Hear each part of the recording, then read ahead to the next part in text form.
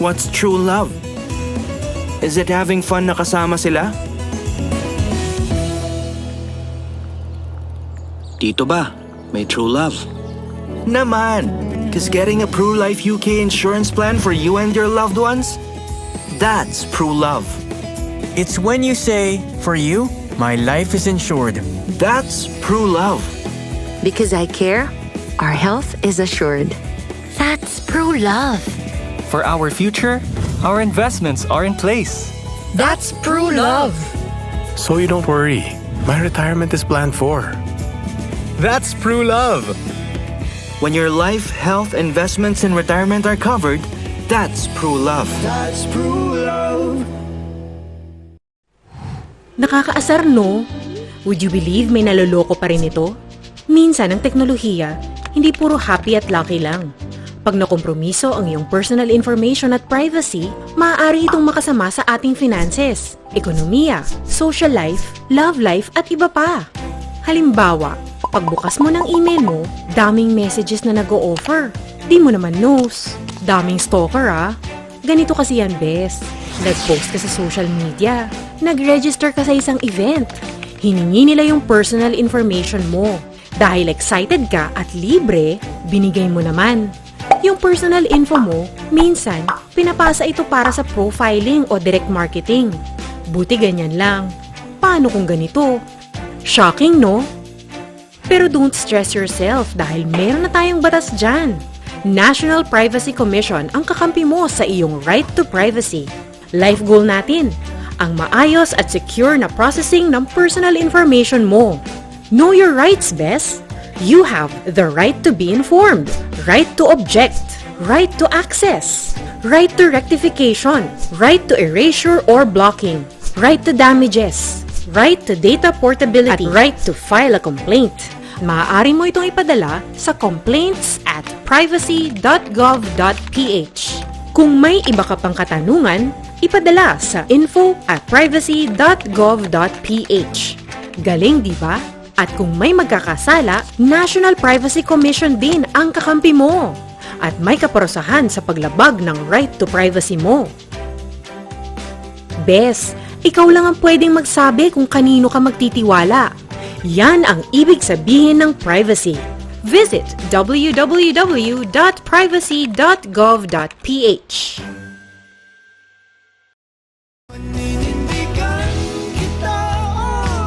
We're Ben and Ben, and we're a family.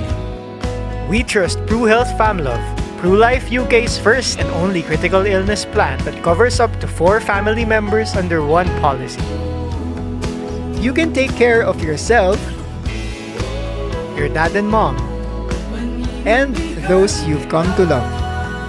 Because with Pru Health FamLove, there's a plan for every kind of family. It extends to LGBT, common law, and adoptive families. So no matter who you love, mapaninindigan mo yan. Insure your loved ones under one plan. Share the love with Pru Health FamLove.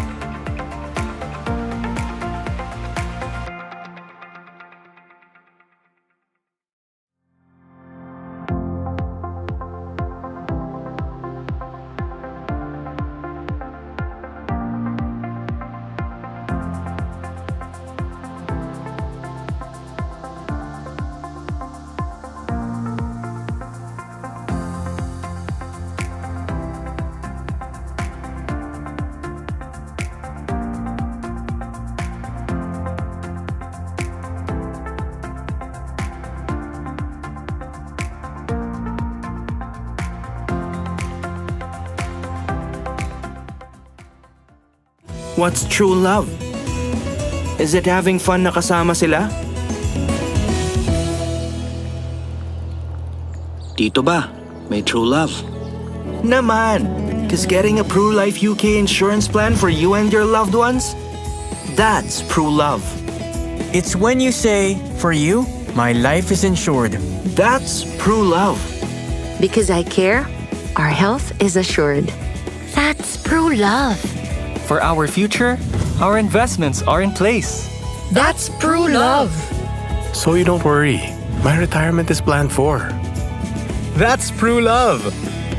When your life, health, investments, and retirement are covered, that's true love. That's true love. Nakakaasar, no? Would you believe may naloloko pa rin ito?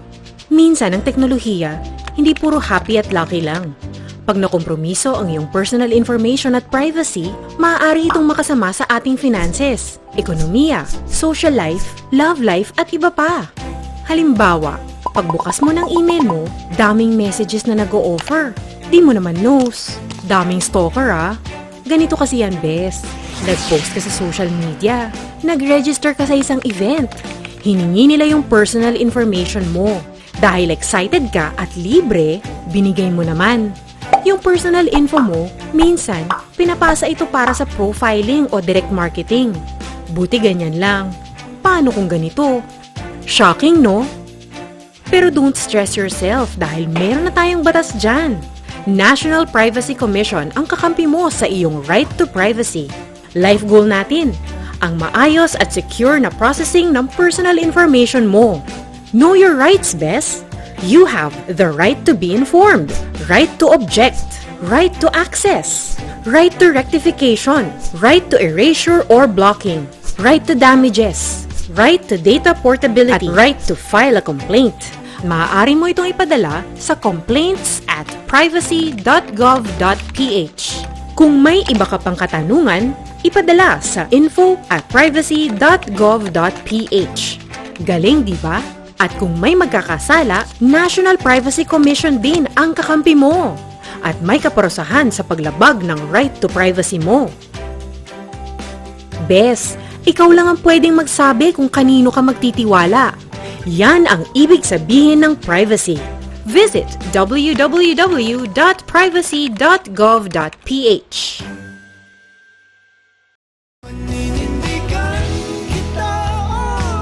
We're Ben and Ben, and we're a family. We trust PruHealth FamLove, PruLife UK's first and only critical illness plan that covers up to 4 family members under one policy. You can take care of yourself, your dad and mom, and those you've come to love. Because with PruHealth FamLove, there's a plan for every kind of family. It extends to LGBT, common law, and adoptive families. So no matter who you love, mapaninindigan mo yan. Insure your loved ones under one plan. Share the love with PruHealth FamLove.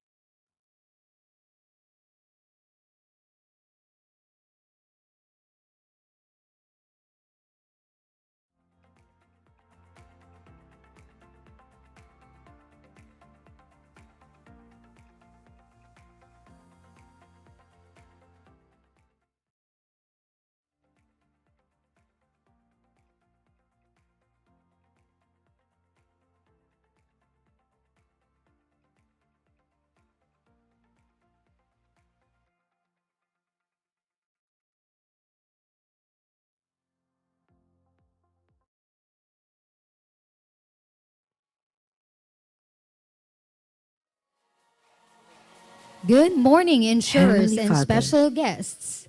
Please rise for the invocation. Heavenly Father, we come to you today with humble hearts, seeking your guidance and wisdom as we begin this program. Lord, we ask that you would bless every person who has gathered here today, and that you would be present with us in a special way. We pray that this program would be a time of learning, growth, and fellowship for all of us.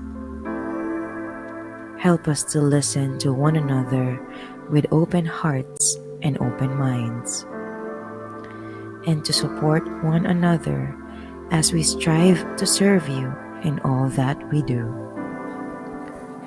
Please give us the strength and the courage to follow your will, and to use the gifts and talents you have given us to make a positive difference in the world. We pray all of this in your holy name. Amen. Thank you, everyone. You may now be seated. This is Privacy Matters in a Technological World, a privacy and data protection seminar and workshops for insurers. Please welcome your host, the Vice President and Head of High Net Worth and Business Owner segments of PruLife UK, Mr. Mark Anthony Valino. Good morning, everyone. Okay, and a pleasant day to also those who are joining us via live stream on our official PruLife UK Facebook and YouTube pages. I am Mark Anthony Valino, and on behalf of PruLife UK, I'd like to thank all of you for joining us for Privacy Matters in a Technological World, a privacy and data protection seminar and workshop for insurers. This event is a collaboration among PruLife UK, the National Privacy Commission, and FinTech Alliance PH. We have a solid line of panelists and speakers today, from whom we will learn a lot about how we, as insurers, can protect our customers' data at all times and across all channels. From understanding the different threats to using technology that enhances both data security and analytics. We'll even have a workshop with a scenario exercise to help us all gain a deeper appreciation of why privacy really does matter. We have a productive day ahead, so let's get started. To formally open our program is a lawyer with a passion for public service. He served as provincial board member for 2 terms in the province of Masbate. After passing the bar, he engaged in the practice of law under one of the top law firms in the Philippines. Since 2016, he has held several key positions in the Department of Information and Communication Technology, or a DICT, including Undersecretary for Management and Operations. In December 2019, he was appointed to be one of the Deputy Commissioners of the National Privacy Commission, or the NPC.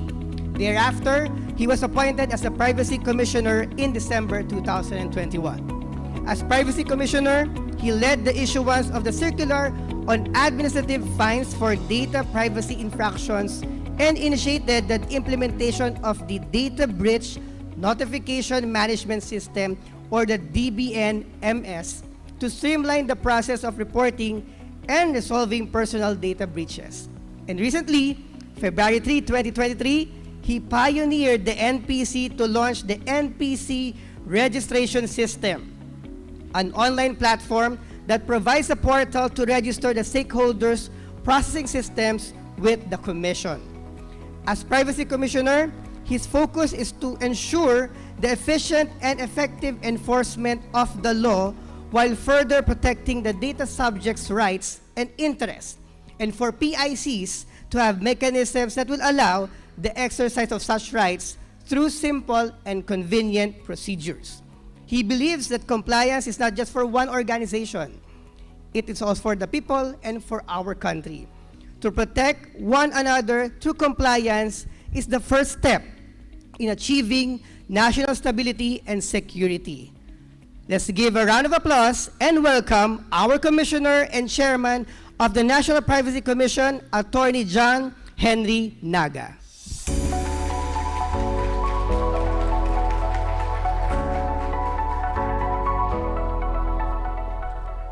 Good morning, everyone. Thank you, sir, for that very long introduction. PruLife UK President and CEO, Engineer Teng Wong, Mr. Alan Tumbaga, Mr. John Patrick Lita. To my co-speakers, NPC Deputy Privacy Commissioner Leandro Aguirre, and Insurance Commission Deputy Commissioner Erickson Balmes, to all insurers and FinTech Alliance members, friends, ladies and gentlemen, good morning. Before anything else, allow me to express my gratitude to PruLife UK and FinTech Alliance.ph for collaborating with the National Privacy Commission in making this seminar possible. It is truly a pleasure to witness and be a part of the significant initiatives our stakeholders are taking in order to expand their knowledge and further comply with the Data Privacy Act of 2012. As the insurance sector expands and financial technologies continue to emerge, the processing of personal data becomes more and more crucial in these sectors. Insurance sector and fintech companies process both personal and sensitive personal information in order to deliver its products and services to its clients. Thus, organizations involved in these types of business must then ensure that sufficient measures are in place to protect the personal data of their clients. Additionally, I would also like to emphasize that the importance of data privacy in successfully navigating this ever-changing technological world lies at the core of NPC's mandate. As the NPC remains consistent with its mandate to issue policies that will ensure the protection of personal data in the country, we also continue to guide PICs and PIPs in their active compliance with the DPA of 2012. This direction is very clear and evident in our accomplishment. In 2022, we have issued circulars such as the Guidelines on Administrative Fines, amending certain provisions of the Guidelines on the Processing of Personal Data on Loan-Related Transactions, Guidelines for Privacy Security Agencies on Proper Handling of Customer Visitor Information, and the Registration of Personal Data Processing System, notification regarding automated decision-making or profiling, designation of the Data Protection Officer, and the NPC Seal of Registration. Alongside the implementation of these issuances, we are also working towards the continuous digitization of our processes. Our Data Breach Notification System, or DBNMS, was launched last April 2022. This is a user-friendly platform that allows for the easy tracking and faster submission of personal data breach notifications and annual security incident reports.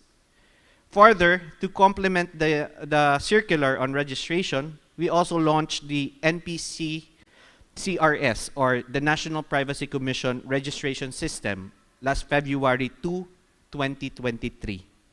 This is an online platform that provides secure and steady mechanism for our stakeholders to observe the registration requirements of the DPA.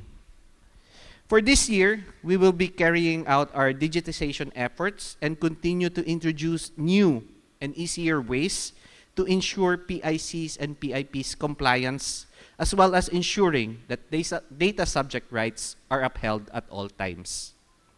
We lined up several issuances, policies, and projects that will serve as further guidance to PICs and PIPs, including the insurance sector and fintech companies.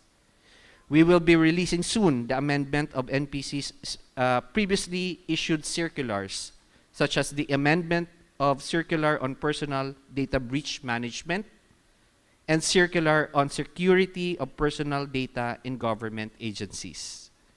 The Commission is also amending the 2021 NPC Rules of Procedure, which already went through its first round of public consultation.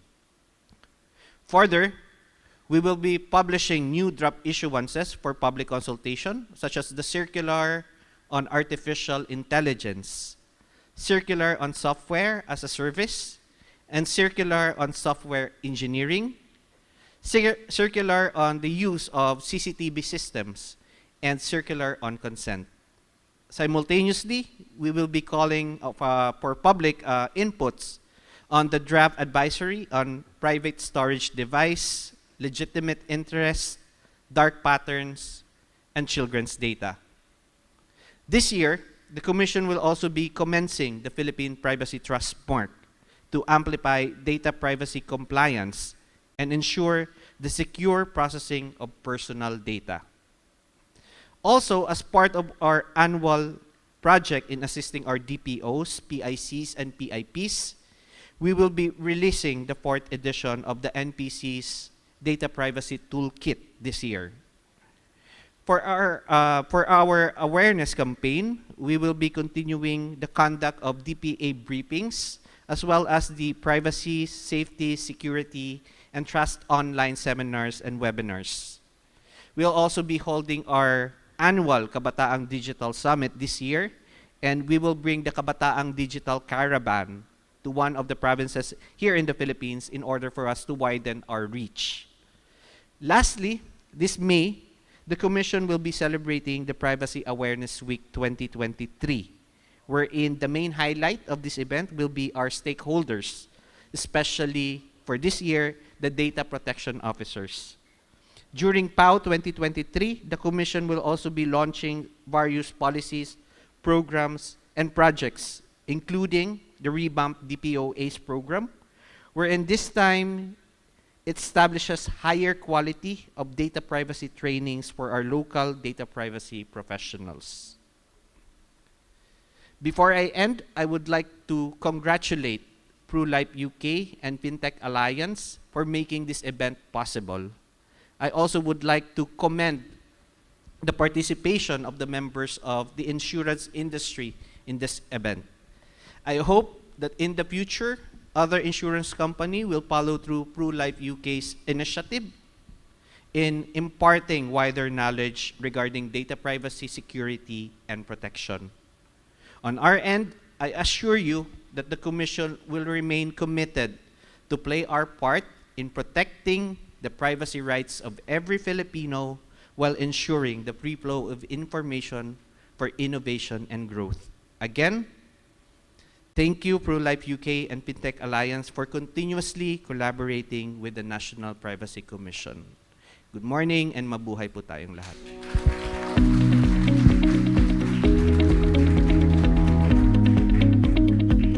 Thank you very much, Attorney John Henry Naga, the Commissioner and Chairman of the National Privacy Commission. Now, let's get to the first of our two keynote speeches today. To talk about Prudential and PruLife UK's latest InsurTech journey and working with government and like-minded partners towards achieving a common goal is PruLife UK's President and CEO. And is also currently serving as the chairman of our InsurTech Committee of the FinTech Alliance PH and a board of director of the Philippine Life Insurance Association. Previously, Prudential's Chief Revenue Officer and Chief Officer Ecosystem Implementation, our speaker led the implementation and launch of the AI-powered app called Pulse by Prudential across many countries in Asia and Africa to empower consumers, particularly customers of Prudential, to become healthier and wealthier.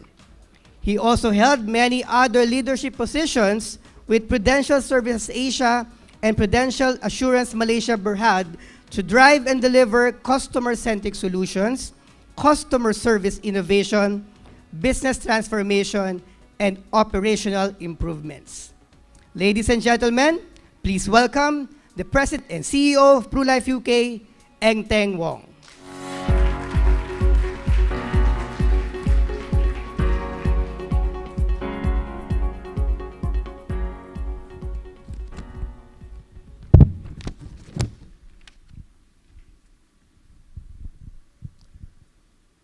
Magandang umaga, everyone, and including the live audience.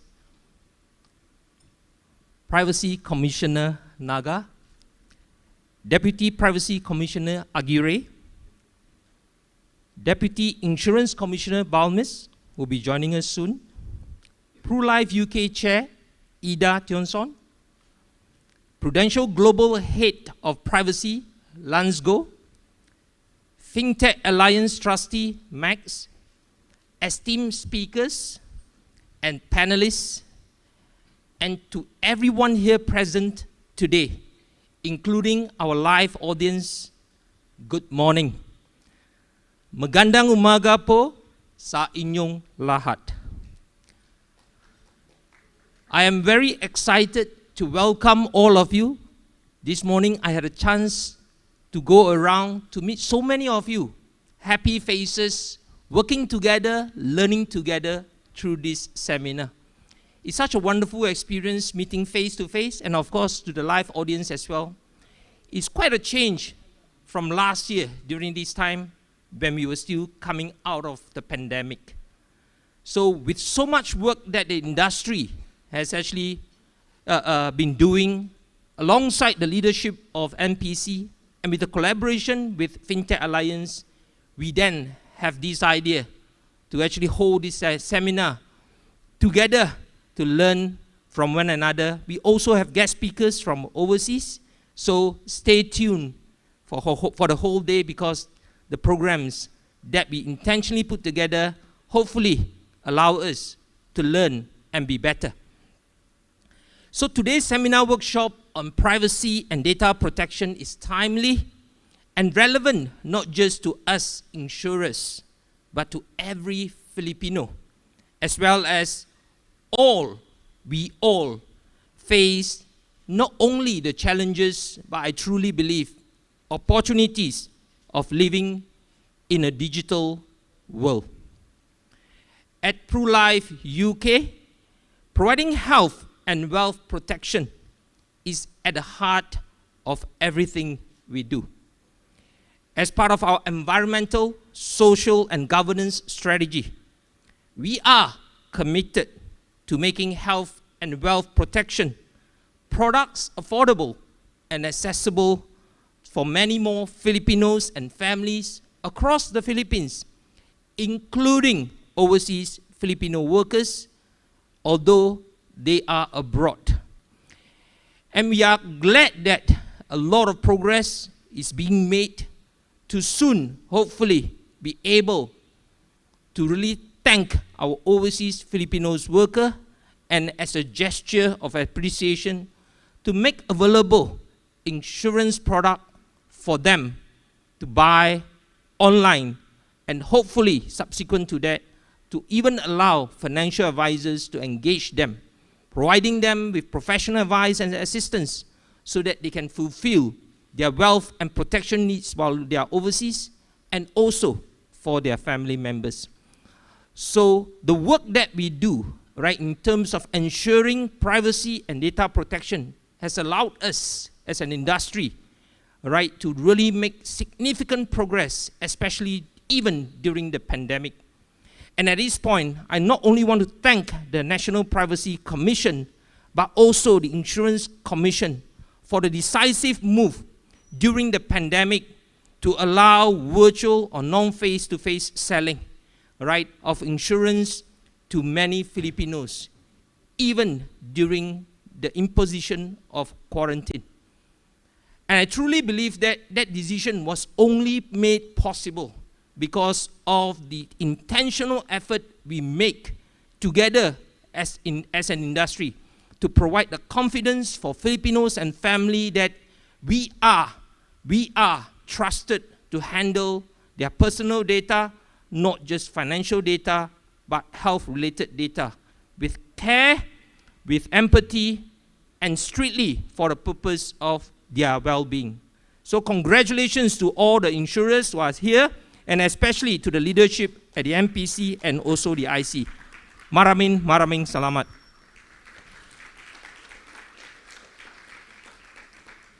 So central to this commitment is our focus on digital innovation complementing the large agency workforce that the whole industry has.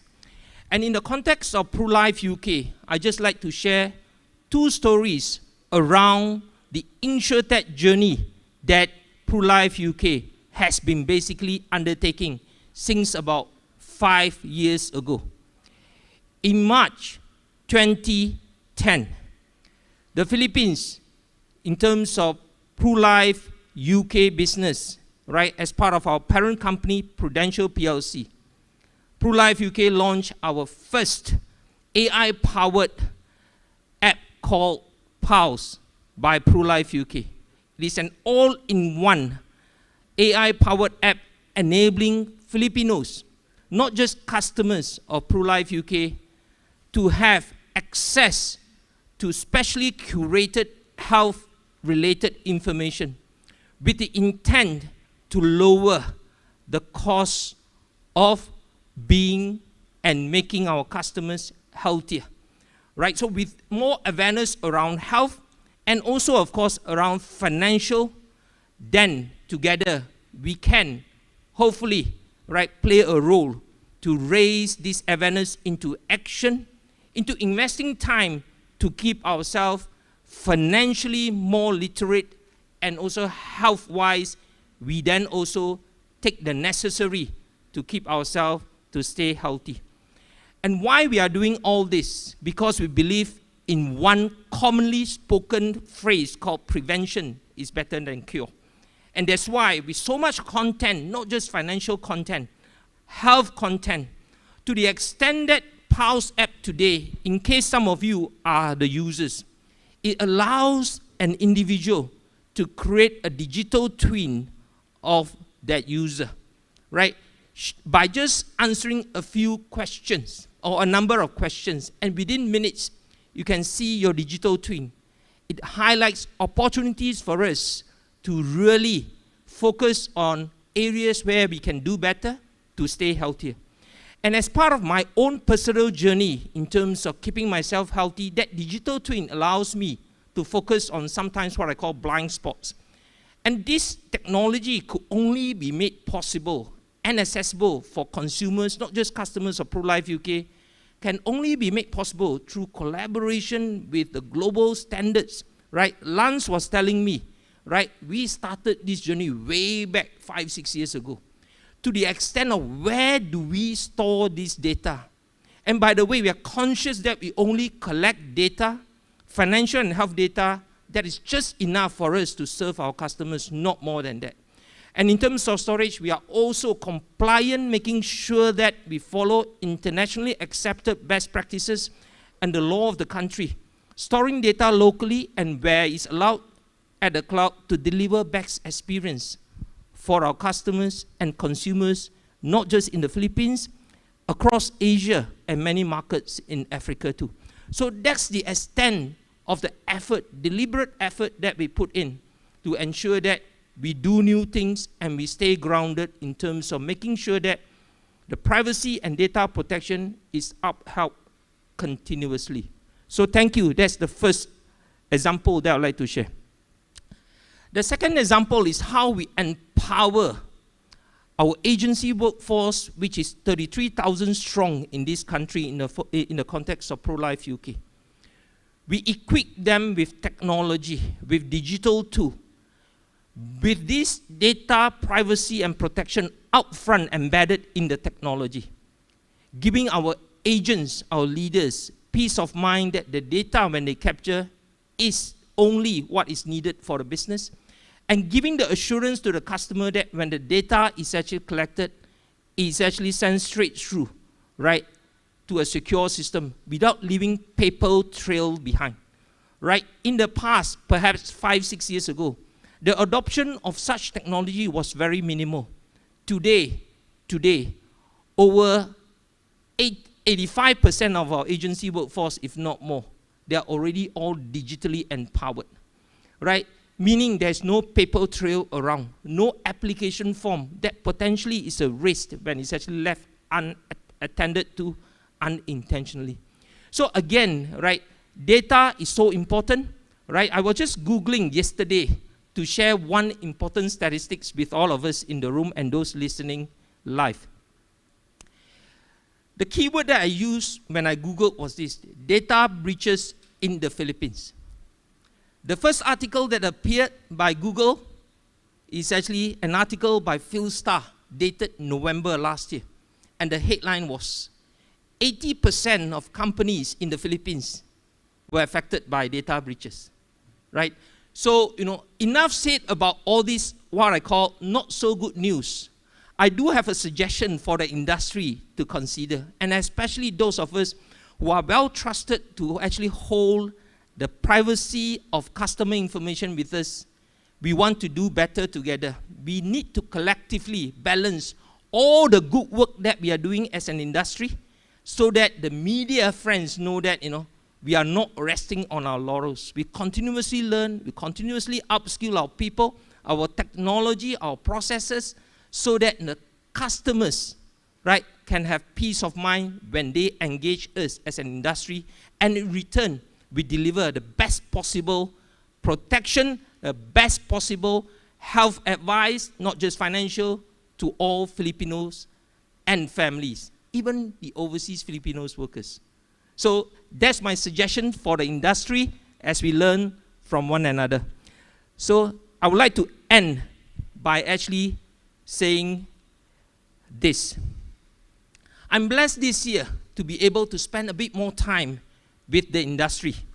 So as the chair of the InsurTech Committee of the FinTech Alliance, I have made sure that we advocate the same mission. We will work together with like-minded colleagues, friends in the industry, partners, to support many such initiatives. As our commissioner mentioned, Privacy Commissioner mentioned, this is a good beginning. The momentum that we have started, I encourage all of us to build on that momentum, right? Rallying even media friends, knowing that we are doing the right thing for the customers. Start with that awareness. The seed that we are planting today, hopefully I can even call it the mustard seed of data privacy and awareness.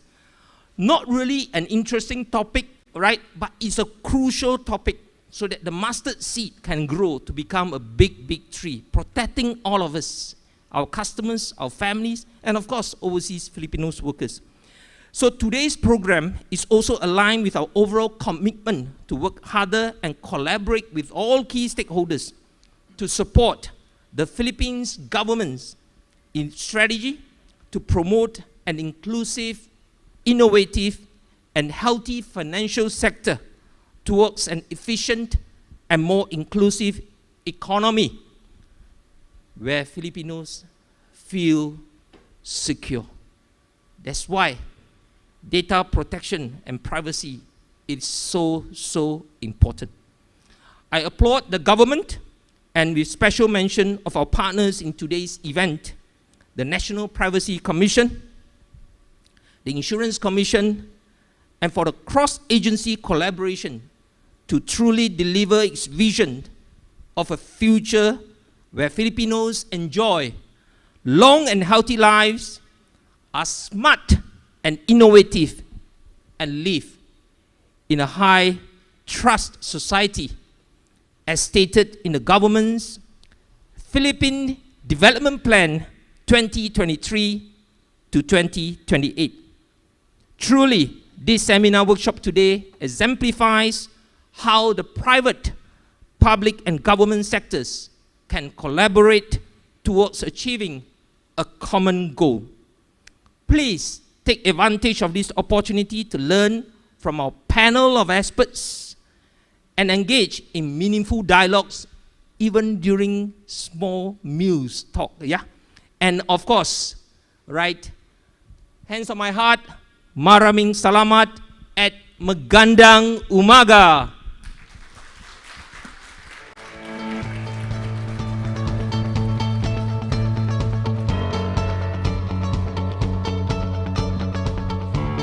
Thank you so much, Sir Engteng Wong, President and CEO of PruLife UK, for that insightful talk about PruLife UK's InsurTech journey.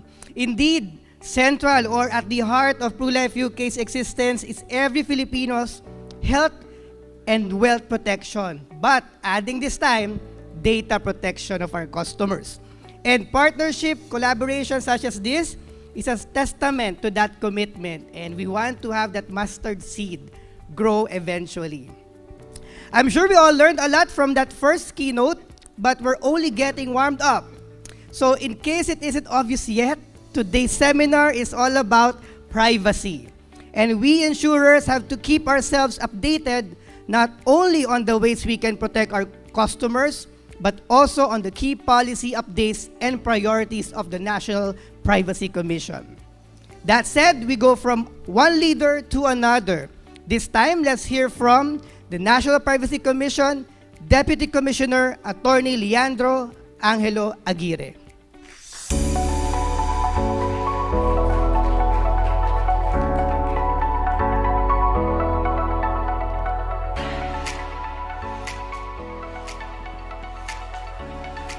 Hi, good morning, everyone.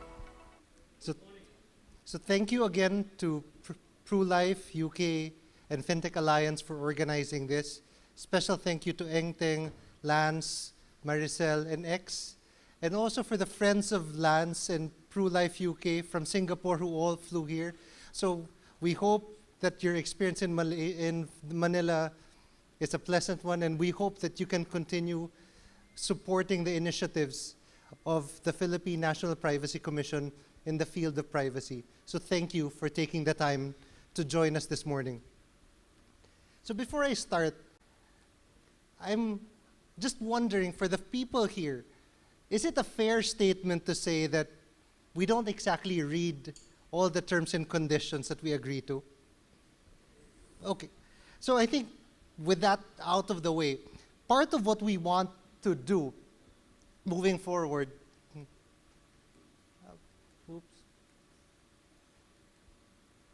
is to streamline how we get consent, and hopefully in doing so, we avoid consent fatigue, or at least try to minimize whatever consent fatigue people are currently experiencing.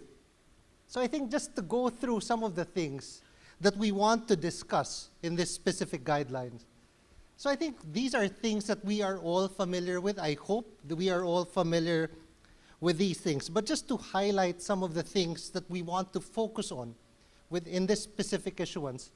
In the concept of freely given, there has been some confusion as to whether contracts of adhesion are valid contracts, taking into consideration the idea of consent as something that is freely given. Because you don't really have a choice when it comes to a contract of adhesion. It's an all or nothing thing. Under our current law in the Philippines, contracts of adhesion are valid. There was just a bit of question when it comes to consent from the perspective of data privacy. So we want to clarify, from the perspective of data privacy, contracts of adhesion continue to be valid. I understand that from the insurance sector, that's primarily how contracts are entered into. So I want to provide assurance that there is nothing wrong with contracts of adhesion, but we just want to put in place certain things, and we want to clarify for everyone that when we're talking about contracts of adhesion from the privacy perspective, we want to ensure that it contains all the information necessary to demonstrate transparency. We also want to ensure that the processing of data continues to just be necessary and for a legitimate purpose. Again, nothing new, but it has to all be in the contract. And the processing should not be excessive in relation to the fulfillment of the objectives of that contract. Again, I am not saying anything new. This is a validation of the practice of contracts of adhesion as a valid form of contract and that it is not contrary to the idea of freely given consent. So aside from that, we're also talking about other things related to the specificity of consent, just emphasizing what we mean when we talk about specificity of consent. Informed, we will talk about informed in terms of the types of information that should be contained and when they will be given. And for indication of will, I think there's a little bit of confusion as to what is proper indication of will. People always think it has to be clicking an icon, signing something, sending a confirmatory text. But at the end of the day, it is a positive action on the part of the data subject saying that they agree, that they continue to want to be bound by the terms of a specific agreement. And it's just a matter of documenting that positive action on the part of the data subject to be able to fulfill this idea that they've shown an indication of will on their part to be bound by the terms of the contract. So that is also what we want to talk about when we talk about evidenced means. It's not a traditional sense that there has to be a signature. Actions on the part of the data subjects, as long as there is a record of it, can be considered an indication of will and evidence of that consent. So going through some of the things we want to discuss, in relation to information, I want to talk about transparency.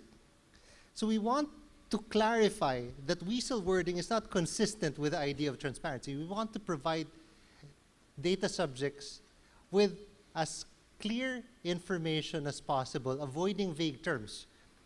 If because of the use of vague terms, technical jargon, blanket wording, they will not be able to understand what we're providing, the information we're providing them, that will not be consistent with the principle of transparency, and we will take that into consideration.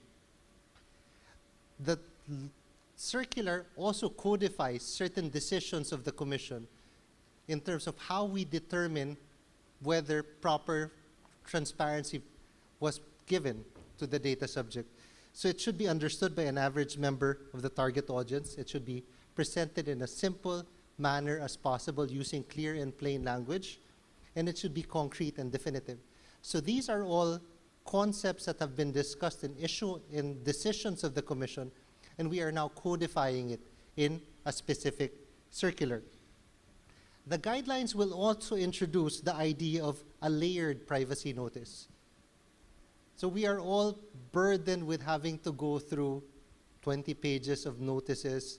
So hopefully, through the guidelines, we can temper that a little bit and only provide data subjects with the information that they need at that particular point in time. And therefore, the consent that will be given will only be consent for that specific processing that is necessary for that specific point in time. So hopefully, in doing so, data subjects will be able to understand meaningfully the information that is being provided to them, so that the consent that they're actually giving is not a consent that's not really understood, but meaningful consent. So that's something we want to introduce in this circular. Again, these are just concepts that we want to introduce in the circular. This will still be up for public consultation, so if there are any violent reactions or anything that you feel that we may have missed when we put this out for consultation, please feel free to let us know, and we'll be more than happy to hear you out and work with you to see how we can change the direction or, if ever, tweak it. So these are just some of the things we want to talk about. Another thing, I think we all know what legitimate purpose is. I don't think I need to dwell on that too much. But as far as proportionality is concerned, we keep talking about the idea of processing only as much information as is necessary to achieve a purpose. But in tying it up with the idea of legitimate purpose, what if the data subject wants to avail of something more? What if there is another product, another service that is being offered that will now necessitate processing that goes beyond the bare minimum? Is that allowed? We want to clarify that it is, as long as it is covered by another agreement with the data subject, an add-on and you have to provide us, at least, provide the data subject with all the requirements, all the information necessary for them to make a proper decision whether to avail of that add-on service or that add-on product. Again, I'm not saying anything that hopefully people don't already know, but we are just in the process of trying to answer questions that we have been asked and putting them all in one circular, hopefully for the guidance of other people. Something we want to emphasize in this circular on consent is this idea of fairness. It is a general privacy principle. It's not talked about often in the Philippines as much, but it's something we want to highlight because at the end of the day, you can provide all the information that is needed to a data subject, but the manner in which it is provided is equally important as the content of that specific notice. So we want to tie this up with the idea of dark patterns. The information that is provided and the manner in which it is provided will be considered in determining whether proper consent was actually given by the data subject. We will also talk about the idea of reasonable expectation of privacy in relation to further processing. So when we talk about further processing, does it necessitate additional consent? Or is it something that the company, the personal information controller, can already undertake, given the situation and the circumstances, the original business purpose of that initial collection or that initial processing of personal information? If it is something that is already covered by it, meaning it is something that is consistent and compatible with that original business purpose, you don't need to get consent for that additional or further processing. So we will provide guidelines for that in the circular. But hopefully, in doing this, we want to put in place a situation where you don't have to ask the data subject to consent to every little thing, because it is covered either by the contract itself or by legitimate interest. So we will tie this up with a circular also on legitimate interest. Again, we want to emphasize that consent is not the only lawful criteria to process. And I think that's something that people here, sorry, I don't mean people in this room, but people in the Philippines seem to forget that there are other lawful criteria, lawful basis to process that they can rely on. And the default is just, oh, we'll just get consent. It's easy. But in fact, in doing that, we cheapen the consent that's actually being given by the data subjects. So there will be a discussion in this circular on the compatibility assessment that we are talking about when we're looking at further processing. Another thing we want to talk about here is this idea that, okay, so, sorry, I forgot to advance my slides. So when we talk about fairness, we want to make sure that it's not manipulative or not unduly oppressive to data subjects. And that's the one I was talking about in terms of the compatibility assessment. So for transparency, again, it's not just the specificity of information or the clarity of information, but the timing when it is provided. It's as equally important. So when we're talking about layered privacy notice, again, just-in-time consent, and ensuring that dark patterns are not there.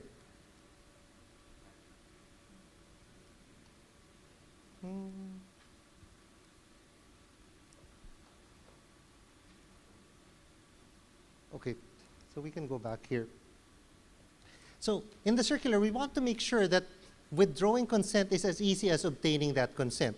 And we want to ensure that the way in which a data subject will withdraw their consent ideally will be through the same forum that the consent was obtained. We don't want to make it difficult for them.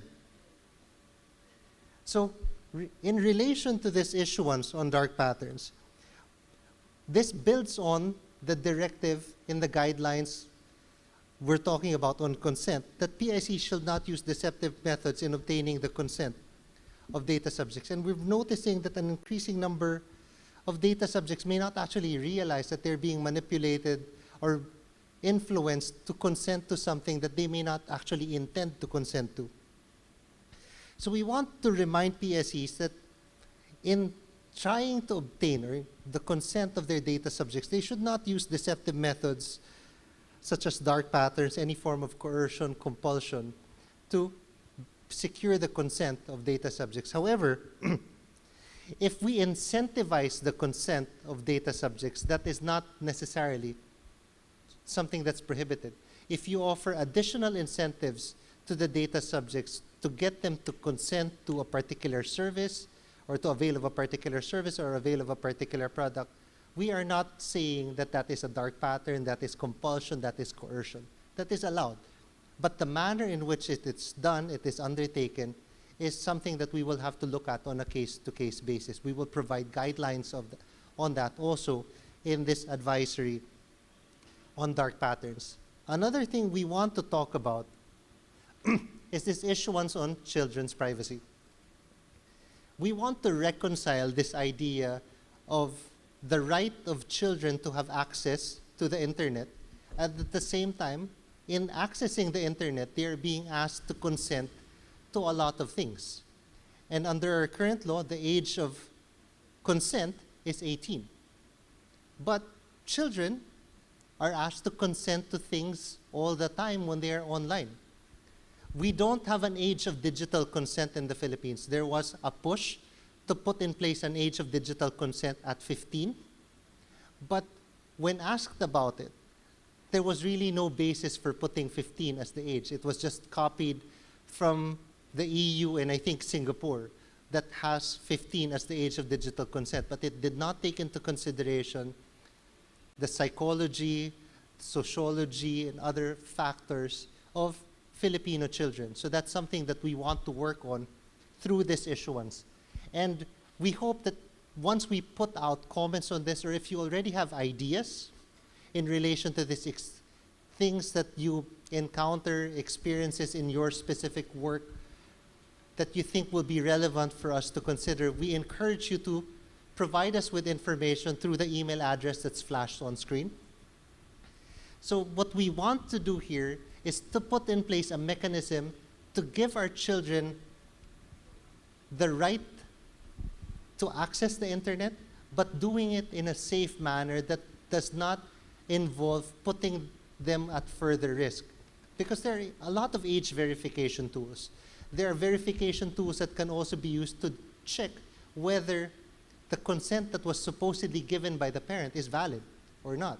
But we want to put in place at least guidelines that will make sure that all of these verification tools, the tools to check whether proper parental consent was given or whether the child that says they are actually of age is really of age, does not expose the children to greater risks. And lastly, we want, sorry, not lastly, but towards the end, we want to talk about legitimate interest. Again, recognizing that a lot of companies process personal information in the Philippines heavily relying on consent.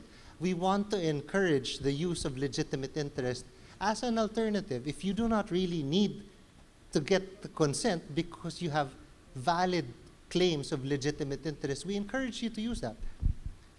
We want to put in place guidelines through this issuance that will make that as easy as possible for companies to avail of, because we believe that the reliance on legitimate interest actually promotes accountability within the organization, because it forces them to take a look at what they're doing, whether it is actually a legitimate interest, the manner in which they are doing that, and putting a claim that this is something that we believe is a valid use of legitimate interest, taking into consideration the requirements set out by the Commission through its decision or its issuances.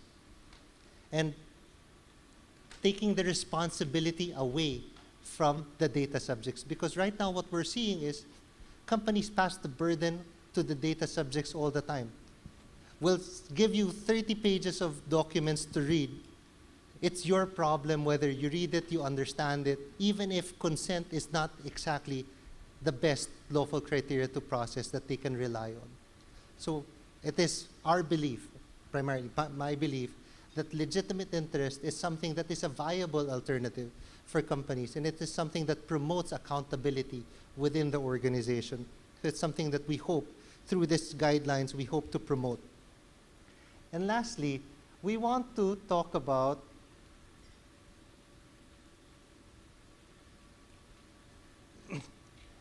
changing up our field DPO program. So this is the training program that was put out by the NPC to train data protection officers, not just in government, but also in private companies. So we want to tweak this, not just to focus on data protection officers, but people that are interested in privacy. We want to make this a course that will provide the foundations of data privacy for anyone that is interested, especially those that are not based in Metro Manila. The way this course has been implemented the past couple of years heavily focused on Metro Manila, leaving behind people that are interested in this specific field that are from the Visayas, from Mindanao, from other parts of Luzon that are not in Metro Manila. So we want to explore a licensing model where the curriculum of the commission will be licensed to whoever wants to avail of it. And instead of a certification program, we will have a knowledge-based assessment just to make sure that whoever took the course actually understood what they were taught. But we want to offer it to not just training institutions, but even companies for their own employees, and to try to hopefully democratize this entire industry that we are in. We don't want the commission to act as a gatekeeper of knowledge for anything related to privacy. We want to put out as much information as possible and involve as many partners as possible to increase the level of awareness and education when it comes to privacy. So hopefully you can help us in this endeavor, aside from the other things that I've discussed. If the level of education of all of your employees and the insurance sector as a whole increases, I think we can see tremendous growth and multiplier effects that will redound to the benefit of every Filipino and everyone that is in the Philippines. So hopefully this is just the beginning of the relationship with the National Privacy Commission, PruLife, and the insurance sector. Hopefully this is something that we can continue and we can work on for other things. Lance and I already talked about certain things, so hopefully that's something that we can continue working on. So again, thank you for the invitation. Thank you for organizing this. Good morning to you all.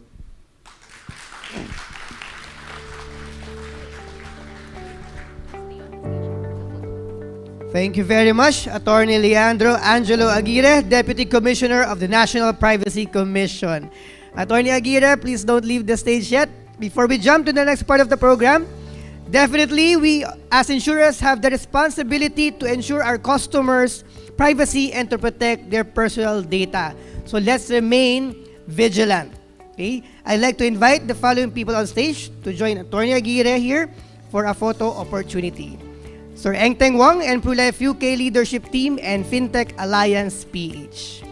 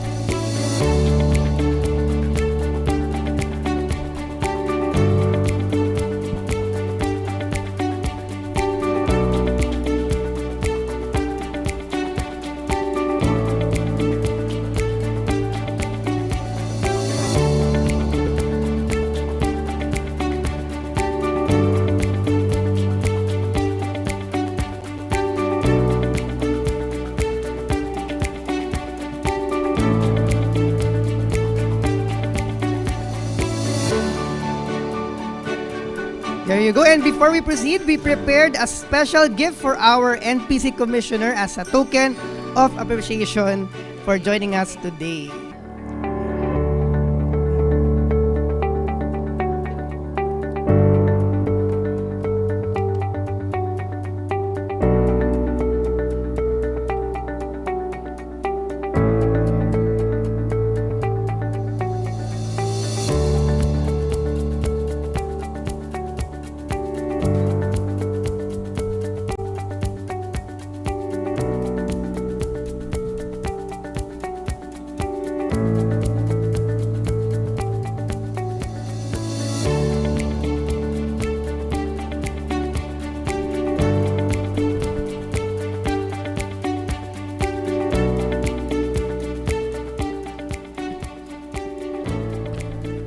Thank you very much once again, Attorney Leandro Angelo Aguirre and our leaders from BrewLife UK and FinTech Alliance PH. A round of applause. Thank you. And now we'll have a 15-minute coffee break. This is the time for you to get up and stretch your legs, go to the restrooms, make a phone call, answer a text or an email, grab some snacks and have a cup of coffee, or go around the room and have a chat with your fellow insurers. It's a short break, but we hope you make the most of it. Thank you and see you back here in 15.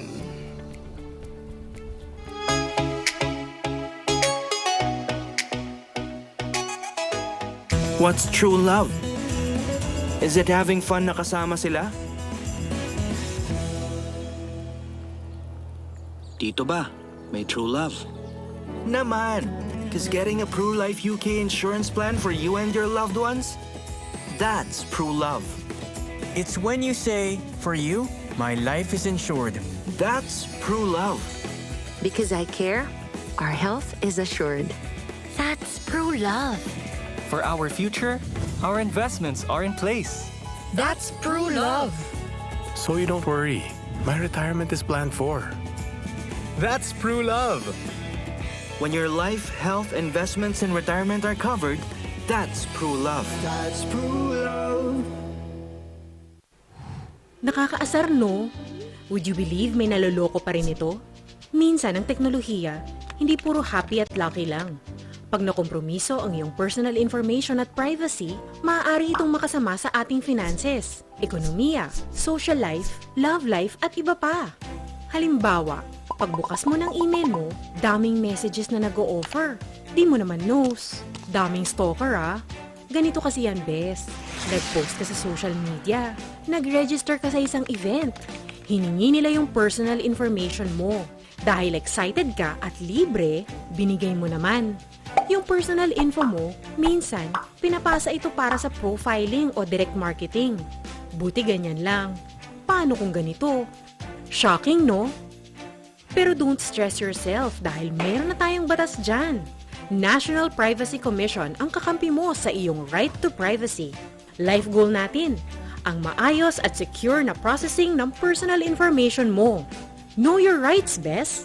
You have the right to be informed, right to object, right to access, right to rectification, right to erasure or blocking, right to damages, right to data portability, at right to file a complaint. Maaari mo itong ipadala sa complaints@privacy.gov.ph. Kung may iba ka pang katanungan, ipadala sa info@privacy.gov.ph. Galing, di ba? At kung may magkakasala, National Privacy Commission din ang kakampi mo. At may kaparusahan sa paglabag ng right to privacy mo. Bes, ikaw lang ang pwedeng magsabi kung kanino ka magtitiwala. Yan ang ibig sabihin ng privacy. Visit www.privacy.gov.ph.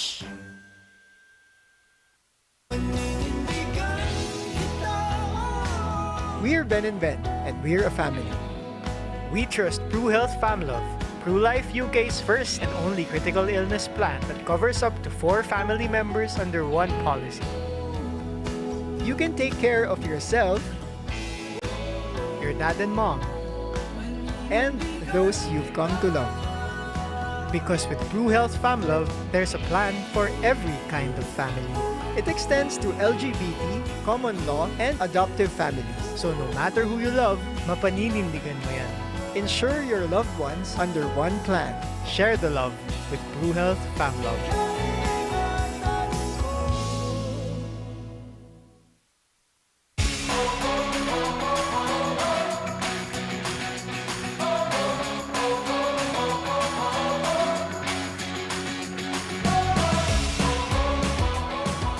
Alliance.ph has been at the forefront in pushing massive digital transformation.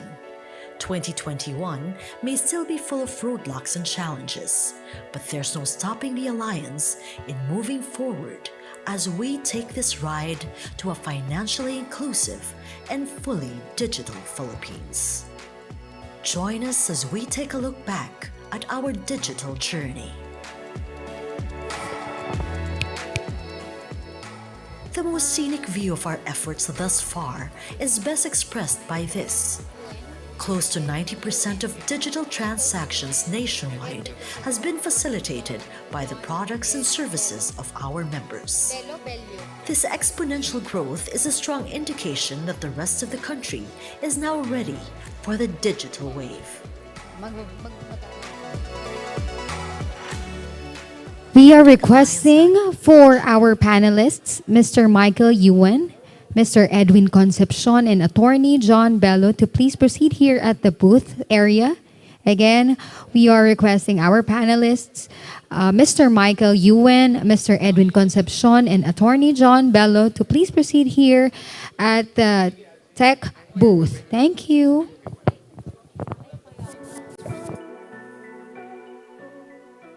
This year, we have also made significant inroads in removing long-time obstacles to digital acceleration and financial inclusion.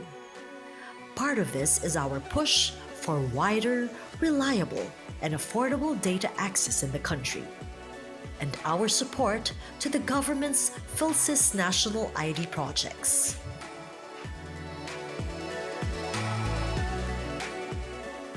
The Alliance has also worked with several government agencies and regulators for initiatives that will help protect our consumers and end users from fraud and other malpractices, such as joining other stakeholders and groups in releasing a statement of support to the proposed Financial Consumer Protection Act. This is part of our commitment to make our innovations more human-centric as we continue to push for digital acceleration. As trailblazers of financial technology in the Philippines, it is a must for us to put premium in securing private information that our clients entrust to us. That is why we emphasize the need to comply with the country's data privacy laws and regulations by releasing position papers, joint statements, memorandums, and participation in different webinars and consultative meetings. Trust remains to be the most important currency in the industry. The Alliance continues to be a committed advocate for financial education and social development in the country. Through different activities done online this year, we have contributed in campaigning for a more grassroots financial literacy strategy, in promoting gender inclusion and women empowerment, and in upskilling workers and MSMEs, especially with our partnerships with the Department of Trade and Industry.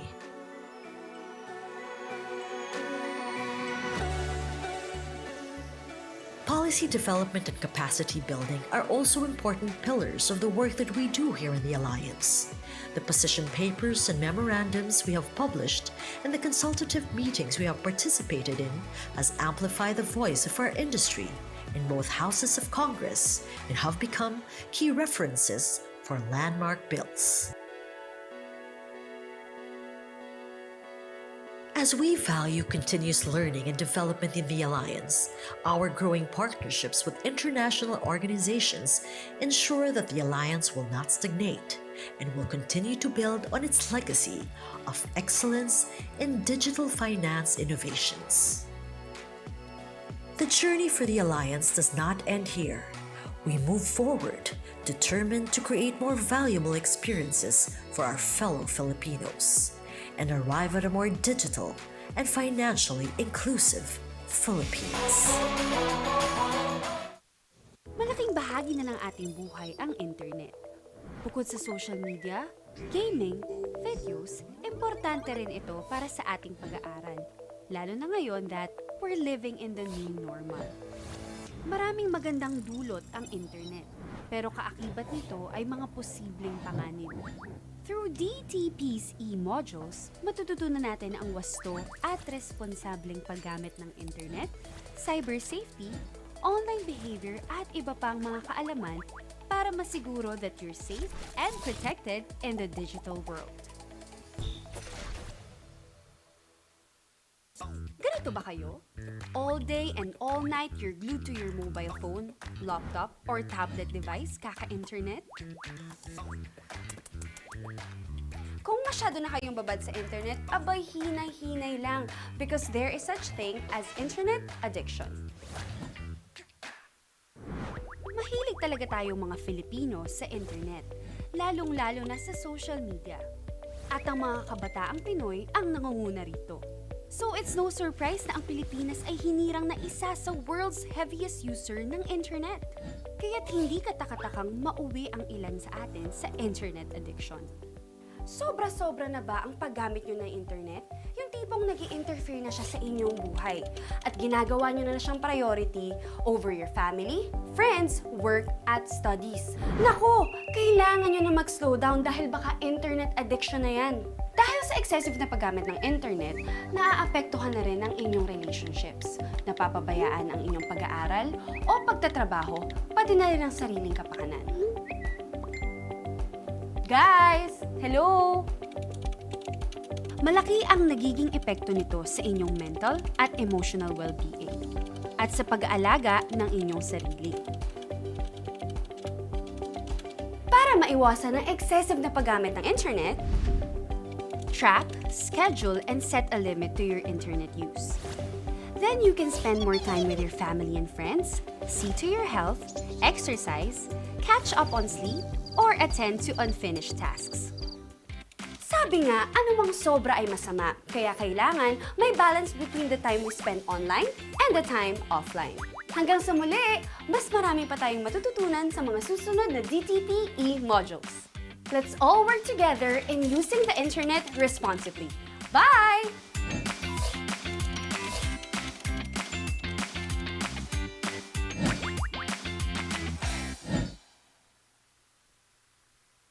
What's true love? Is it having fun na kasama sila? Dito ba? May true love? Naman! Cause getting a PruLife UK insurance plan for you and your loved ones? That's true love. It's when you say, for you, my life is insured. That's true love. Because I care, our health is assured. That's true love. For our future, our investments are in place. That's true love. So you don't worry. My retirement is planned for. That's true love. When your life, health, investments, and retirement are covered, that's true love. That's true love. Nakakaasar, no? Would you believe may naloloko pa rin ito? Minsan ang teknolohiya, hindi puro happy at lucky lang. Pag nakompromiso ang iyong personal information at privacy, maaari itong makasama sa ating finances, ekonomiya, social life, love life at iba pa. Halimbawa, pagbukas mo ng email mo, daming messages na nag-o-offer. Di mo naman knows. Daming stalker ah. Ganito kasi yan, bes. Nag-post ka sa social media. Nag-register ka sa isang event. Hiningi nila yung personal information mo. Dahil excited ka at libre, binigay mo naman. Yung personal info mo, minsan, pinapasa ito para sa profiling o direct marketing. Buti ganyan lang. Paano kung ganito? Shocking, no? Pero don't stress yourself dahil meron na tayong batas dyan. National Privacy Commission ang kakampi mo sa iyong right to privacy. Life goal natin, ang maayos at secure na processing ng personal information mo. Know your rights, bes. You have the right to be informed, right to object, right to access, right to rectification, right to erasure or blocking, right to damages, right to data portability, at right to file a complaint. Maaari mo itong ipadala sa complaints@privacy.gov.ph. Kung may iba ka pang katanungan, ipadala sa info@privacy.gov.ph. Galing, di ba? At kung may magkakasala, National Privacy Commission din ang kakampi mo. At may kaparusahan sa paglabag ng right to privacy mo. Bes, ikaw lang ang pwedeng magsabi kung kanino ka magtitiwala. Yan ang ibig sabihin ng privacy. Visit www.privacy.gov.ph.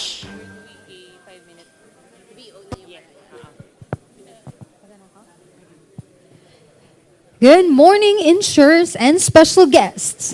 Time check. We have 5 minutes remaining before the program resumes. Again, We have 5 minutes remaining before the program resumes. Thank you.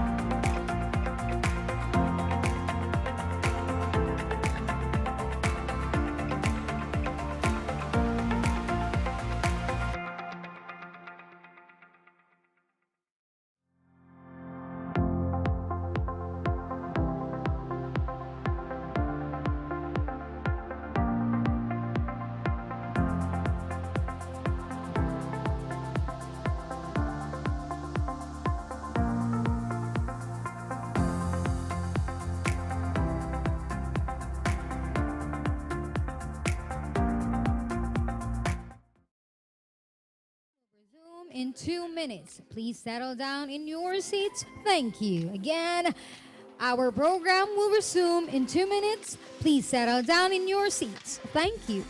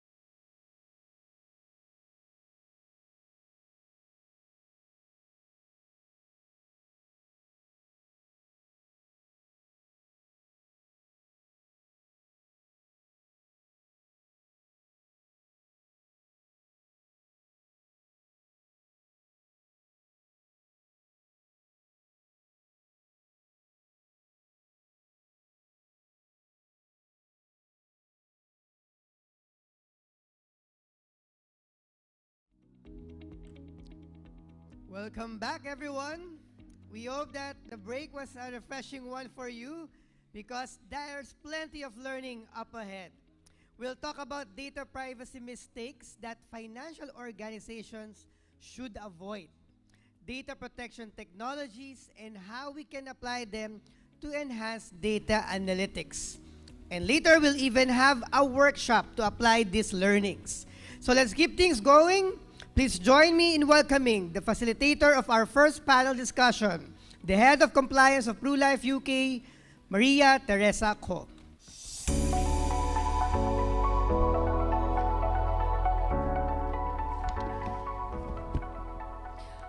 Thank you, Mark, for that wonderful introduction. Good morning, everyone, to my fellow insurers and special guests for today. Nice to see familiar faces again. And thank you, first of all, for making the time joining us for this seminar and workshop.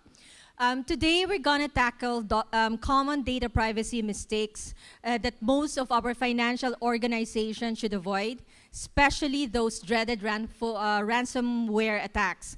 I think this is very important for us to know because the customers have really entrusted us with their personal and sensitive information, and it's only proper for us to protect them all the time and at all costs. And luckily for us, we're going to be joined by distinguished panelists with diverse background in legal, compliance, data privacy, and insurance. But before we go to the panel discussion proper, we're going to give them some time to talk about specific topics on data privacy. So before anything else, and without further ado, let me introduce the first panelist. He is a privacy director at Prudential Group and responsible for overseeing the information security and data privacy aspects of the company as a whole for 10 years.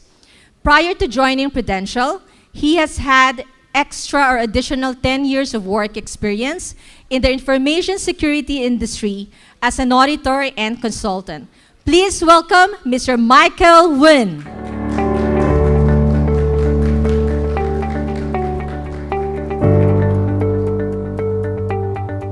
Our second panelist is a faculty member of the Asian Institute of Management.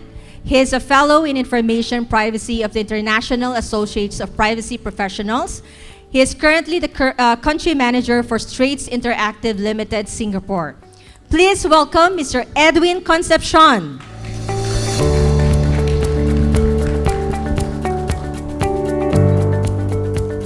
Our third and last panelist is an NPC Privacy Advocate Awardee for 2021. He is a lawyer by profession and has a very strong regulatory compliance background and a long history of global outsourcing offshoring industry in the Asian region. He is a certified information privacy manager, a certified information privacy professional in Europe, a fellow in information privacy.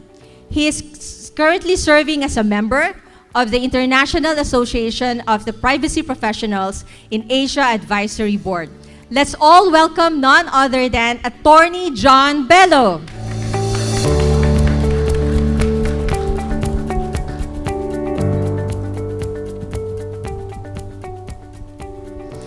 Welcome, Michael, Edwin, and Attorney John, of course. Thank you for gracing this event. Good morning. Thank you. Good morning. Good morning. Good morning, everyone. Yes, and we should be saying good morning until the end of this day, right? Anyway, as I've said, before we go to the panel discussion proper, I would like to turn over the floor to this gentleman, starting off with you, Michael. Sure. Well, I think, talking about the common mistakes for financial organization. First of all, I would like to set the scenes here because I know that the audience here coming from the pretty diverse background. Some of you could be the privacy specialist. Some of you could be the specialist in your own aspect. And so I would like to set the scenes that, the privacy mistakes that we are talking here is not just talking about data breach. Because a lot of people will think about, privacy mistakes means data breach. Yes, of course, data breach is one of the most serious issues that we will be facing, and it is quite easy to be noted by the public. However, when we talk about privacy mistakes, that include anything related to other non-compliance issue to the respective privacy regulations. For example, whether or not we are using the data users, the data subjects information in a correct way, with a legal, have a good legal basis, whether or not we are storing those information for too long, where we don't need to. So, privacy mistakes doesn't mean only to data breach. And there's a lot of privacy mistakes actually we can share. However, I would like to just summarize into 3 points because of the time. And and first of all, this is not the privacy mistakes that happen in my organization. It is the summary of all things that I note. Yeah, just to clarify it. So the first one that I would like to share is some of the projects of the process may not have a proper policy consideration. When we are dealing with privacy or personal information, a lot of people will be thinking about, we can capture it from the system that we're using. We'll be able to capture, let's say, if there's any change request to the system. Yes. Most of the personal information is now being processed by the system. However, from the privacy perspective, it is not all. Well, when we are talking about processing of personal information, it could be processed in different ways. May not be just for the system. For a very, very, very simple example, let's say 2 companies decided to cooperate with each other and share the customer information for cross-selling. Well, it may not be good, right? But if the business team decided to share the information using emails, would the privacy team be alert to understand? Oh, there's a new processing of information. They're planning to share the information. That is the questions that we need to ask because they may be just sharing using email without any change of the system. So being a privacy professional, we have to ask ourselves whether or not the organization structure or the process that we implement, are we confident enough that all the processing of personal information will be captured and being consulted. Whenever the process is not being consulted to the privacy professional, there could be a risk that the privacy consideration has not been thought through. For example, whether or not we are processing the information with the, as I mentioned, with a legal basis, whether or not we are keeping the information for too long, whether or not we have considered that it is subject right to request. This is something that we, I can see that sometimes the organization could have facing the issue. Secondly, I would like to share is, the technology innovation and eager and from the business team to drive the business to use the personal information. Well, the use of technology has been changing very fast, and a lot of companies are keen to drive or boost their business using the new technology. And we're the privacy team, we need to be keep abreast of the development, because the business team tend to deploy the latest technology in a short period of time to gain the first mover advantage. A very simple example that's quite outdated, but everyone knows here. Since a few years back, a lot of companies moving to cloud, right? And that's a very logical movement for a lot of people from technology or financial point of view.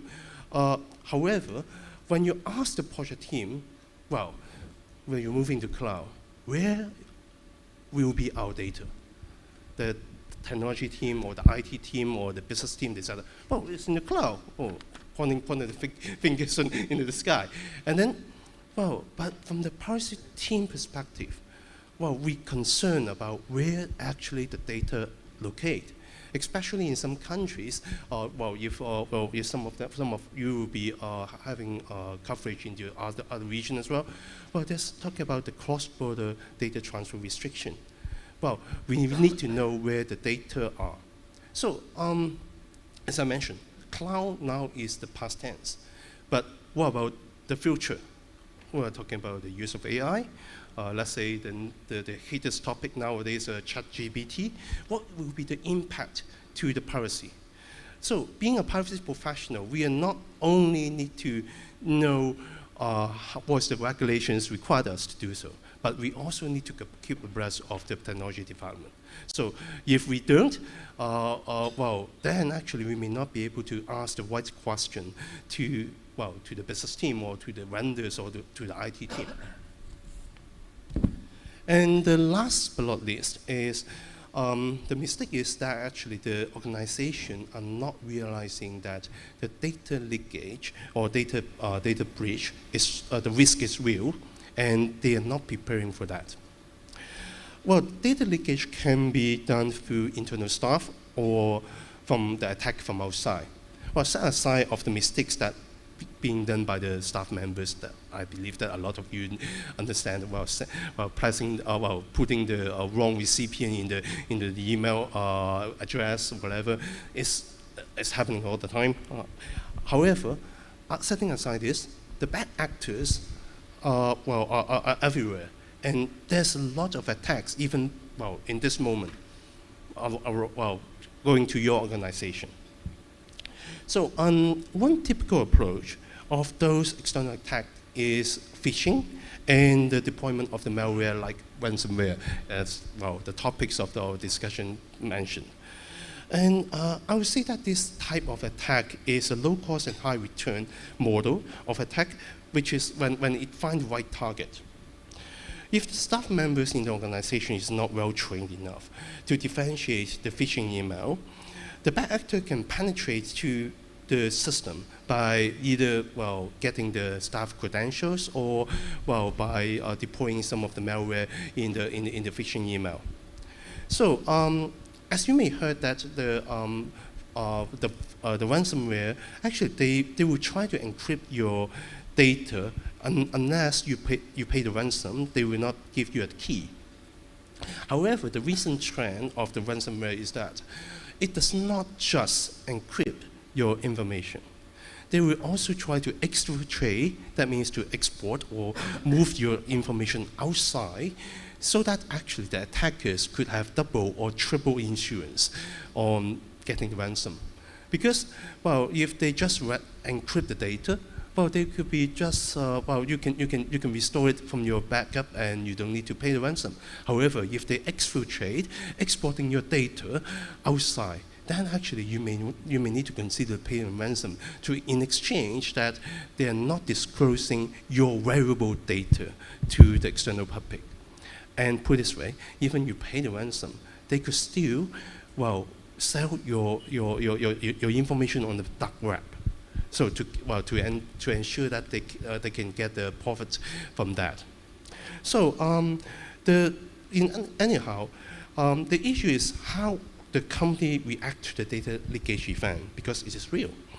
Well, do the organization has a plan, has a playbook in responding to this type of attack? That's the question. And whether or not the organization have a robust process to analyze whether personal information is involved, whether or not those in such a situation we need to notify the regulators or even the data subject. Do we have this kind of our templates being prepared so that we can act fast? Especially, let's say in the Philippines, we need to report the data breach event to the regulators in 72 hours, and the timing is very essential.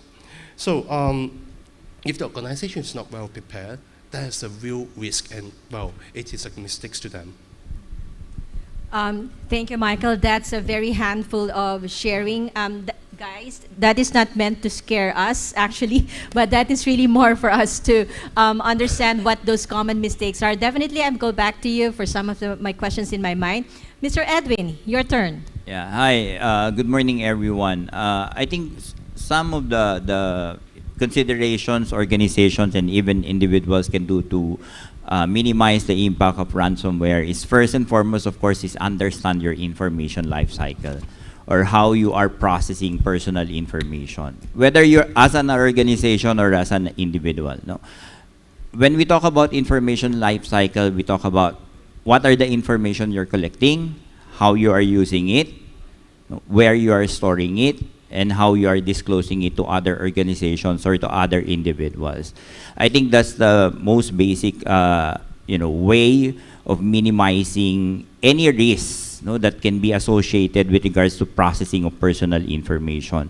You have to remember that the more you collect, all right, the higher the risk. All right, so you have to also understand, for example, if you have simple forms in the office, when you're trying to insure your clients, right? You have to ask, why do you need all this information? Why are you collecting them?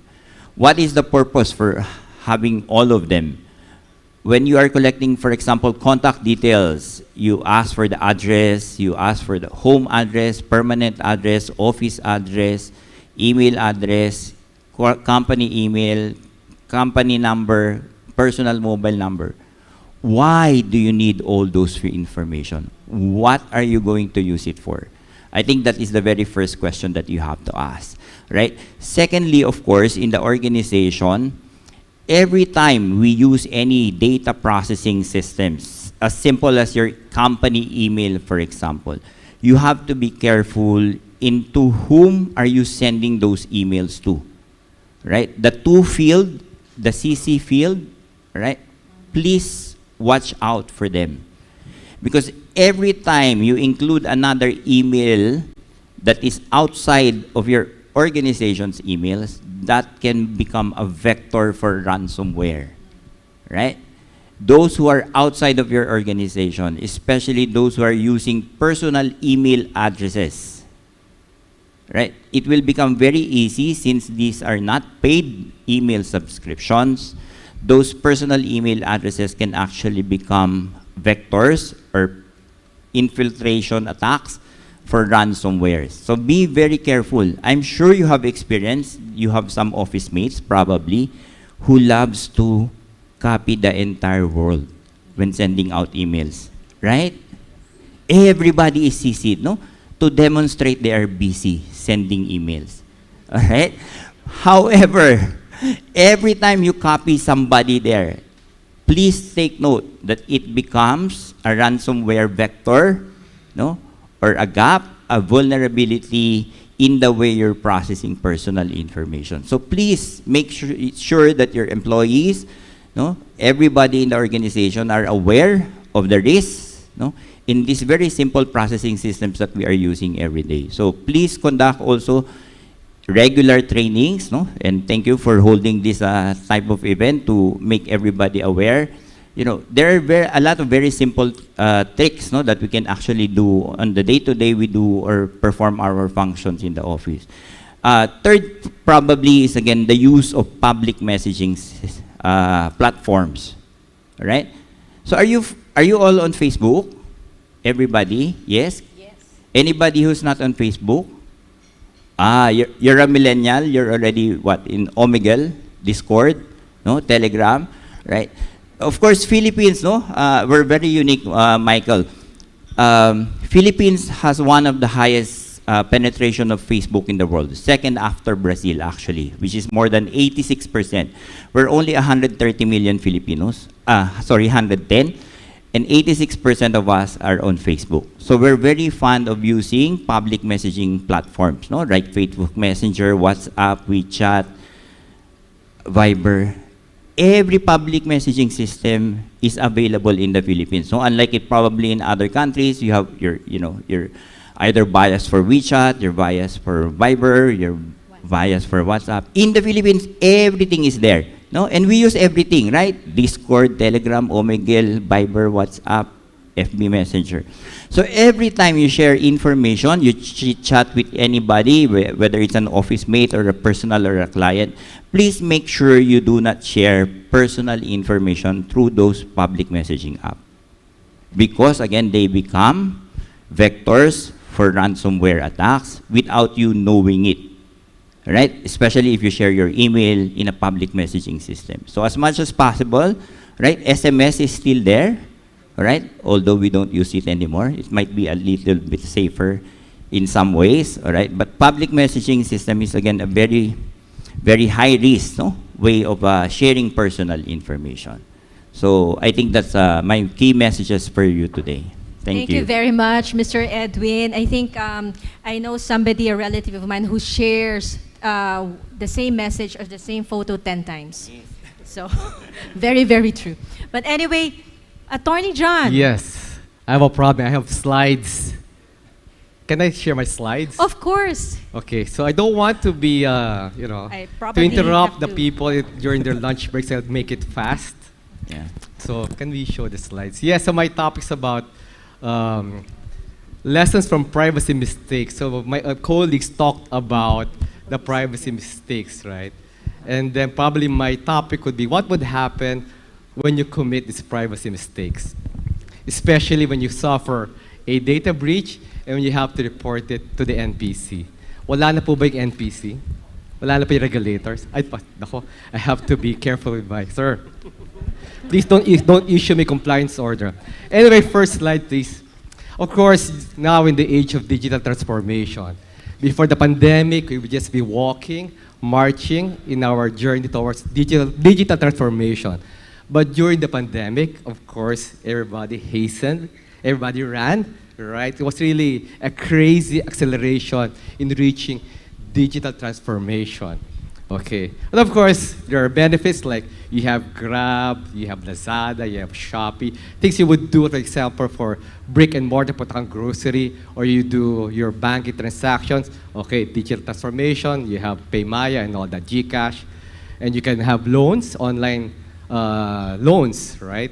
And before, you could remember before, when you have to hail a taxi cab coming from a hearing, pagpunta kang Makati, sabihin sa'yo ng taxi driver, kakain lang, di ba? Pero wala na yun because of Grab. So, everybody benefits with digital transformation. Next slide. But the problem with digital transformation, it has a twin, an evil twin. It results to the massive collection of personal data. And we know that the value to our data, it has economic value. Sometimes, and we have to admit it, especially yung mga marketing friends natin, oh, let's collect personal data. Saka na yung privacy, saka na yung security, etc., etc. Importante na we get the data now so we can meet our margins. Oh, let's admit that. So then we are engaged now in a massive collection of data. And then, the problem with that, and according to the latest surveys, is that because of the digital transformation that we have, nag-increase din yung attacks, cyber attacks, malware, of course kasama yung ransomware, social engineering, phishing, etc., etc. So yung mga magkakatali na yan. And buti na lang, nandiyan ang NPC because they issued, sip-sip na, no? Nandiyan ang NPC, they issued the circular. Next slide. Next slide, please. Ayun. Na, according to circular, if you suffer data breach and you don't notify it, boom, 2% of the annual gross income can be the fine that imposed upon you. Kung makita pa ng NPC that you don't have technical, organizational, physical measures in place to protect the data, right? To ensure that you have CIA, right? IT folks, confidentiality, integrity, availability of data, to prevent unlawful or accidental destruction, loss, disclosure, or access to personal data. Quite a mouthful. If you don't have those, 2% ang annual gross income. Wala pa doon yung criminal imprisonment and 500,000 peso fine as a result, no? Criminal penalties. Okay, now you have this warning, right? So definitely, you have to read the circular. Ay, sabihin ng data breach ba talaga? Next slide. And this is very important. And later on, we'll have examples, and you will understand, appreciate the differences. So, I think we all know the definition of what of personal data breach, and we can differentiate it from a security incident. Like what I said a while ago, personal data breach refers to a security breach leading to accidental, unlawful, destruction, loss, alteration, unauthorized disclosure, access to personal data transmitted, stored, or otherwise processed. Different from security incident because it fell short of a data breach, but there could be a compromise to the availability, integrity, and confidentiality of personal data. Wala nga lang personal data breach because the safeguards in place, right? So next slide. Of course, ito na yung mga mandatory notification requirements, right? You have to inform the NPC if it involves sensitive personal information or it has information used to enable identity fraud. Alam natin yan. And it's ito pala. I should have highlighted this. May I have an example. Recently believed to have been acquired by an unauthorized person. Remember that those words, recently believed. And of course, there should be real risk of serious harm to the affected data subject. And then, next slide, and you have 72 hours upon knowledge to inform the NPC and the data subjects of the data breach. And next slide. And in case of doubt, ito yung mga kailangan mong tingnan, no? If you don't know you're going to report or not, well, ito yung will resolve that. In other words, in case of doubt, report. Next slide. Pero pwede may exception, no, from the notification requirements to the data subject. Just to be clear, there can be exemptions to the notification to the data subject, or you can even postpone the notification to the data subject. If it qualifies as a public interest, you can have an exemption. Or if there's an ongoing criminal investigation related to serious breach, you can delay the postponement. So beyond the 72-hour period. Imagine man, you only have 72 hours to inform the data subject, di ka pa tapos homework mo. Baka naman pwede ka makuha sa ng exception or pwede ka makuha sa postponement, right? Pero mahirap yan. Mahirap yan. Okay, next slide. Okay, now we have the rules of the game. Now let me show you how these rules were applied now by the NPC. Ito yung mga lessons learned. If you read the NPC rulings, ito yung mga pinaka-gist sa kanila, what the legal implications are after suffering a data breach. Okay, delay the notification. Okay na, I said na, oh, pwede ka You can look at the postponement or delay. This involves Equicom, unauthorized transfer of funds, and sabi ng Equicom, we will notify the data subjects after the investigation na lang. So lapsing 72-hour period. O sabi ng NPC, account numbers are information to identify fraud. Remember how we defined it a while ago? Sensitive personal information or other information that can identify fraud, that can trigger a mandatory breach notification. This is an example of that. Another lesson learned, according to the NPC rulings, not knowing your data. This is very interesting. I like to believe that the DPO of this company is one of those regional DPOs, right, or global DPOs, na walang masyadong pakialam sa Pilipino. And this is why, no? So, Costa Crociere, I don't know how you pronounce it. So, Costa na lang, I think they're involved in cruises, right? And they employ thousands of Filipinos, and they have thousands of passengers as well. Now, they suffered a ransomware attack. Now, based on the ruling, they launched a malware, encrypted data in IT systems, and exfiltration, like what Michael said a while ago. It's not just about encrypting data, it could lead also to exfiltration, affecting personal data of 74,000 Filipinos. Personal data involved, date of birth, passport, numbers, etc. Sensitive personal information. And what did Costa do? We're not aware that we have Filipinos as data subjects. So definitely, they don't know their data, right? What you collect, Edwin. That's one. And then, can we have the exemption because we posted in our website notices regarding the breach? What the NPC said, no exemption for you because no notices were in Chinese, Japanese, Italian, Spanish, not in English or Filipino. So notify Filipino via email and by publication. Okay? Next lesson. Is it a data breach? It's very important to know if you're dealing with a breach or a security incident. Because if it's a personal data breach, then you have to follow all those requirements. Right? Mahirap yun. Baka you may end up giving a full breach report within 5 days. Have you seen the data notification portal? Nakita nyo na yun? No? Wow.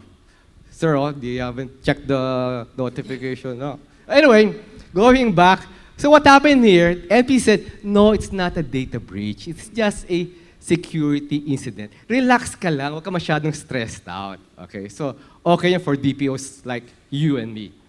So next one, I'm not sure about this case, but it's very interesting because it arose from a complaint I would assume would be because of a security incident. Now, of course, when you suffer, if you have a complaint, there's an investigation, the NP said, give me your privacy manuals, etc. And they discovered, based on the privacy manual, the DPO does not have any contact details. So what did the NP say? You are now required to issue compliance order, make sure a specific email address for the DPO who can address privacy-related concerns. Because you only have a very generic email address. And I've seen this, in the wild, marami pa rin ganyan hanggang ngayon. You only have a generic email address. And sabi ng NPC, no, because it commingles with the customer service-related concerns, billing account, etc., not privacy-related. Okay, next example. Who is the controller? This is very interesting. So you have a tuloy sa pag-unlad, siguro it's an association, NGO, whatever. So the employee, personal account, the person suffered a data breach, right? Somebody used her account for Lazada purchases. So the DPO of Tulay, siguro bagong graduate ang DPO ACE program, excited, nag-file ngayon ng notice of data breach. But interestingly, ang sabi dito ng NPC, huy, bakit ikaw nag-file? Ang dapat nag-file ng notice is BDO and Lazada. Di ka yung controller. Bakit mo inako yung problema? Mahirap din yun. That's why you have to go back to the basics. Controller ka ba to begin with respect to the data? You have to go back to the basics of lifetime. Okay. Next. Okay, ito. Do not ask the NPC if you suffer data breach. Do not bother to asking them, hey, NPC, we suffer data breach. Can you investigate for us? Pagagalita ka ng NPC. This is what happened. I've seen so many cases. They've been asking NPC, sir, we have a data breach. Please investigate for us. Don't ever do that. Mukhang they will give you the full brunt of that compliance order. So read nyo na lahat. Pagagalitan pa kayo. You should read this case because makikita mo yung whoever drafted that, may gigil eh. Sabi ka, ikaw talaga, ikaw mag-investigate niya. But the lesson there, the principle of accountability on the part of the PAC. Problema natin yon. Next slide. Okay, counting the 72-hour period. When do you count? I don't know, kasi maybe if you suffer a data breach and you're not sure about it, most likely, you might allow the 72-hour period to lapse. Right? Kasi di mo alam eh. But in this case, you have H&M, and apparently one of the employees used a credit card of a customer who left behind his credit card. And ang excuse sa H&M for not reporting on time, kasi we're still investigating, sir.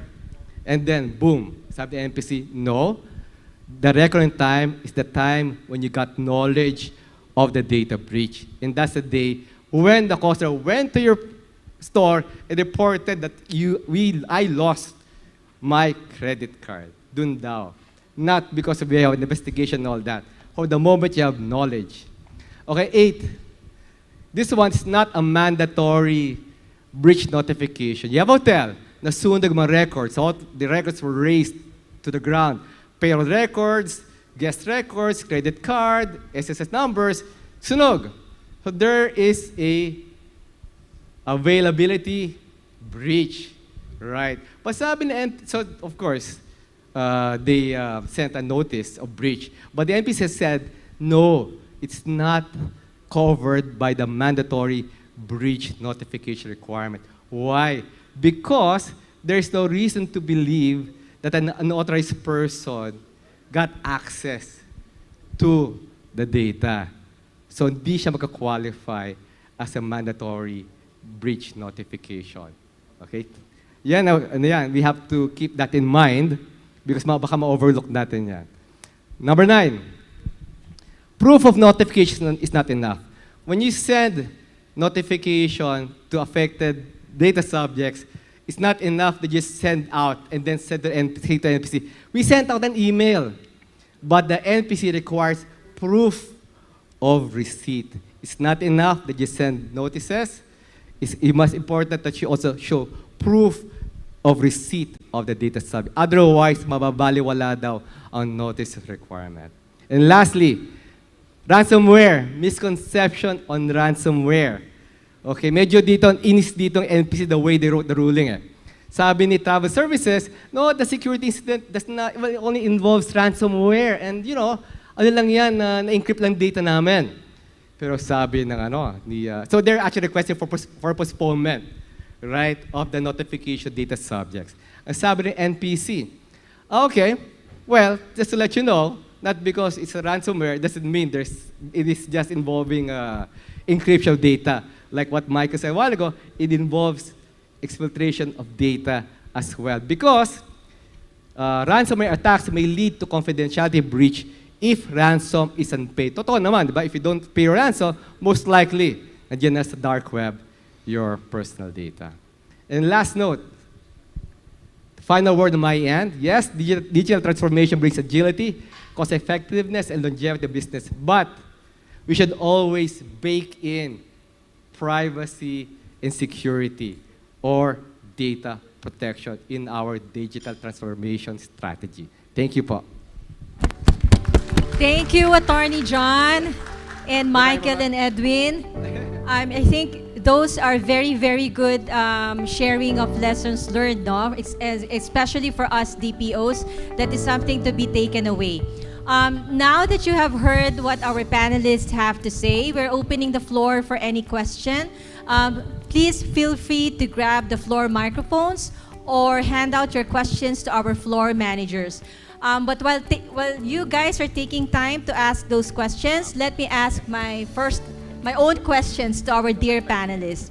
And this one is going to direct to Mr. Michael Wynn. Michael Wynn, you talked about learning about data privacy mistakes, right? From data privacy mistakes. One of the things that you mentioned, if I recall, is about data leakage, right? In the event of data leakage, and for the benefit of the audience here, what can you advise on how the company can manage or respond in the event of data leakage? Well, first of all, I think, just focus on what I said on the phishing and ransomware first. First of all, I think there's two kind of measures that we need to think about. First of all, definitely is technical, and second is personal. Because when talking about phishing emails or ransomware, normally we'll be going to through the email. Definitely, it won't sending a snail mail to you or postage to you that have a ransomware. Normally we'll be going through the emails, and the first gate would be the technical measures, whether or not we have sufficient controls, we deploy the scanning mechanisms to ensure that there's no ransomware will be attached to the email sending into the organization.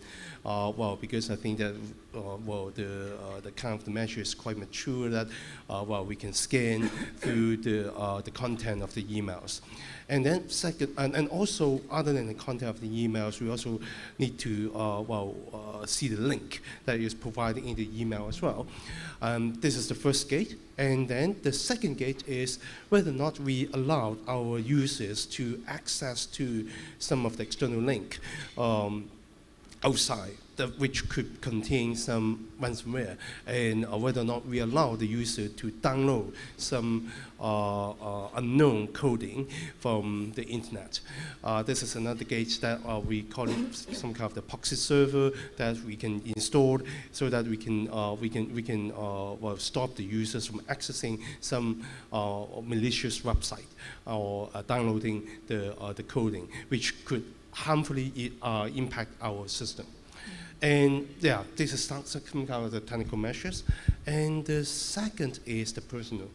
No matter what, anything could happen. We cannot really rely, 100% rely on the technical measures, because sometimes there could be a zero-day attack, sometimes it's a very new attacks that the technical measures cannot detect. Then we need to make sure that our staff members are aware of and being trained to identify what is a legitimate email and what is some email that is that could be have suspicious. Sometimes we'll be using some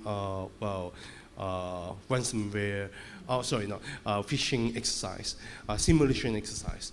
When we try to use some simulation exercise to simulate the phishing emails going into the organization, to see what's the click rate, who opened the link, who even download some of the codings from outside.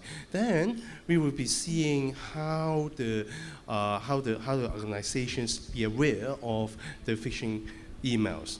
And for those who click, of course, we will be giving some more additional training to them to let them know how to distinguish the legitimate email and some of the suspicious emails. And of course, we can also implement some more easier way for the users to report the phishing email, because when the phishing emails come, when the user is not they may not know whether or not it's a phishing email.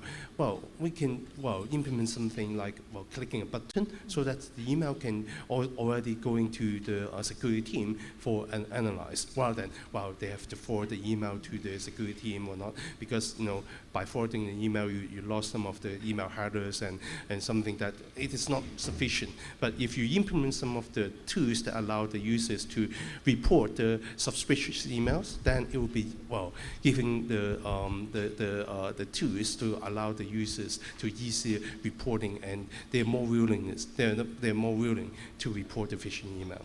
Yeah. Yeah, thank you, Michael. I think you heard about. I heard you saying about educating our users as well. So that's a good point for us. My next question is for Sir Edwin. You talked about information life cycle, right?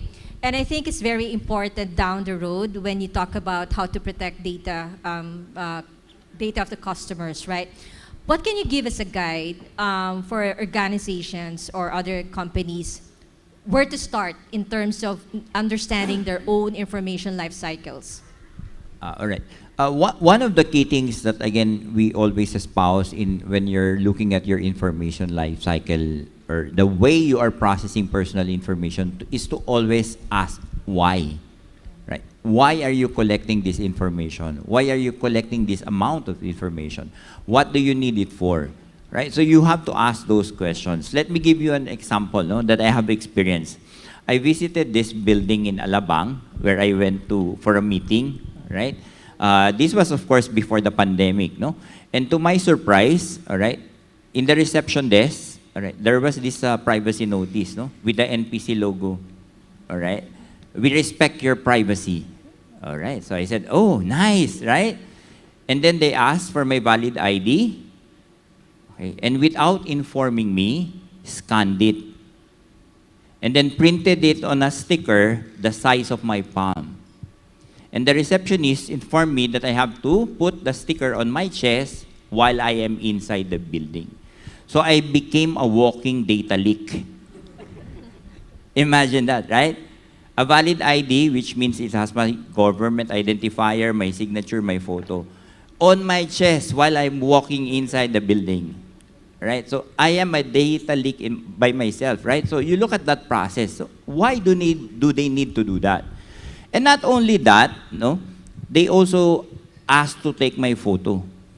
Probably because I'm so cute, no? But I don't really know. But that can be the reason. After taking my photo, they asked me to provide my fingerprint 4 times just to enter the building. Think about it. Why?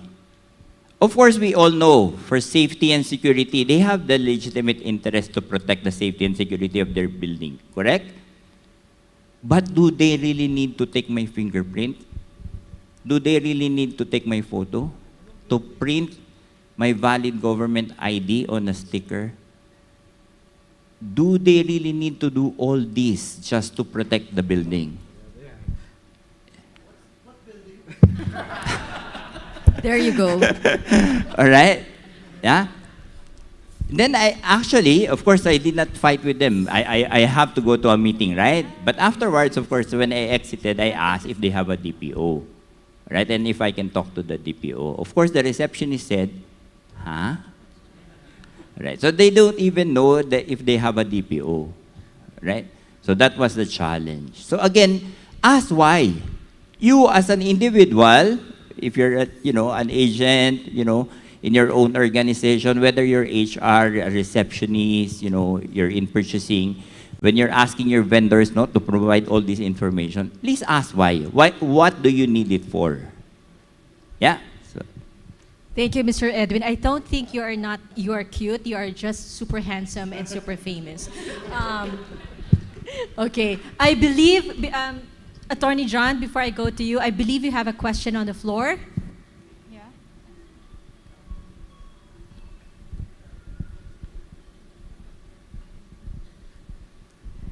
Can I please request you to introduce yourself? Yeah, sorry. Here, Oliver Ligayo from Cypherma. I'd like to ask the panel as a whole, in forums like this, which I think we have all attended a lot of them already, most of the people here are obviously in sales and marketing. And the information that we logged in the registration, up to what amount of that information is allowed to be shared to sales and marketing people? Is it up to the email address or up to the mobile phone? Or either one? Because I've seen some situations where yes, it was allowed to be shared to the participants, but there was no mobile number, only email addresses. So my question is, which is given more weight here? Is it the email address or the mobile number? Because either of those two forms of communication, threat actors can always attack them. So why is an email address allowed to be shared? Why not the mobile number or vice versa? Thank you. Attorney John, would you Very want to take interesting question. No? But that's very common, especially in events, right? For me, if let's say the organizing entity would request to use the data for marketing, then definitely there should be some kind of privacy notice at the very least, and consent also, because dealing with people go to an event not necessarily to get marketing materials, right? That's why we organized a recent golf tournament, and one of our sponsors said we would like to get copies, get the information, emails, and phone numbers for marketing purposes. And we said no. This is what you do. Put there, it will allow you to have some kind of your table. You have a promo there. People would go there and they give you privacy notice. They'll be using for marketing, of course, in consideration for a prize, a chance for a raffle, and that's fine. No? But for us then, it was really a 100% no, right, to our sponsor. Now we cannot give away emails and phone numbers, right? So that's my take on that. Would you like anyone would like to add on that? Probably again, when you're organizing such an event, what has to be very clear to you is for which purpose are you collecting those personal information, right? If you're clear with the purpose, communicate that purpose to, of course, to the attendees or participants, right? So that they are aware and they're informed. You're transparent, right? So you're demonstrating the principle of transparency as required by the DPA, right? And the amount of information you're collecting is also as necessary to do whatever purpose or to fulfill the purpose that you have identified. So I think that's what you really have to ask. Yeah, I think well, from this question, I think that transparency is the key. Whether or not when the participants provide this information to you, whether or not they understand that their information will be shared with the let's say with the sponsors for what purpose, and whether or not they're okay with that. I think this is one thing, and also I think what John mentioned is very good. That if they have if there's some booth over there, when the user, when the participants actively provide their name cards to the booth, actually they will understand that actually it is something that they would like to. They agree that the booth, the organization of the booth, will be contacting them for some of the products or services. Then actually will be it will be a better way to collect those information, and rather than the organizer just share the information to the sponsors if there's no additional information being provided to the subject already. Thank you for that question, and our dear panelists. I know I'm running out of time, but I just have to ask one quick question for Attorney John. How do you think, how can we guide the companies when they encounter data breaches? How can we engage the regulators when they do investigation? That's a very great question. Not because Attorney DepCom Dino is here. I've faced a lot of regulators before, and I was in the BPO industry, even American regulators. I think you should always take the path of least resistance. Regulators are also, they're human beings, right?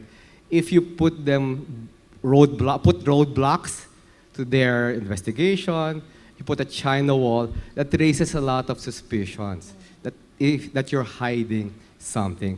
So I usually suggest to our clients, okay, take the path of least resistance. Always act in good faith na wala kayong tinatago, because masisense sa regulator yan. And when they sense it, they will really, get everything from you. They really talagang deep dive in the investigation. And not only that, the risk there, of course, you know, the NPC folks, they're in the same circles and all that, right? So definitely, you have to think of, they might have some biases against, sila again, matao din sila. Of course, they'll be objective, right? But definitely, they also have biases as well that you have to think of, right? So there. Okay. Unfortunately, as much as we wanted to entertain questions, or maybe we can still entertain one more. Okay. Hello. Good morning to the panel. Yes, I have a question. Why do you think that privacy is a problem or a concern in the digital age, despite the fact that technology or more advanced technology is available to enhance security measures? Should it be the technology that will be regulated rather than the users? That's my question.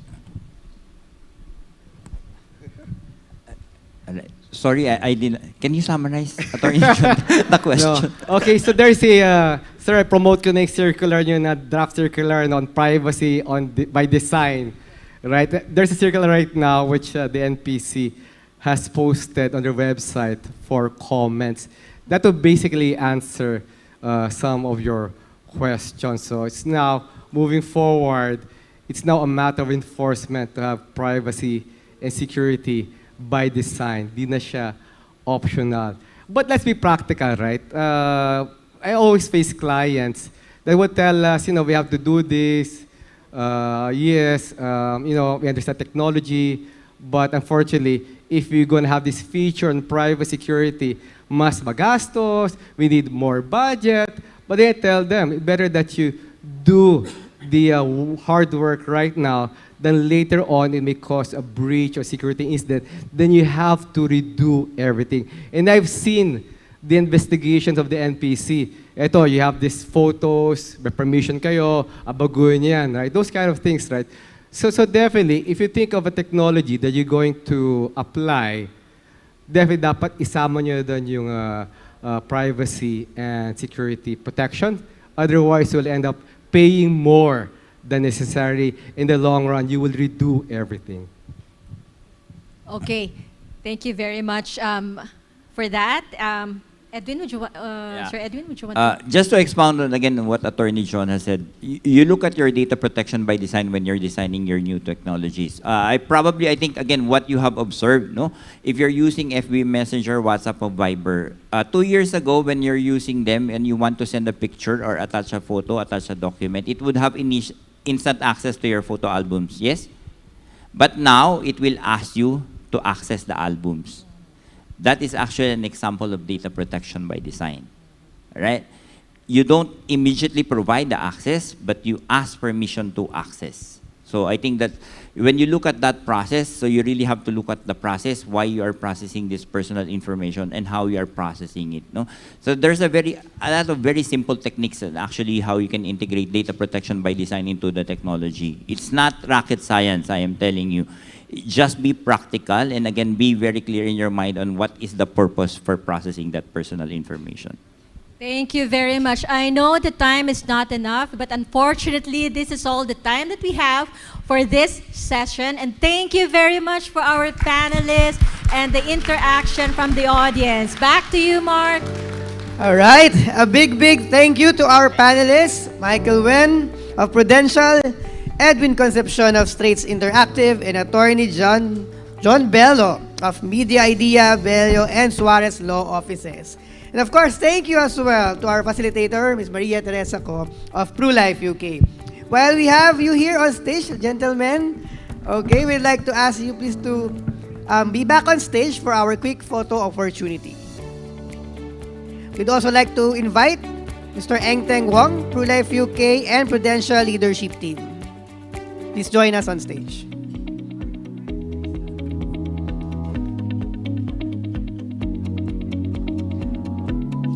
Also, our Deputy Commissioner, Attorney Giren.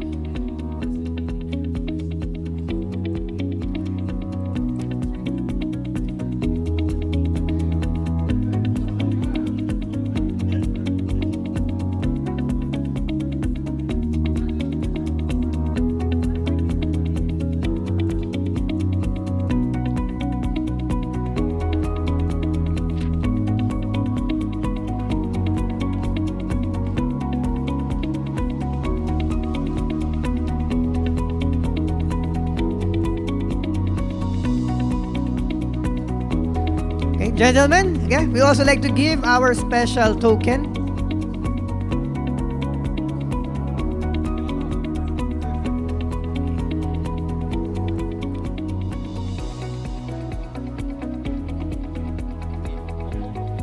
One more photo, yan, as you receive our token.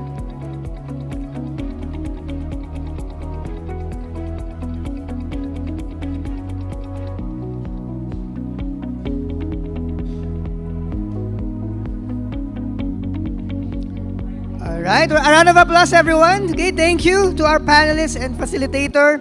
I'm sure we all learned a lot from that panel discussion. Remember, I said earlier that we should remain vigilant. From that session, we learned how, and I hope that we all make every effort to apply what we learned today to better protect our customers' privacy and data. And just like that, we're halfway through the day's program. For our afternoon to be just as productive as our morning, we'll give you time to refuel and refresh. Our program will resume by 1:30 p.m., so please be back by your seats by then. If you have time after eating, do visit the PruLife UK booth outside. But for now, enjoy your lunch. Thank you.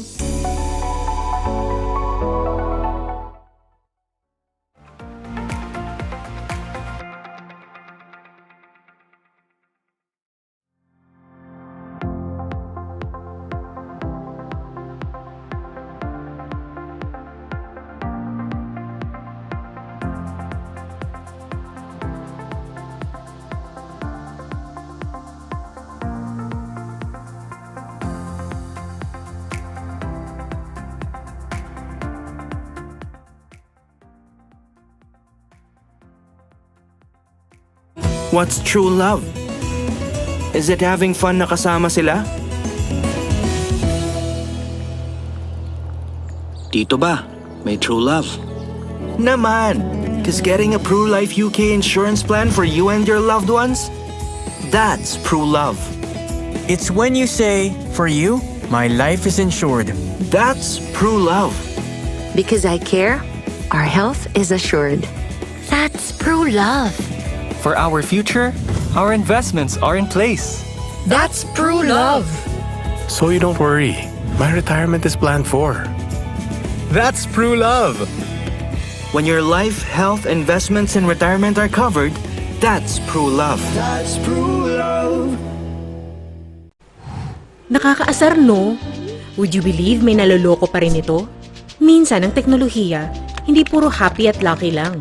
Pag nakompromiso ang iyong personal information at privacy, maaari itong makasama sa ating finances, ekonomiya, social life, love life at iba pa. Halimbawa, pagbukas mo ng email mo, daming messages na nag-o-offer. Di mo naman knows. Daming stalker Ganito kasi yan, bes. Nag-post ka sa social media. Nag-register ka sa isang event. Hiningi nila yung personal information mo. Dahil excited ka at libre, binigay mo naman. Yung personal info mo, minsan, pinapasa ito para sa profiling o direct marketing. Buti ganyan lang. Paano kung ganito? Shocking, no? Pero don't stress yourself dahil meron na tayong batas dyan. National Privacy Commission ang kakampi mo sa iyong right to privacy. Life goal natin, ang maayos at secure na processing ng personal information mo. Know your rights, bes.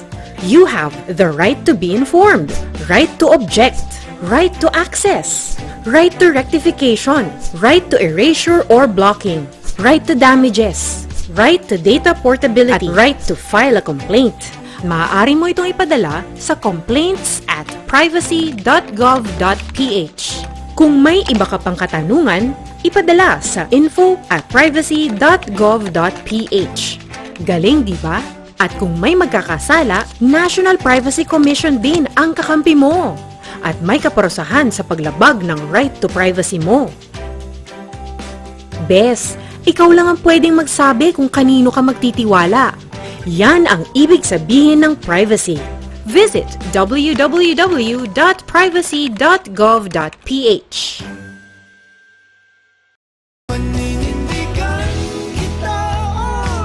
We're Ben and Ben, and we're a family.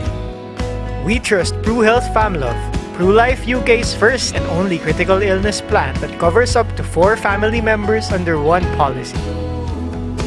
You can take care of yourself, your dad and mom, and those you've come to love. Because with PruHealth FamLove, there's a plan for every kind of family. It extends to LGBT, common law, and adoptive families. So no matter who you love, mapaninindigan mo yan. Insure your loved ones under one plan. Share the love with PruHealth FamLove.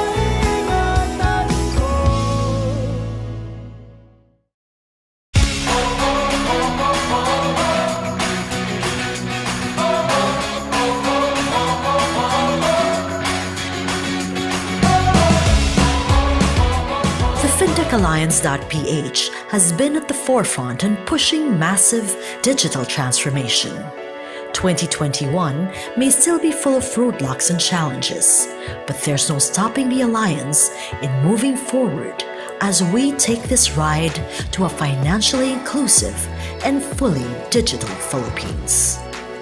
Join us as we take a look back at our digital journey. The most scenic view of our efforts thus far is best expressed by this. Close to 90% of digital transactions nationwide has been facilitated by the products and services of our members. This exponential growth is a strong indication that the rest of the country is now ready for the digital wave.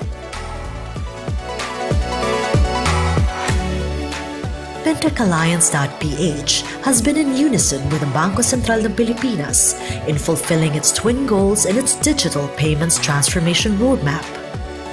The Alliance has been tapped for its inputs and insights in a number of key circulars, 2 of which were game-changing regulations on digital bank licensing and open finance framework, among others. This year, we have also made significant inroads in removing long-time obstacles to digital acceleration and financial inclusion.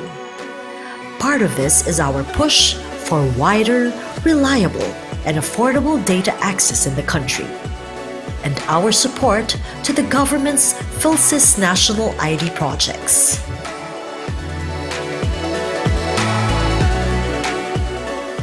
The Alliance has also worked with several government agencies and regulators for initiatives that will help protect our consumers and end users from fraud and other malpractices, such as joining other stakeholders and groups in releasing a statement of support to the proposed Financial Consumer Protection Act. This is part of our commitment to make our innovations more human-centric as we continue to push for digital acceleration. As trailblazers of financial technology in the Philippines, it is a must for us to put premium in securing private information that our clients entrust to us. That is why we emphasize the need to comply with the country's data privacy laws and regulations by releasing position papers, joint statements, memorandums, and participation in different webinars and consultative meetings. Trust remains to be the most important currency in the industry.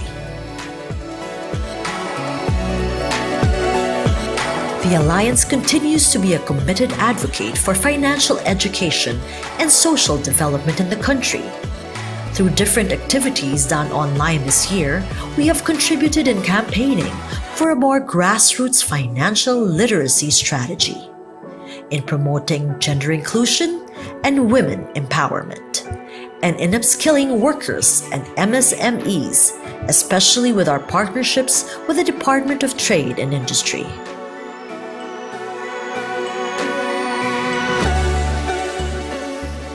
Policy development and capacity building are also important pillars of the work that we do here in the Alliance. The position papers and memorandums we have published and the consultative meetings we have participated in has amplified the voice of our industry in both houses of Congress and have become key references for landmark bills. As we value continuous learning and development in the Alliance, our growing partnerships with international organizations ensure that the Alliance will not stagnate and will continue to build on its legacy of excellence in digital finance innovations. The journey for the Alliance does not end here. We move forward, determined to create more valuable experiences for our fellow Filipinos and arrive at a more digital and financially inclusive Philippines. Malaking bahagi na ng ating buhay ang internet. Bukod sa social media, gaming, videos, importante rin ito para sa ating pag-aaral. Lalo na ngayon that we're living in the new normal. Maraming magandang dulot ang internet, pero kaakibat nito ay mga posibleng panganib. Through DTP's e-modules, matututunan natin ang wasto at responsableng paggamit ng internet, cyber safety, online behavior at iba pang mga kaalaman para masiguro that you're safe and protected in the digital world. Ganito ba kayo? All day and all night you're glued to your mobile phone, laptop, or tablet device kaka-internet? Kung masyado na kayong babad sa internet, abay hinay-hinay lang because there is such thing as internet addiction. Mahilig talaga tayong mga Filipino sa internet, lalong-lalo na sa social media. At ang mga kabataang Pinoy ang nangunguna rito. So it's no surprise na ang Pilipinas ay hinirang na isa sa world's heaviest user ng internet. Kaya't hindi katakatakang mauwi ang ilan sa atin sa internet addiction. Sobra-sobra na ba ang paggamit nyo ng internet? Yung tipong nag-i-interfere na siya sa inyong buhay at ginagawa nyo na siyang priority over your family, friends, work, at studies. Naku, kailangan nyo na mag-slow down dahil baka internet addiction na yan. Dahil sa excessive na paggamit ng internet, naaapektuhan na rin ang inyong relationships, napapabayaan ang inyong pag-aaral o pagtatrabaho, pati na rin ang sariling kapakanan. Guys! Hello! Malaki ang nagiging epekto nito sa inyong mental at emotional well-being at sa pag-aalaga ng inyong sarili. Para maiwasan ang excessive na paggamit ng internet, track, schedule, and set a limit to your internet use. Then you can spend more time with your family and friends, see to your health, exercise, catch up on sleep, or attend to unfinished tasks. Sabi nga, anumang sobra ay masama, kaya kailangan may balance between the time we spend online and the time offline. Hanggang sa muli, mas marami pa tayong matututunan sa mga susunod na DTP e-modules. Let's all work together in using the internet responsibly. Bye!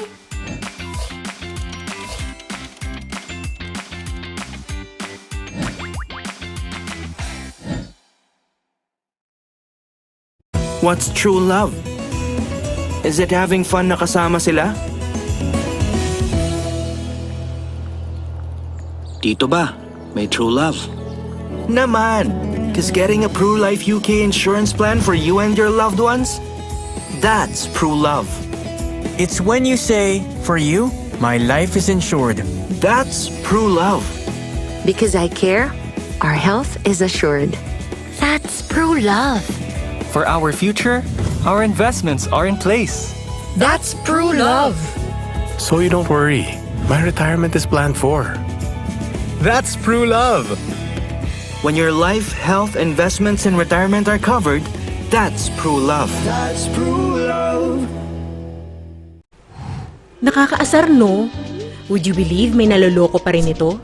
Minsan ang teknolohiya, hindi puro happy at lucky lang.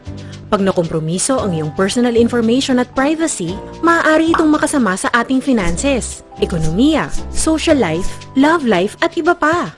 Halimbawa, pagbukas mo ng email mo, daming messages na nag-o-offer. Di mo naman knows. Daming stalker ah. Ganito kasi yan, bes. Nag-post ka sa social media. Nag-register ka sa isang event. Hiningi nila yung personal information mo. Dahil excited ka at libre, binigay mo naman. Yung personal info mo, minsan, pinapasa ito para sa profiling o direct marketing. Buti ganyan lang. paano kung ganito? Shocking, no?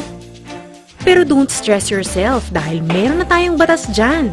National Privacy Commission ang kakampi mo sa iyong right to privacy.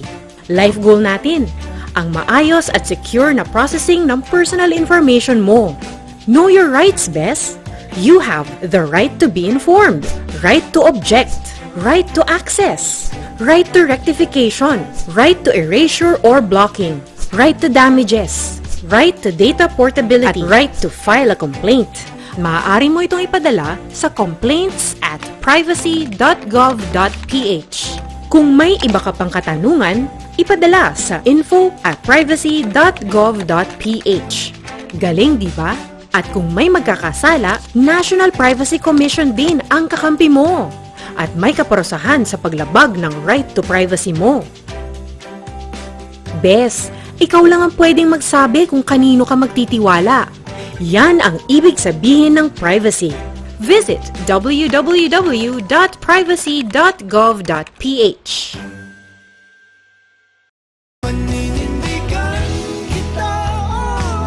We're Ben and Ben, and we're a family. We trust Pru Health FamLove, Pru Life UK's first and only critical illness plan that covers up to 4 family members under one policy. You can take care of yourself, your dad and mom, and those you've come to love. Because with Pru Health FamLove, there's a plan for every kind of family. It extends to LGBT, common law, and adoptive families. So no matter who you love, mapaninindigan mo yan. Insure your loved ones under one plan. Share the love with Pru Health FamLove.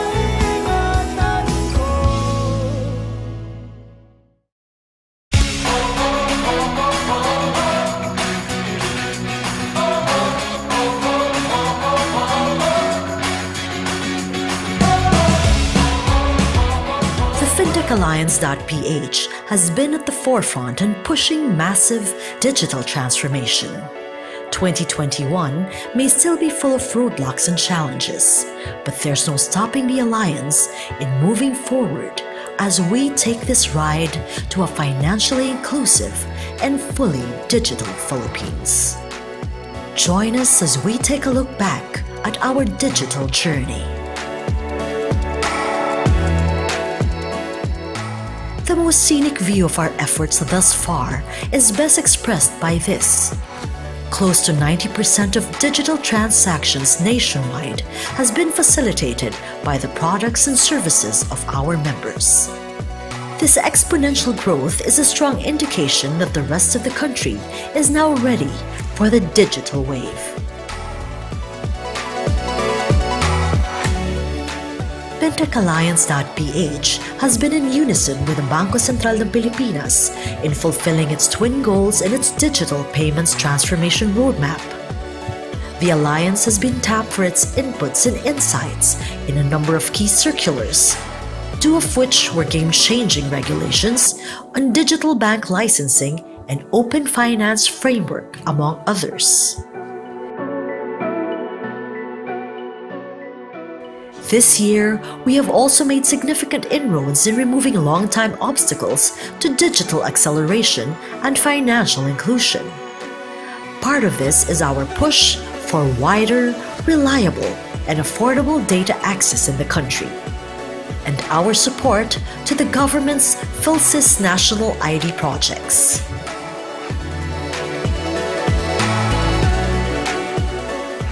The Alliance has also worked with several government agencies and regulators for initiatives that will help protect our consumers and end users from fraud and other malpractices, such as joining other stakeholders and groups in releasing a statement of support to the proposed Financial Consumer Protection Act. This is part of our commitment to make our innovations more human-centric as we continue to push for digital acceleration. As trailblazers of financial technology in the Philippines, it is a must for us to put premium in securing private information that our clients entrust to us. That is why we emphasize the need to comply with the country's data privacy laws and regulations by releasing position papers, joint statements, memorandums, and participation in different webinars and consultative meetings. Trust remains to be the most important currency in the industry. The Alliance continues to be a committed advocate for financial education and social development in the country. Through different activities done online this year, we have contributed in campaigning for a more grassroots financial literacy strategy, in promoting gender inclusion and women empowerment, and in upskilling workers and MSMEs, especially with our partnerships with the Department of Trade and Industry.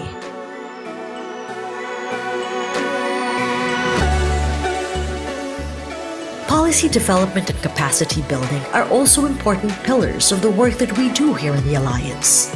The position papers and memorandums we have published and the consultative meetings we have participated in has amplified the voice of our industry in both houses of Congress and have become key references for landmark bills. As we value continuous learning and development in the Alliance, our growing partnerships with international organizations ensure that the Alliance will not stagnate and will continue to build on its legacy of excellence in digital finance innovations. The journey for the Alliance does not end here. We move forward, determined to create more valuable experiences for our fellow Filipinos and arrive at a more digital and financially inclusive Philippines. Malaking bahagi na ng ating buhay ang internet. Bukod sa social media, gaming, videos, importante rin ito para sa ating pag-aaral. Lalo na ngayon that we're living in the new normal. Maraming magandang dulot ang internet, pero kaakibat nito ay mga posibleng panganib. Through DTP's e-modules, matututunan natin ang wasto at responsableng paggamit ng internet, cyber safety, online behavior at iba pang mga kaalaman para masiguro that you're safe and protected in the digital world. Ganito ba kayo? All day and all night you're glued to your mobile phone, laptop, or tablet device kaka-internet? Kung masyado na kayong babad sa internet, abay hinay-hinay lang because there is such thing as internet addiction. Mahilig talaga tayong mga Filipino sa internet, lalong-lalo na sa social media. At ang mga kabataang Pinoy ang nangunguna rito. So it's no surprise na ang Pilipinas ay hinirang na isa sa world's heaviest user ng internet. Kaya't hindi katakatakang mauwi ang ilan sa atin sa internet addiction. Sobra-sobra na ba ang paggamit nyo ng internet? Yung tipong nag-i-interfere na siya sa inyong buhay at ginagawa nyo na siyang priority over your family, friends, work, at studies. Nako, kailangan nyo na mag-slow down dahil baka internet addiction na yan. Dahil sa excessive na paggamit ng internet, naaapektuhan na rin ang inyong relationships, napapabayaan ang inyong pag-aaral o pagtatrabaho, pati na rin ang sariling kapakanan. Guys! Hello! Malaki ang nagiging epekto nito sa inyong mental at emotional well-being at sa pag-aalaga ng inyong sarili. Para maiwasan ang excessive na paggamit ng internet, track, schedule, and set a limit to your internet use. Then you can spend more time with your family and friends, see to your health, exercise, catch up on sleep, or attend to unfinished tasks. Sabi nga, anumang sobra ay masama, kaya kailangan may balance between the time we spend online and the time offline. Hanggang sa muli, mas marami pa tayong matututunan sa mga susunod na DTP e-modules. Let's all work together in using the internet responsibly. Bye!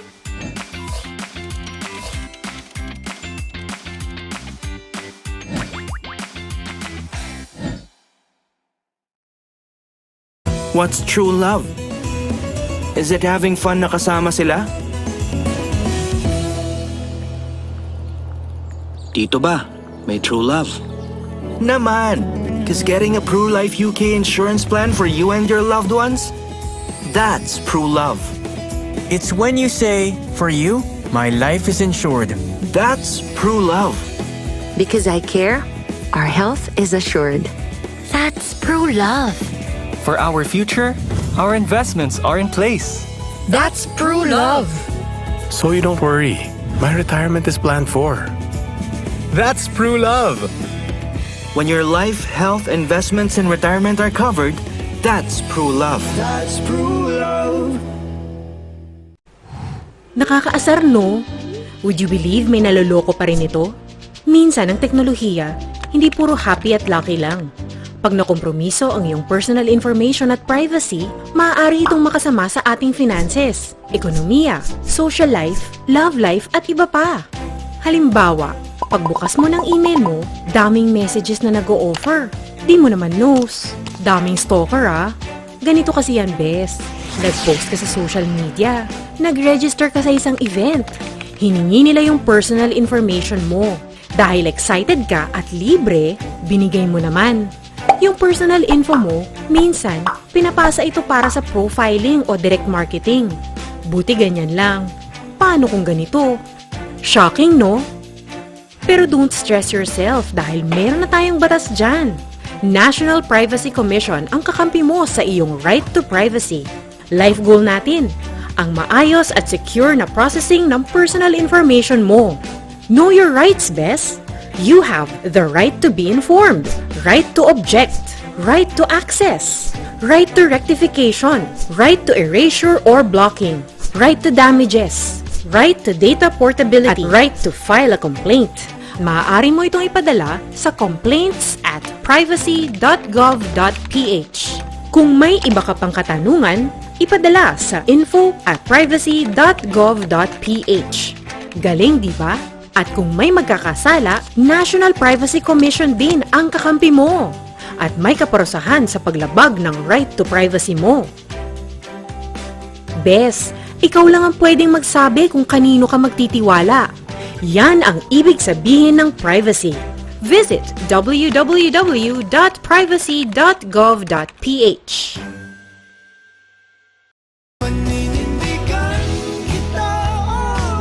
We're Ben and Ben, and we're a family. We trust Pru Health FamLove, Pru Life UK's first and only critical illness plan that covers up to 4 family members under one policy. You can take care of yourself, your dad and mom, and those you've come to love. Because with Pru Health FamLove, there's a plan for every kind of family. It extends to LGBT, common law, and adoptive families. So no matter who you love, mapaninindigan mo yan. It's one plan. Share the love with Pru Health FamLove.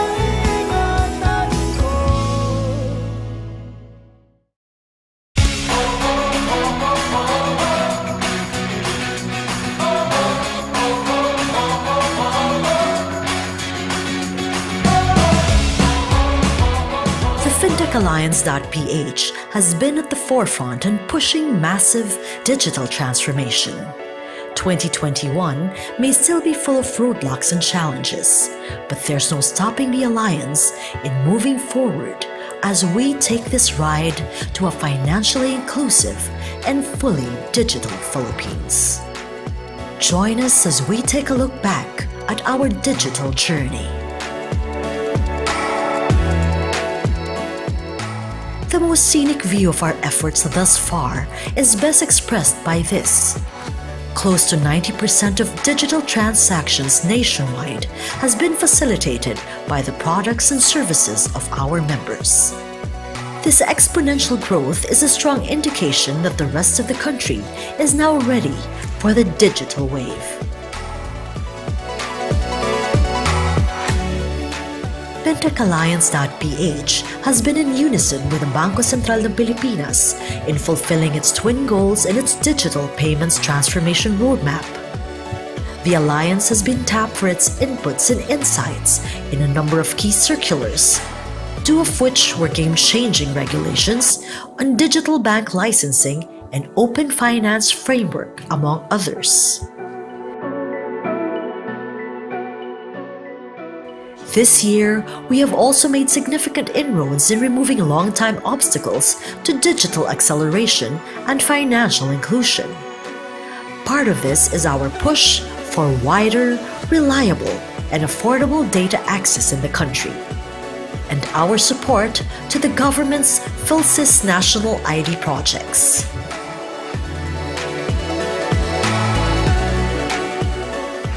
The Alliance has also worked with several government agencies and regulators for initiatives that will help protect our consumers and end users from fraud and other malpractices, such as joining other stakeholders and groups in releasing a statement of support to the proposed Financial Consumer Protection Act. This is part of our commitment to make our innovations more human-centric as we continue to push for digital acceleration. As trailblazers of financial technology in the Philippines, it is a must for us to put premium in securing private information that our clients entrust to us.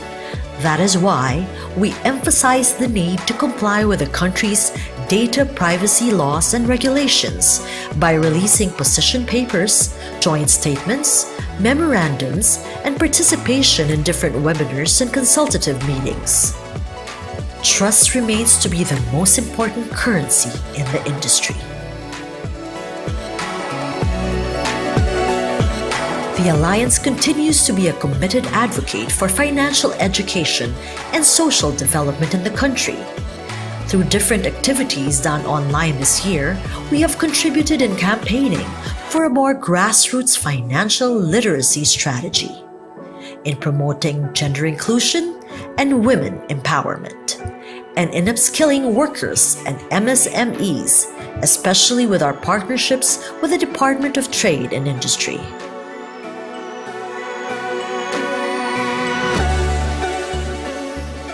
Policy development and capacity building are also important pillars of the work that we do here in the Alliance.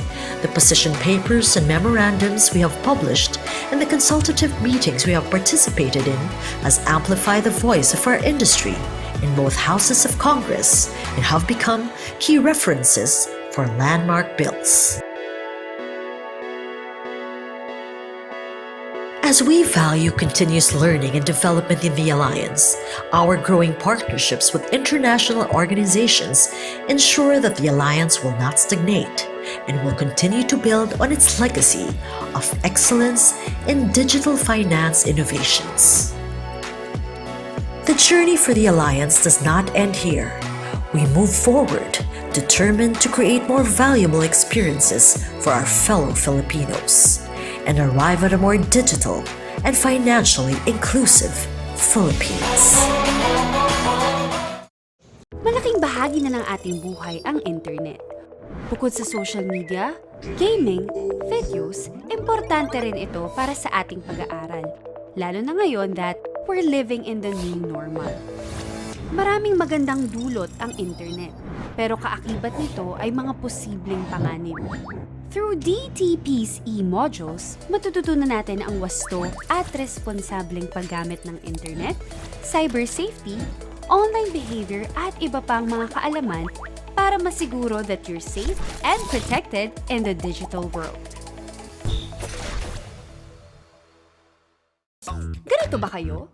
All day and all night you're glued to your mobile phone, laptop, or tablet device kaka-internet? Kung masyado na kayong babad sa internet, abay hinay-hinay lang because there is such thing as internet addiction. Mahilig talaga tayong mga Filipino sa internet, lalong-lalo na sa social media. At ang mga kabataang Pinoy ang nangunguna rito. So it's no surprise na ang Pilipinas ay hinirang na isa sa world's heaviest user ng internet. Kaya't hindi katakatakang mauwi ang ilan sa atin sa internet addiction. Sobra-sobra na ba ang paggamit nyo ng internet? Yung tipong nag-i-interfere na siya sa inyong buhay at ginagawa nyo na siyang priority over your family, friends, work, at studies. Naku, kailangan nyo na mag-slow down dahil baka internet addiction na yan. Dahil sa excessive na paggamit ng internet, naaapektuhan na rin ang inyong relationships, napapabayaan ang inyong pag-aaral o pagtatrabaho, pati na rin ang sariling kapakanan. Guys! Hello! Malaki ang nagiging epekto nito sa inyong mental at emotional well-being at sa pag-aalaga ng inyong sarili. Para maiwasan ang excessive na paggamit ng internet, track, schedule, and set a limit to your internet use. Then you can spend more time with your family and friends, see to your health, exercise, catch up on sleep, or attend to unfinished tasks. Sabi nga, anumang sobra ay masama, kaya kailangan may balance between the time we spend online and the time offline. Hanggang sa muli, mas marami pa tayong matututunan sa mga susunod na DTPE modules. Let's all work together in using the internet responsibly. Bye!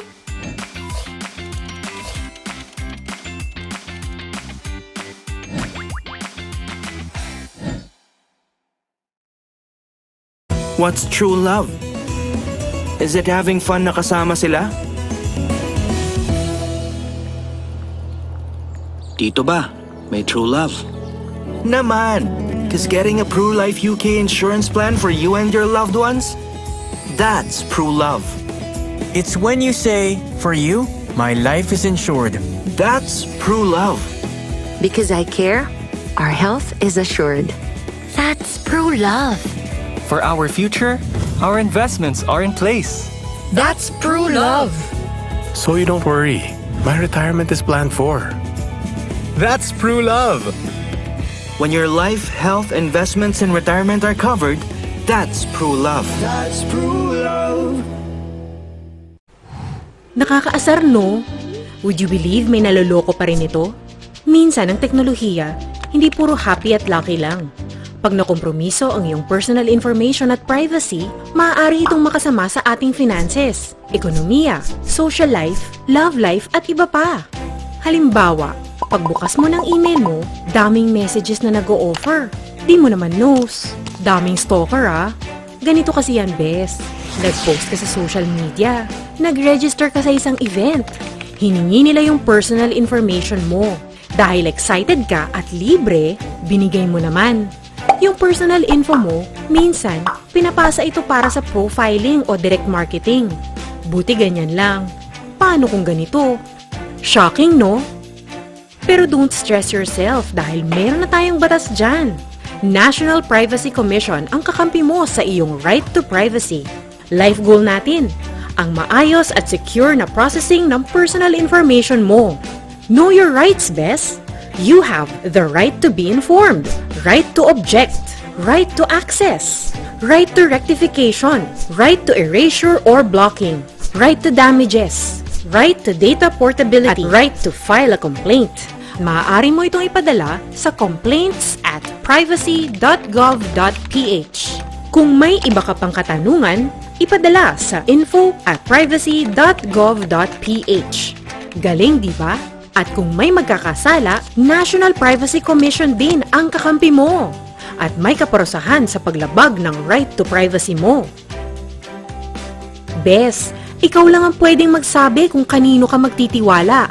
Yan ang ibig sabihin ng privacy. Visit www.privacy.gov.ph.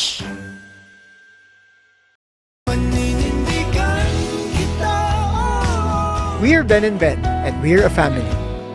We trust PruHealth FamLove, PruLife UK's first and only critical illness plan that covers up to 4 family members under one policy. You can take care of yourself, your dad and mom, and those you've come to love. Because with PruHealth FamLove, there's a plan for every kind of family. It extends to LGBT, common law, and adoptive families. So no matter who you love, mapaninindigan mo yan. Insure your loved ones under one plan. Share the love with PruHealth FamLove.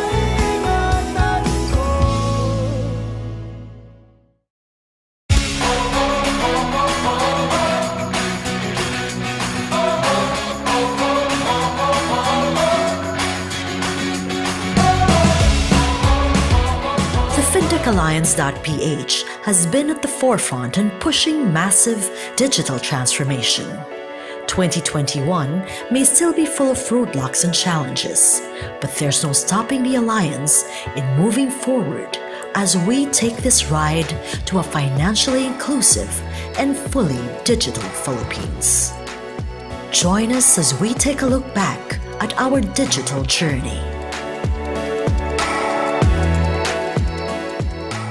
The most scenic view of our efforts thus far is best expressed by this.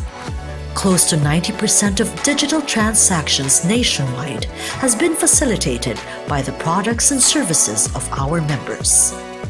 This exponential growth is a strong indication that the rest of the country is now ready for the digital wave.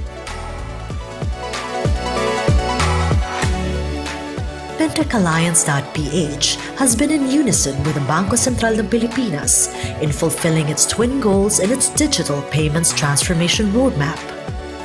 The Alliance has been tapped for its inputs and insights in a number of key circulars, two of which were game-changing regulations on digital bank licensing and open finance framework, among others.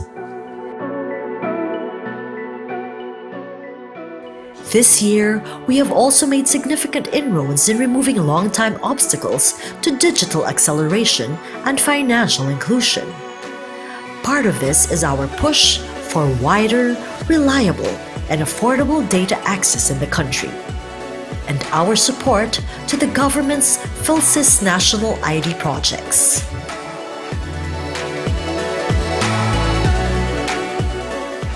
The Alliance has also worked with several government agencies and regulators for initiatives that will help protect our consumers and end users from fraud and other malpractices, such as joining other stakeholders and groups in releasing a statement of support to the proposed Financial Consumer Protection Act. This is part of our commitment to make our innovations more human-centric as we continue to push for digital acceleration. As trailblazers of financial technology in the Philippines, it is a must for us to put premium in securing private information that our clients entrust to us. That is why we emphasize the need to comply with the country's data privacy laws and regulations by releasing position papers, joint statements, memorandums, and participation in different webinars and consultative meetings. Trust remains to be the most important currency in the industry. The Alliance continues to be a committed advocate for financial education and social development in the country.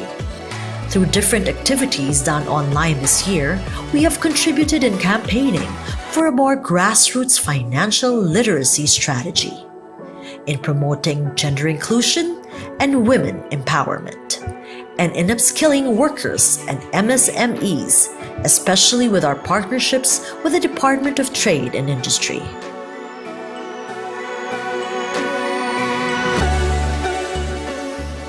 Policy development and capacity building are also important pillars of the work that we do here in the Alliance. The position papers and memorandums we have published and the consultative meetings we have participated in has amplified the voice of our industry in both houses of Congress and have become key references for landmark bills. As we value continuous learning and development in the Alliance, our growing partnerships with international organizations ensure that the Alliance will not stagnate and will continue to build on its legacy of excellence in digital finance innovations. The journey for the Alliance does not end here. We move forward, determined to create more valuable experiences for our fellow Filipinos and arrive at a more digital and financially inclusive Philippines. Malaking bahagi na ng ating buhay ang internet. Bukod sa social media, gaming, videos, importante rin ito para sa ating pag-aaral. Lalo na ngayon that we're living in the new normal. Maraming magandang dulot ang internet, pero kaakibat nito ay mga posibleng panganib. Through DTP's e-modules, matututunan natin ang wasto at responsableng paggamit ng internet, cyber safety, online behavior at iba pang mga kaalaman para masiguro that you're safe and protected in the digital world. Ganito ba kayo? All day and all night you're glued to your mobile phone, laptop, or tablet device kaka-internet? Kung masyado na kayong babad sa internet, abay hinay-hinay lang because there is such thing as internet addiction. Mahilig talaga tayong mga Filipino sa internet, lalong-lalo na sa social media. At ang mga kabataang Pinoy ang nangunguna rito. So it's no surprise na ang Pilipinas ay hinirang na isa sa world's heaviest user ng internet. Kaya't hindi katakatakang mauwi ang ilan sa atin sa internet addiction. Sobra-sobra na ba ang paggamit nyo ng internet? Yung tipong nag-i-interfere na siya sa inyong buhay at ginagawa nyo na siyang priority over your family, friends, work, at studies. Nako, kailangan nyo na mag-slow down dahil baka internet addiction na yan.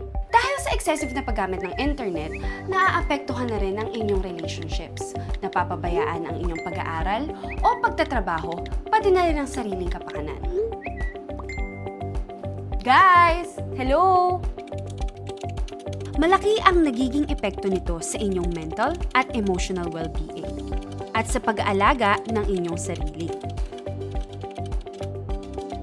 Para maiwasan ang excessive na paggamit ng internet, track, schedule, and set a limit to your internet use.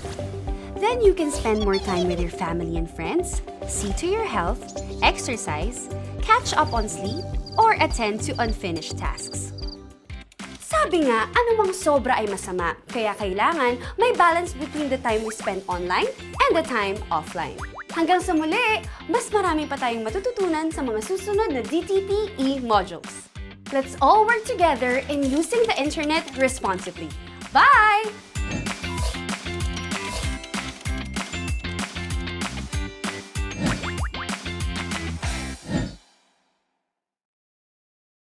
What's true love? Is it having fun na kasama sila? Dito ba? May true love? Naman! Cause getting a PruLife UK insurance plan for you and your loved ones? That's true love. It's when you say, for you, my life is insured.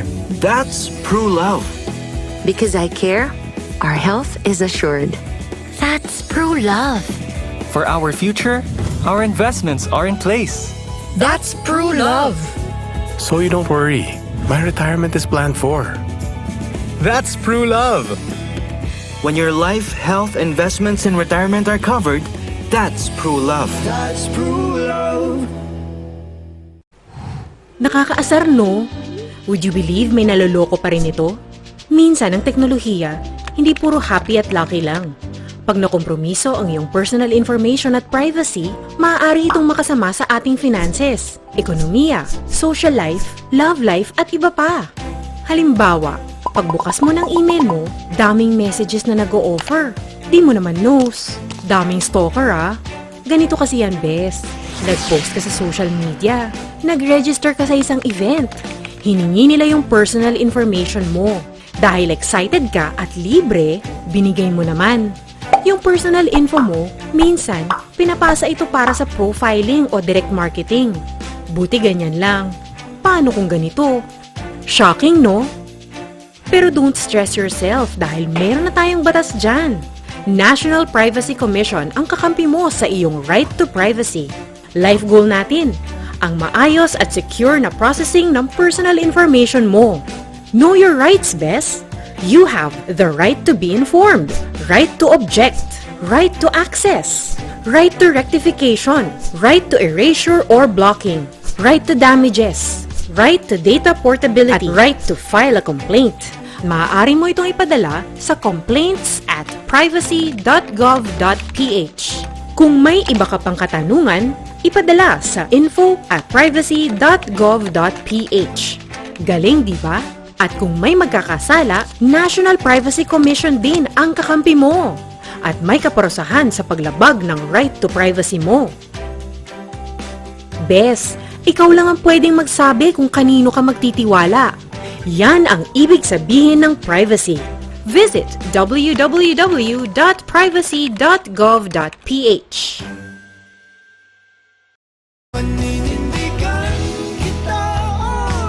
We're Ben and Ben, and we're a family. We trust Pru Health FamLove, Pru Life UK's first and only critical illness plan that covers up to 4 family members under one policy. You can take care of yourself, your dad and mom, and those you've come to love. Because with Pru Health FamLove, there's a plan for every kind of family. It extends to LGBT, common law, and adoptive families. So no matter who you love, mapaninindigan mo yan. Insure your loved ones under one plan. Share the love with Pru Health FamLove.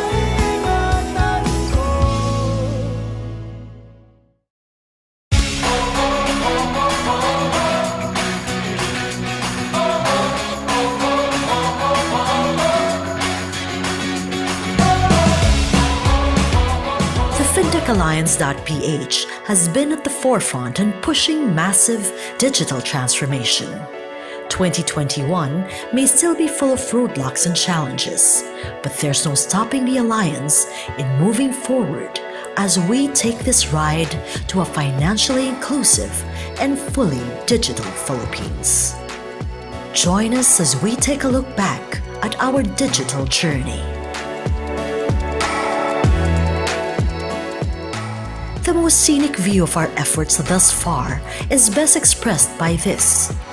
Close to 90% of digital transactions nationwide has been facilitated by the products and services of our members. This exponential growth is a strong indication that the rest of the country is now ready for the digital wave. FintechAlliance.ph has been in unison with the Bangko Sentral ng Pilipinas in fulfilling its twin goals in its digital payments transformation roadmap. The Alliance has been tapped for its inputs and insights in a number of key circulars, 2 of which were game-changing regulations on digital bank licensing and open finance framework, among others.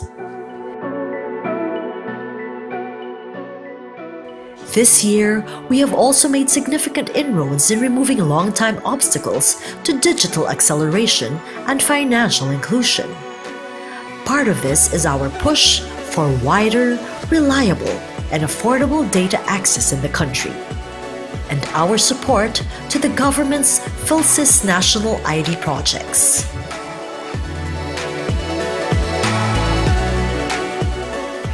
The Alliance has also worked with several government agencies and regulators for initiatives that will help protect our consumers and end users from fraud and other malpractices, such as joining other stakeholders and groups in releasing a statement of support to the proposed Financial Consumer Protection Act. This is part of our commitment to make our innovations more human-centric as we continue to push for digital acceleration. As trailblazers of financial technology in the Philippines, it is a must for us to put premium in securing private information that our clients entrust to us. That is why we emphasize the need to comply with the country's data privacy laws and regulations by releasing position papers, joint statements, memorandums, and participation in different webinars and consultative meetings. Trust remains to be the most important currency in the industry. The Alliance continues to be a committed advocate for financial education and social development in the country. Through different activities done online this year, we have contributed in campaigning for a more grassroots financial literacy strategy, in promoting gender inclusion and women empowerment, and in upskilling workers and MSMEs, especially with our partnerships with the Department of Trade and Industry.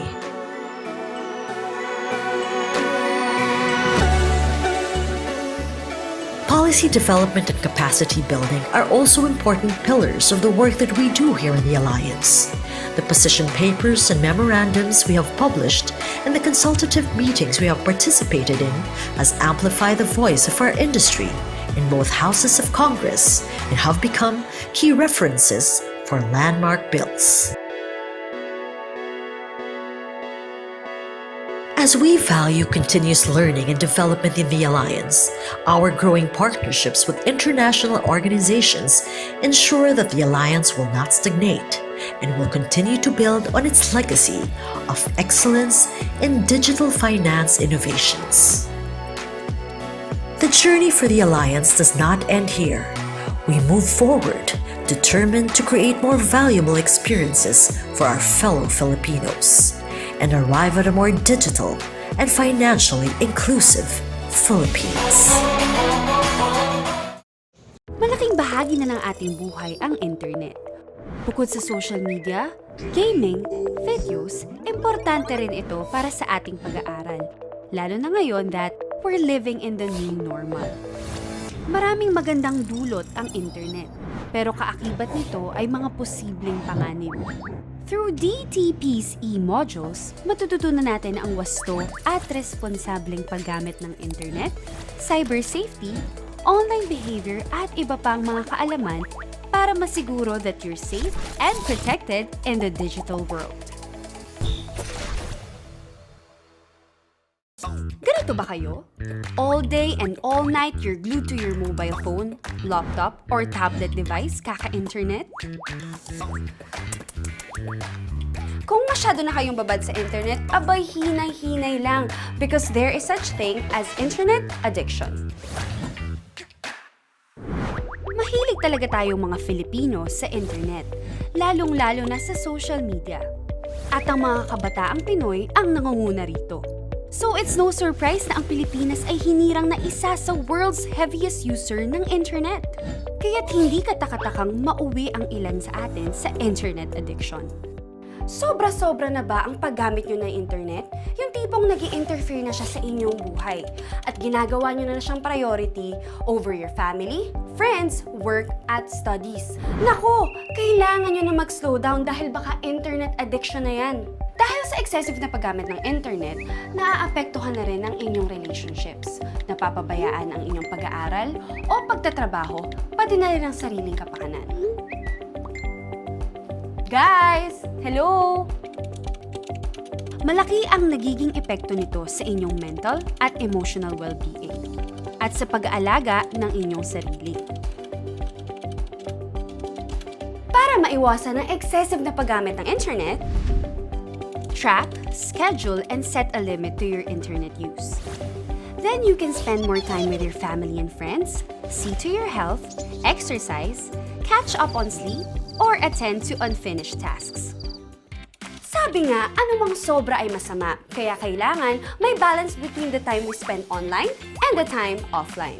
Hanggang sa muli, mas marami pa tayong matututunan sa mga susunod na DTP e-modules. Let's all work together in using the internet responsibly.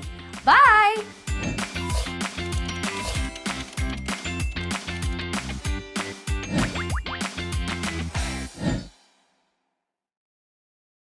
What's true love? Is it having fun na kasama sila?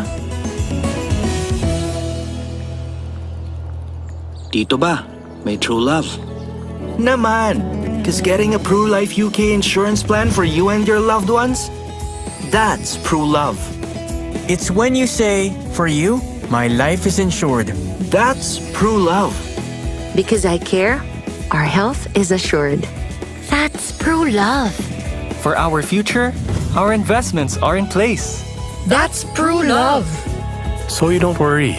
My retirement is planned for. That's true love. When your life, health, investments, and retirement are covered, that's true love. That's true love. Nakakaasar, no? Would you believe may naloloko pa rin ito? Minsan ang teknolohiya, hindi puro happy at lucky lang. Pag nakompromiso ang iyong personal information at privacy, maaari itong makasama sa ating finances, ekonomiya, social life, love life at iba pa. Halimbawa, pagbukas mo ng email mo, daming messages na nag-o-offer. Di mo naman knows. Daming stalker ah. Ganito kasi yan, Bes. Nag-post ka sa social media. Nag-register ka sa isang event. Hiningi nila yung personal information mo. Dahil excited ka at libre, binigay mo naman. Yung personal info mo, minsan, pinapasa ito para sa profiling o direct marketing. Buti ganyan lang. Paano kung ganito? Shocking, no? Pero don't stress yourself dahil meron na tayong batas dyan. National Privacy Commission ang kakampi mo sa iyong right to privacy. Life goal natin, ang maayos at secure na processing ng personal information mo. Know your rights, Bes. You have the right to be informed, right to object, right to access, right to rectification, right to erasure or blocking, right to damages, right to data portability, at right to file a complaint. Maaari mo itong ipadala sa complaints@privacy.gov.ph. Kung may iba ka pang katanungan, ipadala sa info@privacy.gov.ph. Galing, di ba? At kung may magkakasala, National Privacy Commission din ang kakampi mo. At may kaparusahan sa paglabag ng right to privacy mo. Bes, ikaw lang ang pwedeng magsabi kung kanino ka magtitiwala. Yan ang ibig sabihin ng privacy. Visit www.privacy.gov.ph.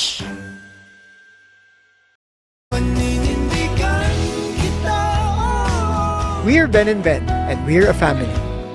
We trust Pru Health FamLove, Pru Life UK's first and only critical illness plan that covers up to 4 family members under one policy. You can take care of yourself, your dad and mom, and those you've come to love. Because with Pru Health FamLove, there's a plan for every kind of family. It extends to LGBT, common law, and adoptive families. So no matter who you love, mapaninindigan mo yan. Insure your loved ones under one plan. Share the love with Pru Health FamLove.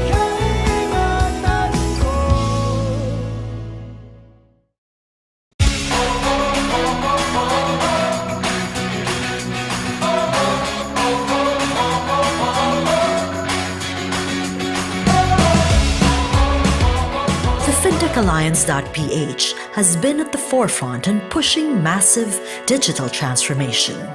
2021 may still be full of roadblocks and challenges, but there's no stopping the Alliance in moving forward as we take this ride to a financially inclusive and fully digital Philippines. Join us as we take a look back at our digital journey. The most scenic view of our efforts thus far is best expressed by this. Close to 90% of digital transactions nationwide has been facilitated by the products and services of our members. This exponential growth is a strong indication that the rest of the country is now ready for the digital wave. FintechAlliance.ph has been in unison with the Bangko Sentral ng Pilipinas in fulfilling its twin goals in its digital payments transformation roadmap. The Alliance has been tapped for its inputs and insights in a number of key circulars, 2 of which were game-changing regulations on digital bank licensing and open finance framework, among others. This year, we have also made significant inroads in removing long-time obstacles to digital acceleration and financial inclusion. Part of this is our push for wider, reliable, and affordable data access in the country, and our support to the government's PhilSys national ID projects.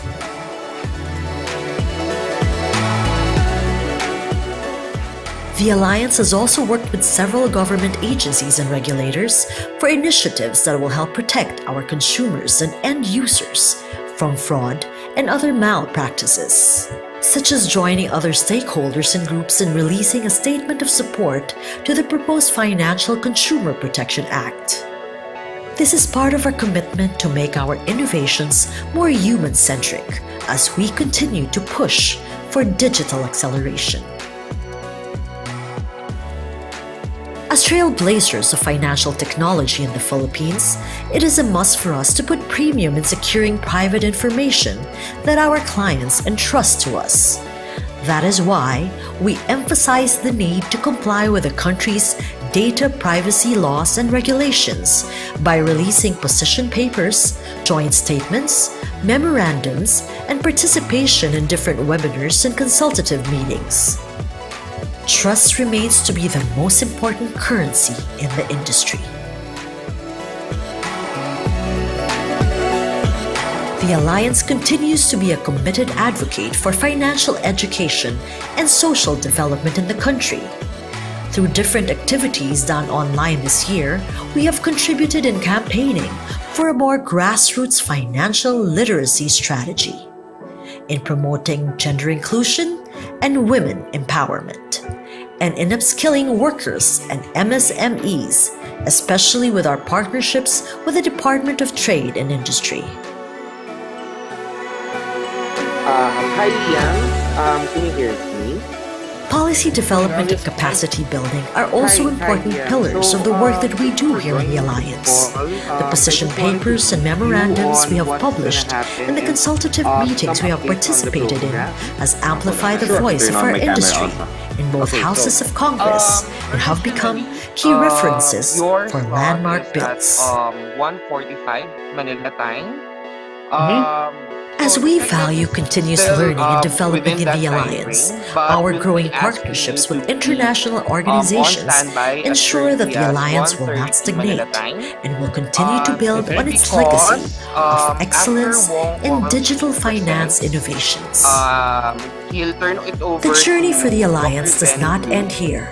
We move forward, determined to create more valuable experiences for our fellow Filipinos and arrive at a more digital and financially inclusive Philippines. One is Malaking bahagi na ng ating will buhay be ang sharing your internet. slides as if Bukod it's sa a social media, regular gaming, but videos, importante rin ito para sa the ating consequence for pag-aaral. that Lalo na one ngayon is that it's we're living dependent in the on new your normal. internet, so your Maraming feed magandang might dulot ang be a little internet. disrupted. Pero kaakibat So nito ay mga our posibleng suggestion, panganib. if it's okay Through with you, DTP's we modules, have a copy of matututunan your natin ang wasto presentation. We at can responsableng play the paggamit actual ng internet, slides. You just need to cybersafety, turn on your camera online behavior, and just let at us iba pang know mga kaalaman to, para masiguro that you're safe to move and to the next protected slide. in the Okay, digital very world. good. Will that That's work? fine. Yeah, that's Okay. fine. Yeah. No problem. So that's just All the day update. and So all we'll be night finishing reviewing your every mobile phone, all the laptop, presentations or first tablet before we device proceed to the kaka-internet. panel. So please kindly be standby by Kung masyado na 1:30 kayong babad sa Manila internet, time. abay hinay-hinay lang Okay. because there is Okay. such thing So, as internet addiction. our technicians will just will take care of your framing. Mahilig Just talaga tayong mga Filipino keep your sa camera internet. on, Lalong-lalo and na sa social media. audio-wise will At ang mga take care of it. kabataang Pinoy ang nangunguna Okay, rito. the line seems a So little it's no choppy at the surprise na moment, ang but I Pilipinas ay assume it hinirang na might. isa sa world's heaviest present. user ng internet.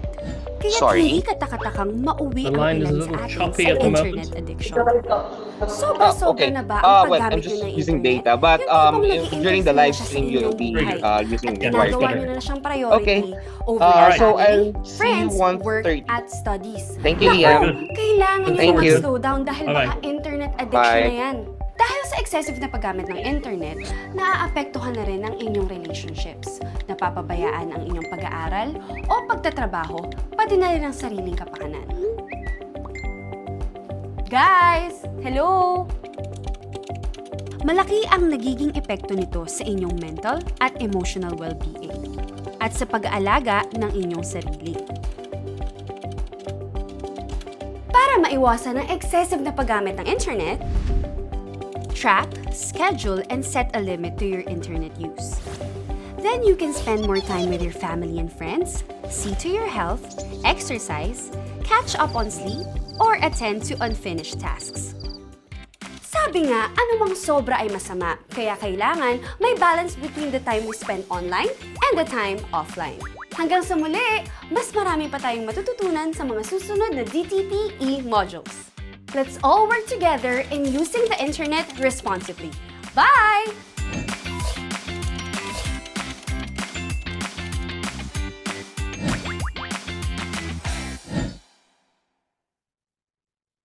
What's true love? Is it having fun na kasama sila? Dito ba? May true love. Naman! Cause getting a PruLife UK insurance plan for you and your loved ones? That's true love. It's when you say, for you, my life is insured. That's true love. Because I care, our health is assured. That's true love. For our future, our investments are in place. That's true love. So you don't worry.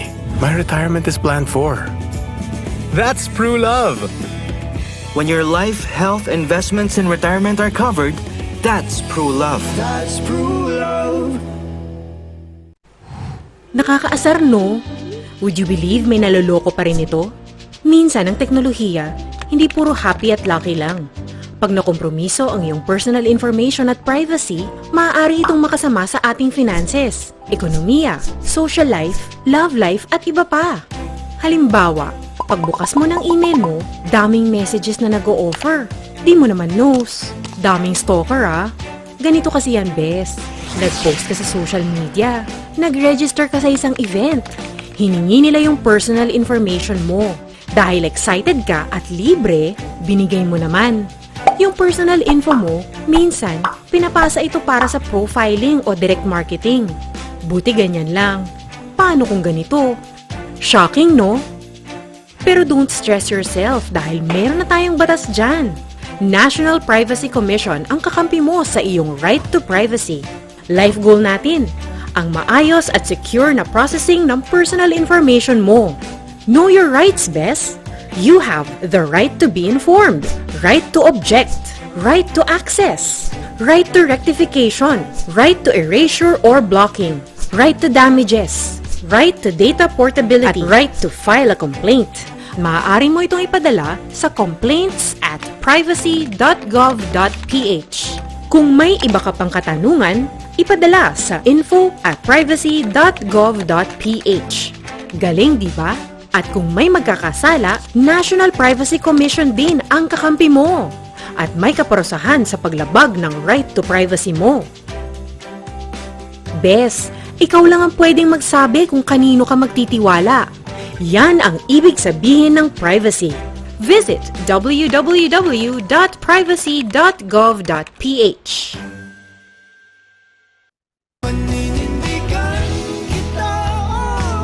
We're Ben and Ben, and we're a family. We trust PruHealth FamLove, PruLife UK's first and only critical illness plan that covers up to 4 family members under one policy. You can take care of yourself, your dad and mom, and those you've come to love. Because with PruHealth FamLove, there's a plan for every kind of family. It extends to LGBT, common law, and adoptive families. So no matter who you love, mapaninindigan mo yan. Insure your loved ones under one plan. Share the love with PruHealth FamLove.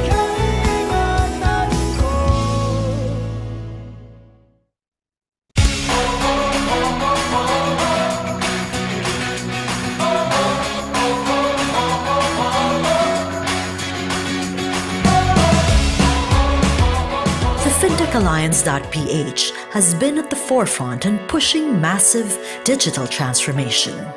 2021 may still be full of roadblocks and challenges, but there's no stopping the Alliance in moving forward as we take this ride to a financially inclusive and fully digital Philippines. Join us as we take a look back at our digital journey. The most scenic view of our efforts thus far is best expressed by this. Close to 90% of digital transactions nationwide has been facilitated by the products and services of our members. This exponential growth is a strong indication that the rest of the country is now ready for the digital wave. FintechAlliance.ph has been in unison with the Bangko Sentral ng Pilipinas in fulfilling its twin goals in its digital payments transformation roadmap. The Alliance has been tapped for its inputs and insights in a number of key circulars, two of which were game-changing regulations on digital bank licensing and open finance framework, among others. This year, we have also made significant inroads in removing long-time obstacles to digital acceleration and financial inclusion.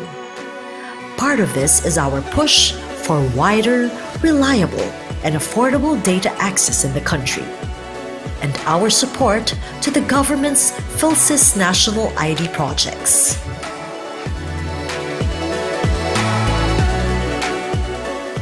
The Alliance has also worked with several government agencies and regulators for initiatives that will help protect our consumers and end users from fraud and other malpractices, such as joining other stakeholders and groups in releasing a statement of support to the proposed Financial Consumer Protection Act.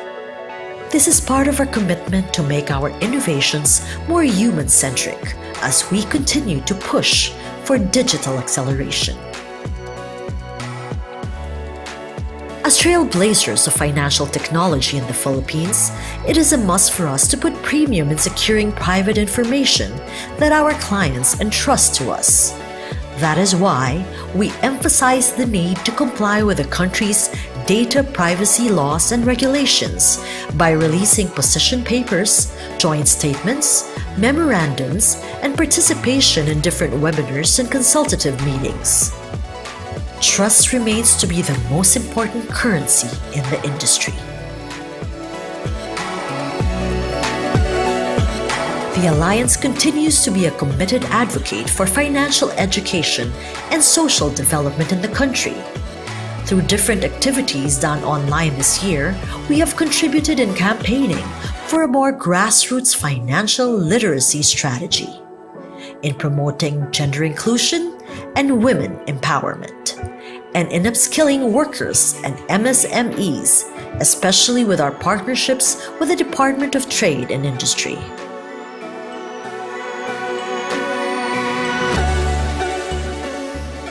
Policy development and capacity building are also important pillars of the work that we do here in the Alliance.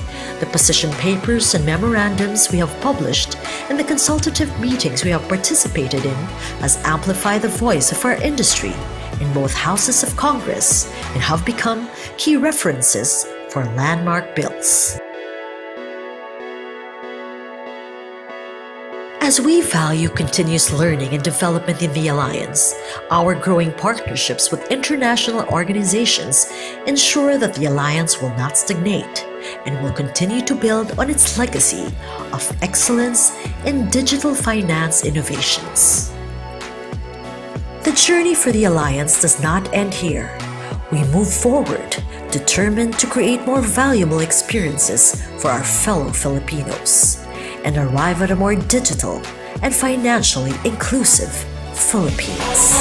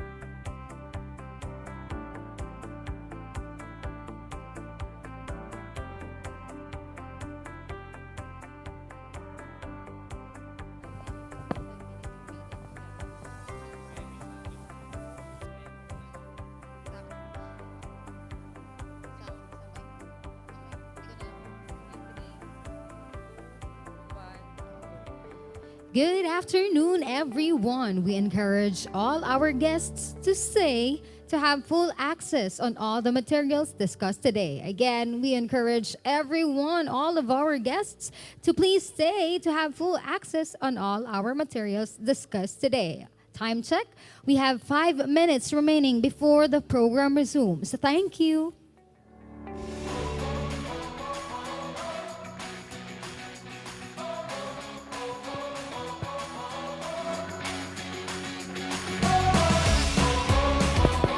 FintechAlliance.ph has been at the forefront in pushing massive digital transformation. 2021 may still be full of roadblocks and challenges, but there's no stopping the Alliance in moving forward as we take this ride to a financially inclusive and fully digital Philippines. Join us as we take a look back at our digital journey. The most scenic view of our efforts thus far is best expressed by this. Close to 90% of digital transactions nationwide has been facilitated by the products and services of our members. This exponential growth is a strong indication that the rest of the country is now ready for the digital wave. FintechAlliance.ph has been in unison with the Bangko Sentral ng Pilipinas in fulfilling its twin goals in its digital payments transformation roadmap. The Alliance has been tapped for its inputs and insights in a number of key circulars, 2 of which were game-changing regulations on digital bank licensing and open finance framework, among others. This year, we have also made significant inroads in removing long-time obstacles to digital acceleration and financial inclusion. Part of this is our push for wider, reliable, and affordable data access in the country, and our support to the government's PhilSys national ID projects.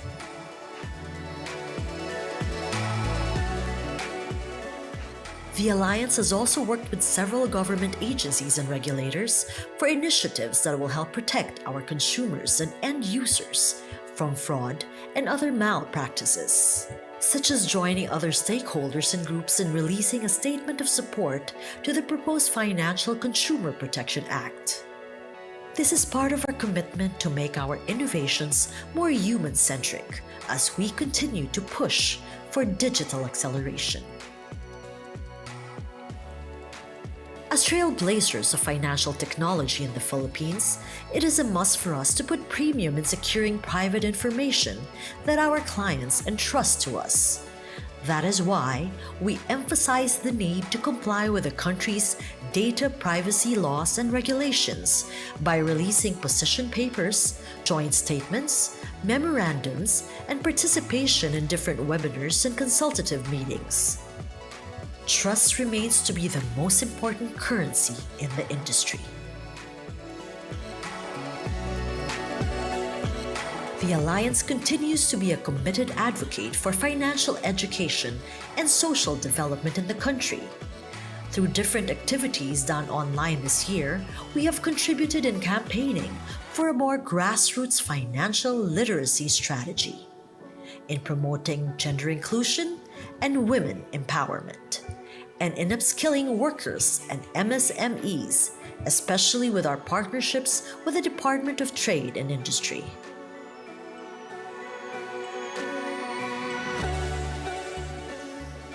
Policy development and capacity building are also important pillars of the work that we do here in the Alliance. The position papers and memorandums we have published and the consultative meetings we have participated in has amplified the voice of our industry in both houses of Congress and have become key references for landmark bills. As we value continuous learning and development in the Alliance, our growing partnerships with international organizations ensure that the Alliance will not stagnate and will continue to build on its legacy of excellence in digital finance innovations. The journey for the Alliance does not end here. We move forward, determined to create more valuable experiences for our fellow Filipinos and arrive at a more digital and financially inclusive Philippines. Good afternoon once again. Our program will resume in 2 minutes. Please settle down in your seats. Again, our program will resume in 2 minutes. Please settle down in your seats. Thank you.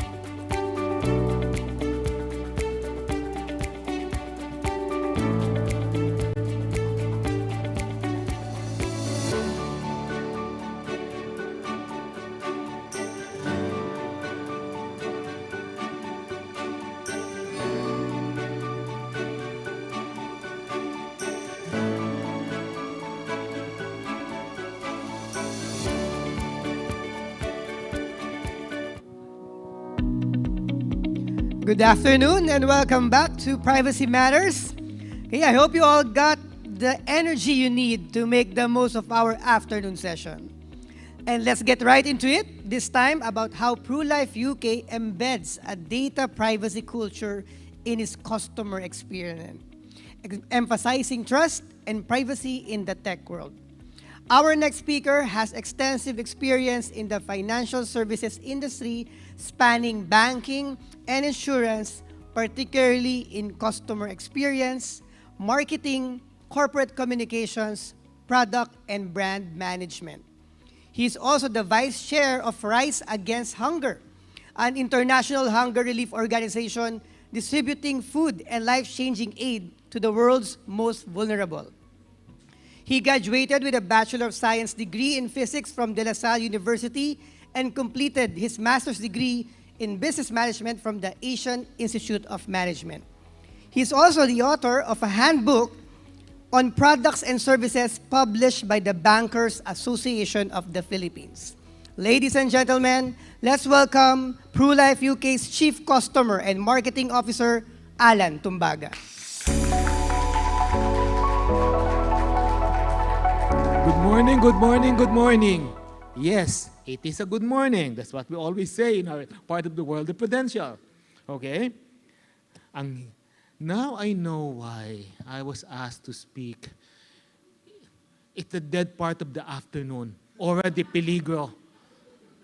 And to start with, I asked earlier, is there a mic on the podium?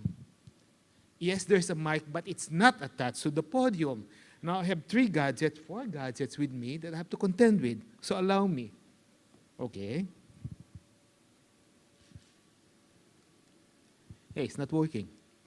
Hola. Okay. Guys, can you override? Okay.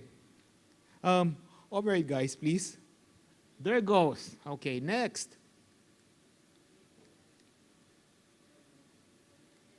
I think there is, oh, there it is. Now, guys, Okay? What you see on screen pushes privacy to the extremes. Right? And then it's like there's a kid, heaven forbid, that our kids will use this in kindergarten or whatever before answering any question. Okay? But for life insurance companies and all financial institutions for that matter, data privacy is important. Given the nature of the information we collect about customers, including health information, which is really subject to very strict privacy regulations. Failure to protect this information can not only lead to regulatory penalties, but more so erode customer confidence and trust in us, and therefore damage our company's reputation, which would definitely will lead to long-term consequences. Therefore, we must all take data privacy seriously and implement strong privacy and security measures to protect customer information. Okay. Now, from the marketing perspective, especially from the customer's experience, let me share a few points. Okay? By protecting customer data, we can build trust with our customers and demonstrate our commitment to safeguard their personal information. And this can lead to increased customer loyalty and a positive reputation in the market. Of course, we comply with regulations like the Data Privacy Act of 2012, which require life insurance companies to protect data, customer data. Okay? Last, it can be our competitive advantage, or actually it's sometimes they call it a dissatisfier, okay? Or the way we use it. Companies that prioritize data privacy and invest in data protection measures can gain a competitive advantage. Okay? Customers may likely choose you depending on how you use their data.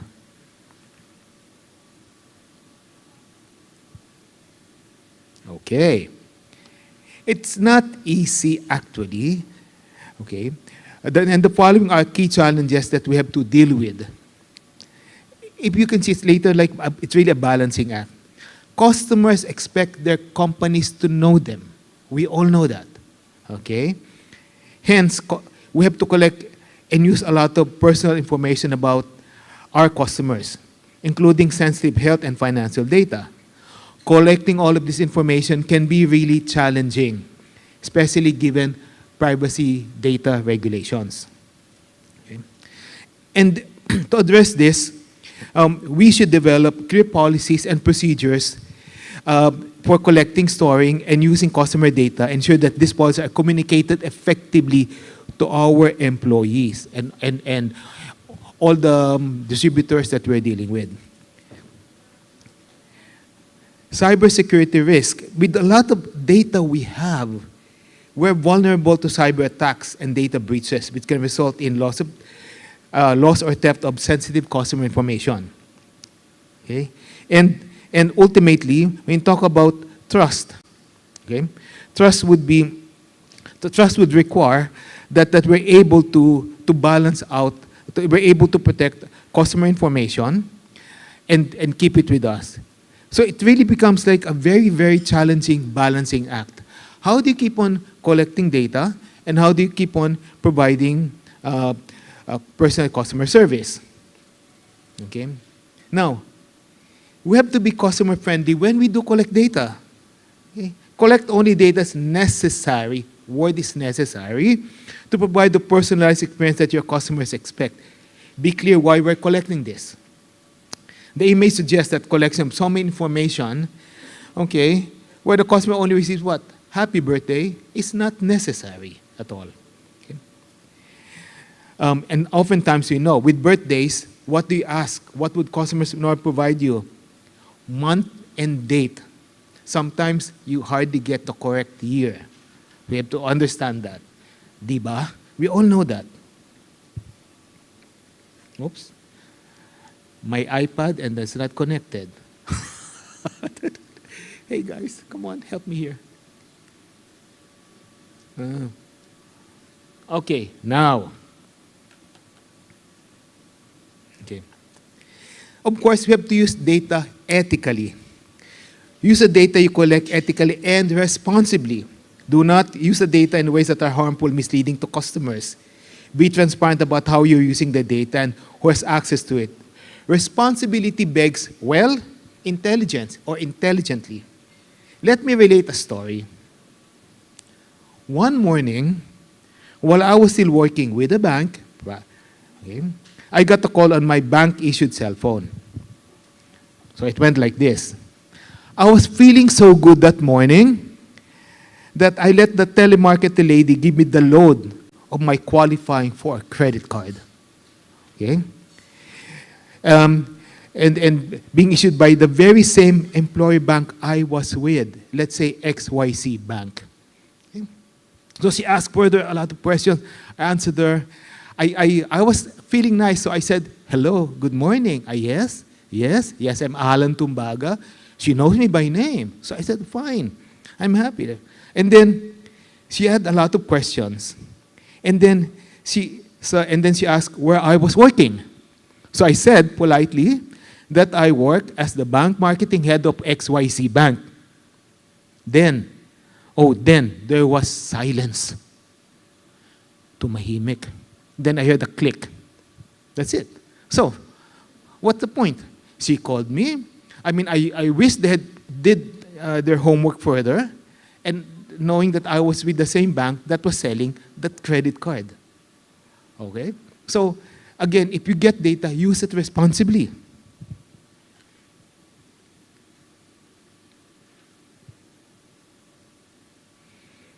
Okay. But we must be able to give customers control. Okay? Allow them to access, edit, or delete their data, that's their right, at any time. Provide easy-to-use privacy settings that allow customers to control how their data is used and shared. Our data privacy state that we need to give them ability to manage the information they have with us. Okay? But again, in terms of balancing privacy and customer experience, control is not always about letting customers simply opt out. Okay? We need to communicate the value of opting in as well as through personalized features and offers that we can provide them. Example alone, in Pulse. In Pulse, that's our AI-powered app. We're able to personalize the experience, especially the home landing page, because we had Pulse personalized. That personalizes or customizes the look and feel of the app, and the marketing consent allows us to send them communication based on their preferences. Do I get the nuts or do I not get the nuts? Do I get an email or not get an email? Do I get an SMS or not? It's all there. Okay? And then, of course, we must obtain consent, always, always, always. Obtain explicit consent from your customers before collecting or using their data. Be transparent about what you are asking for and make it easy for a customer to understand and provide consent. Now, let me tell you another of my ever-favorite story. It was one of those mornings when everything was being rushed. I was in the office. I got a second call from, let's call this SCB company, offering, I suppose you've gotten this, a personal loan. Ang dami nila. Second call that morning, or is it third already?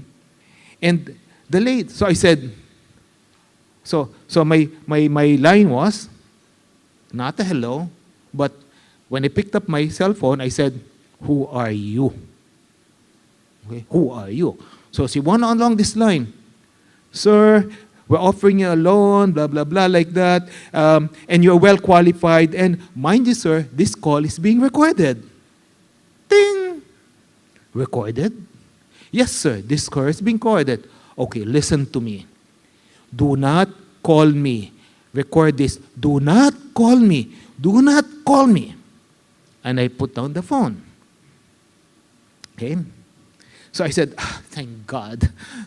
Lo and behold, 20 minutes after, I got the same call. Okay? So, the message here is that if you're really getting consent and recording this, for heaven's sakes, live up to it. Connect your systems.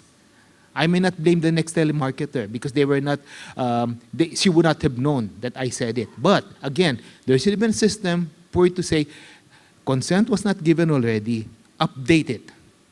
because that leads to a very bad customer experience. Okay.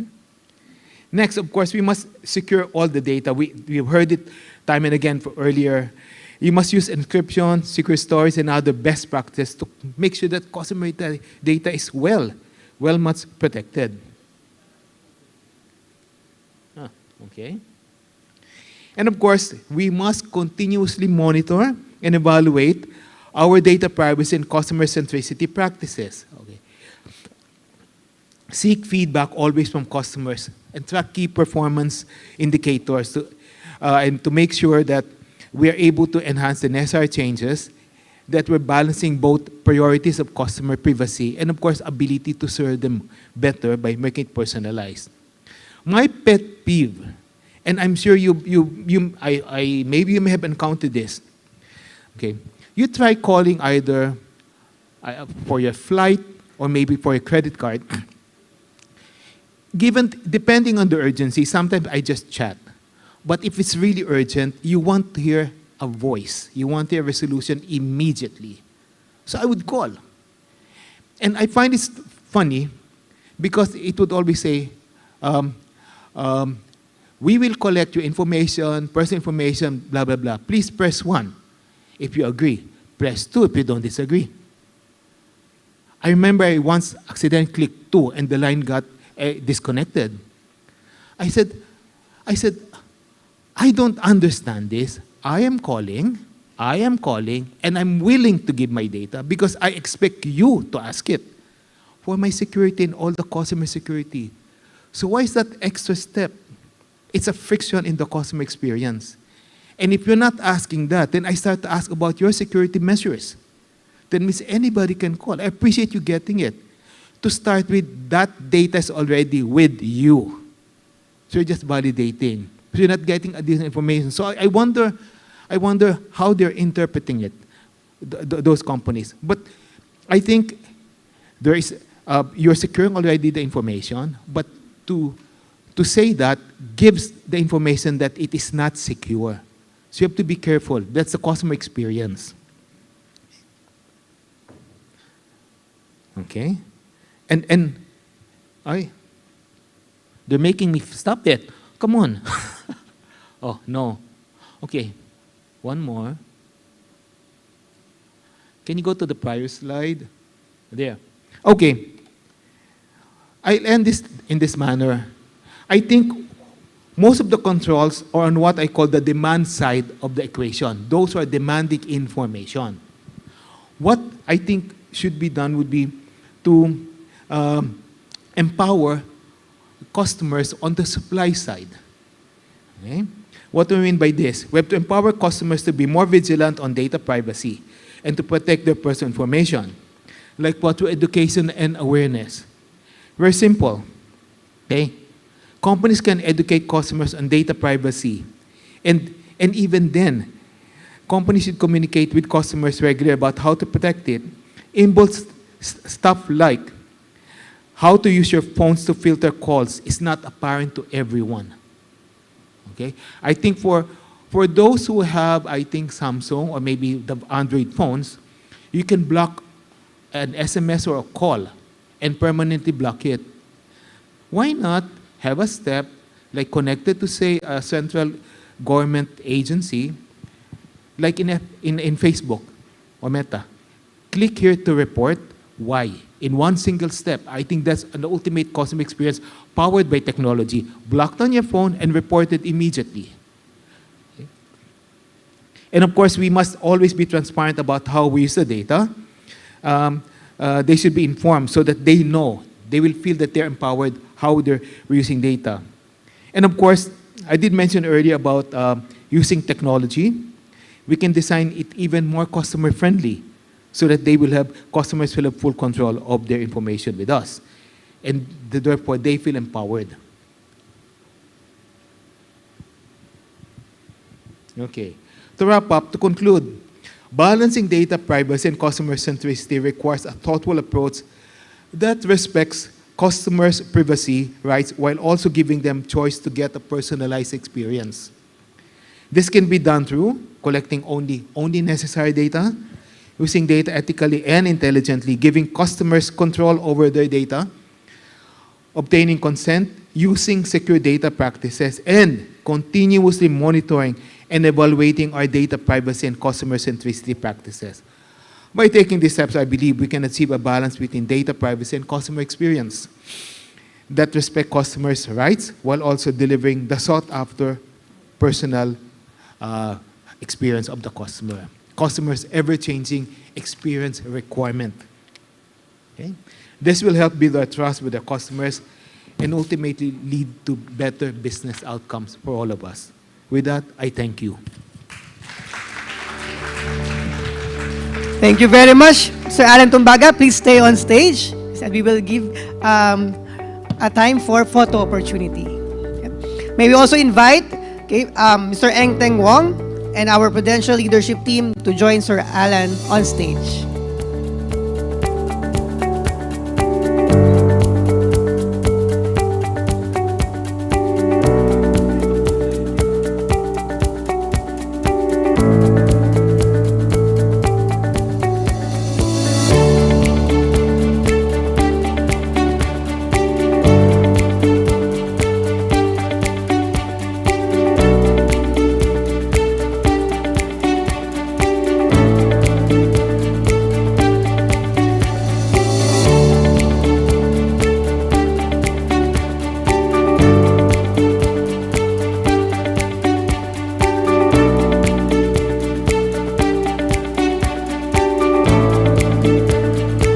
Thank you very much. Okay, that was an insightful talk. And simply, it's balancing customer centricity with data privacy. And one of the key takeaways from that is that we must always emphasize our customers' privacy and data protection. They trusted us with their data, and so it's just right that we take all the necessary steps to protect it. We can use technology to do that, and we'll learn more about that in our next panel discussion. But before we meet our panelists, allow me to introduce our facilitator first. To talk to us about privacy-enhancing technologies is the CEO of Raja & Tan Cybersecurity, and his areas of expertise include information leakage protection, web security, and security strategy. He is also one of the co-inventors for at least 6 international PCT patents. He is the current chapter leader of OWASP Singapore, and is also a member of the working groups which developed Singapore's first standard on cloud security.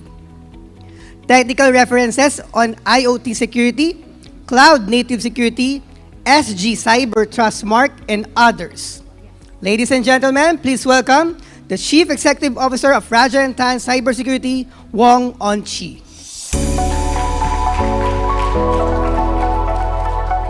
Okay, can everyone hear me then? Right, great. So again, many thanks to Lance and the team from Prudential for inviting me here from Singapore.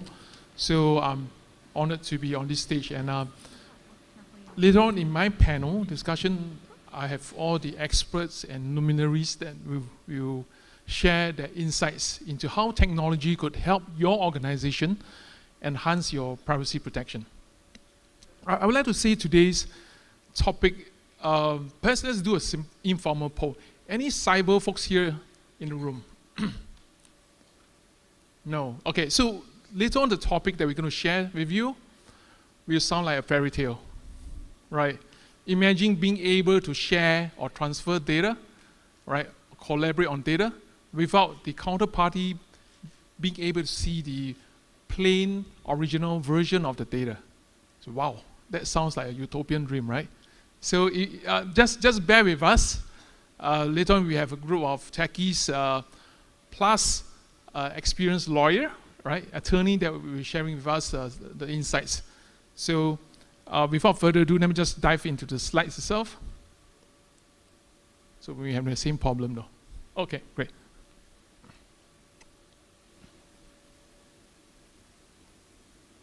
Okay, sorry. I think it skipped the first one. Okay.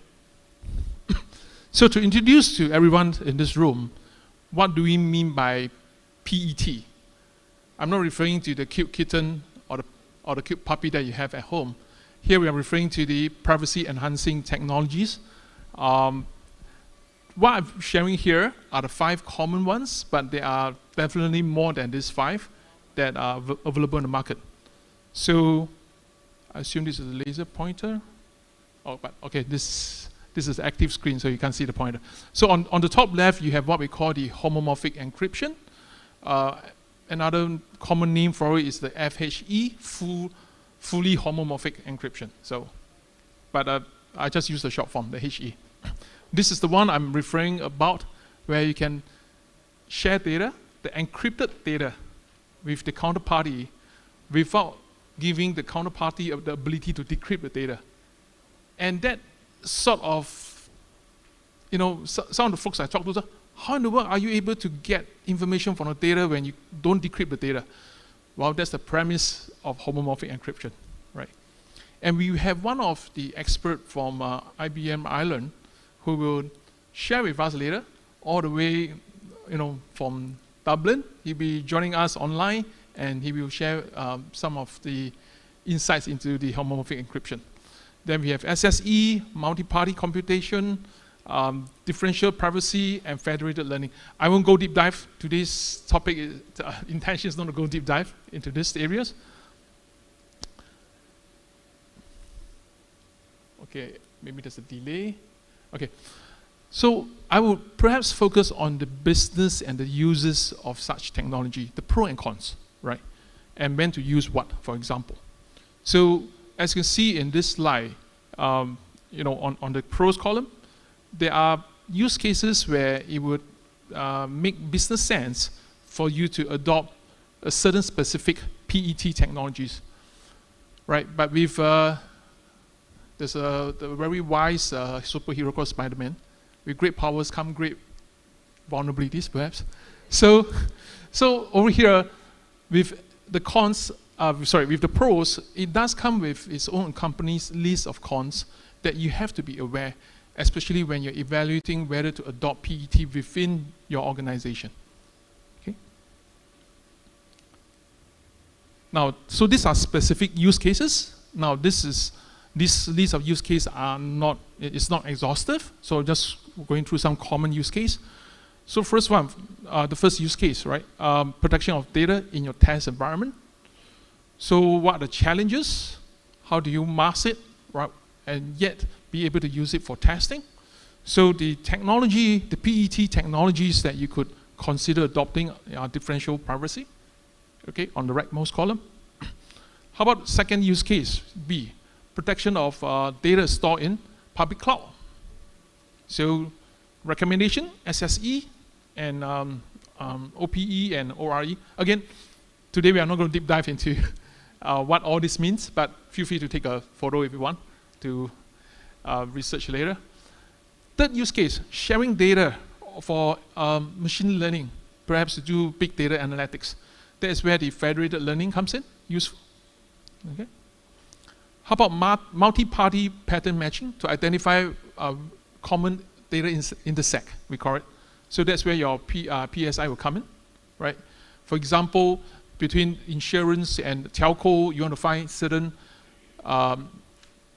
data points among the common customers that you have without disclosing which customer you have. Wow, sounds like a holy grail, isn't it? Right? So this is where PET technologies could enable such collaboration in a secure manner, in a way that actually complies with a lot of data privacy and data protection laws or regulations across the world. No, it's not moving. Hold on. For example, over here, this is where you use the privacy preserving neural network to perhaps collaborate with, let's say, your medical counterparts. I'm pretty sure in area of insurance, you interact frequently with your medical counterparts to obtain the medical information of your clients. So how do you do that in a way that the data, you know, imagine your staff doesn't need to come in contact with the decrypted, the plain text version of the medical records. And yet at the same time, it empowers you to make accurate actuarial analysis of how insurable or how not insurable that client is. Wow. Isn't that a holy grail? So that's why I mentioned earlier, I'm sharing with you guys a fairy tale, right? So that's the premise of this PET technologies. Oh, okay, I think let's move on. That's great. So this another perhaps model is to use it where you can actually collaborate using AI model, artificial intelligence model, without actually disclosing all your trade secrets. So apologies, I think the laser pointer doesn't work because of active screen. So over here, the encrypted data is sent to the SaaS provider, right? And you know, and the SaaS provider actually makes sure that all this modeling is done in independent third-party model, so, independent third party. So you do not need to expose the AI model to your counterparty itself. So it's a trusted third party itself, okay? Okay, so this is another use case, perhaps more predominantly in KYC purposes, know your customer. So where the facial recognition technology can be used to, it can be used for facial recognition purposes without actually exposing the facial biometrics data, right? Now, but what, so after I've shared so many good stuff about PET, right? How good PET can be. So what are the cons? So the biggest bugbear surrounding PET today, one of them is performance, right? So you can see, this is traditional, again, my apologies, my laser pointer is not working. The traditional neural network without privacy enhancement is quite fast. But the moment you add in a privacy enhancement or enhanced neural network, you can see the amount of time it takes. It basically exploded, right? Similar context here.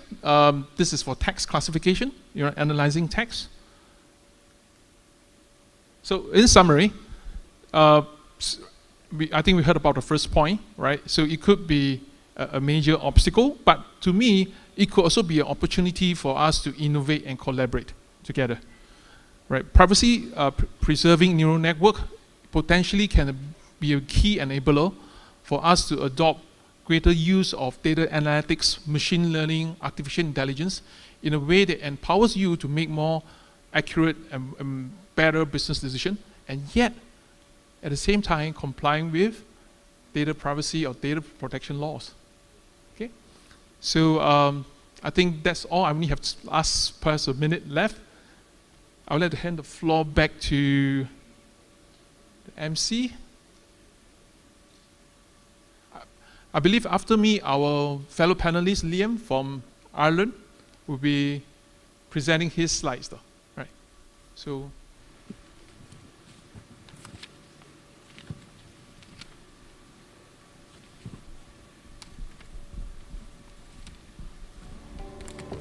All right, thank you very much, Wong Ang Chi of Raja and Tan Cybersecurity. I'm sure that our attendees here today want to learn even more about data privacy in protecting technologies and their application in enhancing data analytics. So it's time to call our panelists. Our first one, okay, is an engagement manager in IBM Research, where he is responsible for the deployment of the IBM Research PETS or PETS portfolio with IBM clients and partners. Prior to IBM Research, he managed a number of award-winning AI projects with IBM customers across a range of industries. His background is in information systems and information management, particularly in areas such as regulation, law, and STEM. Please welcome Liam Chambers, who is joining us remotely. May I invite everyone to focus your attention on the screen.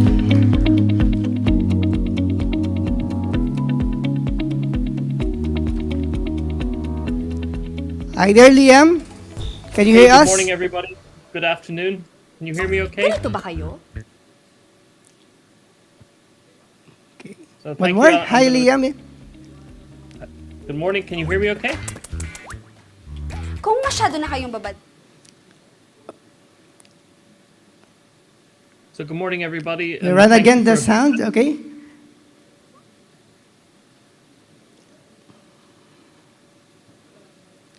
Good afternoon, everybody. Let me know if you can hear me.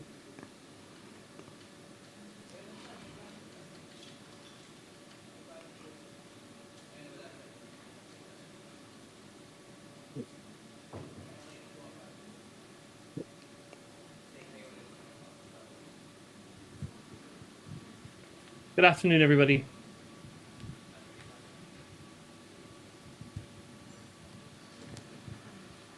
Go to first slide, please. Hey, Liam, can we check from your end if you're on mute or not? No. All right. But you can hear us. Thumbs up, please. All right, you can hear us, but we can't hear you, but we'll check on our system first, okay, to ensure that we can hear your presentation.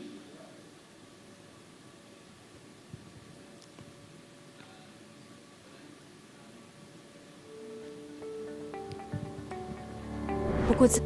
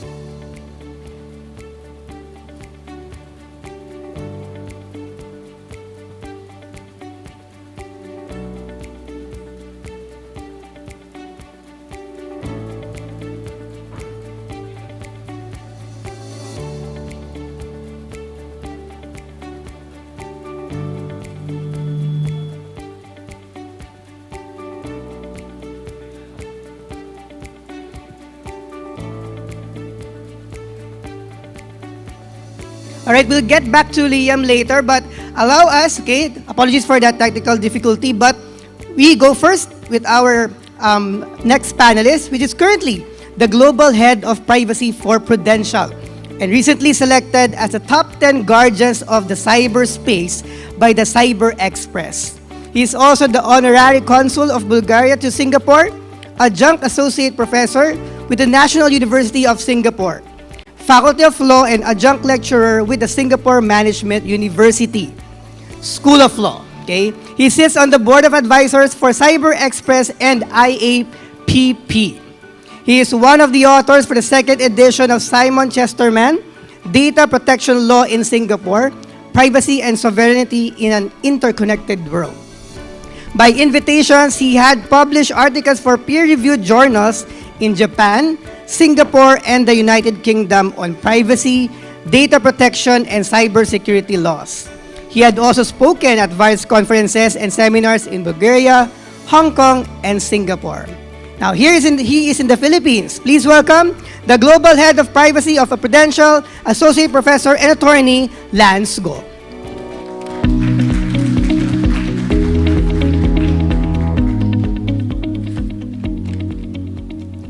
Hello. I hope the long introduction of myself didn't bore everyone. When I provided my introduction, I didn't realize that it's so long. But when I heard it down the stage myself, I was like, okay, maybe I should cut my introduction the next time. So basically, I want to follow up from what Ong Chi has presented earlier about PET. And by right, I want to follow up from my fellow panelist, Liam, as well, but unfortunately, there are some technical glitch. But what exactly I want to discuss today is about the fact that PET is a much more useful tool than the technical side.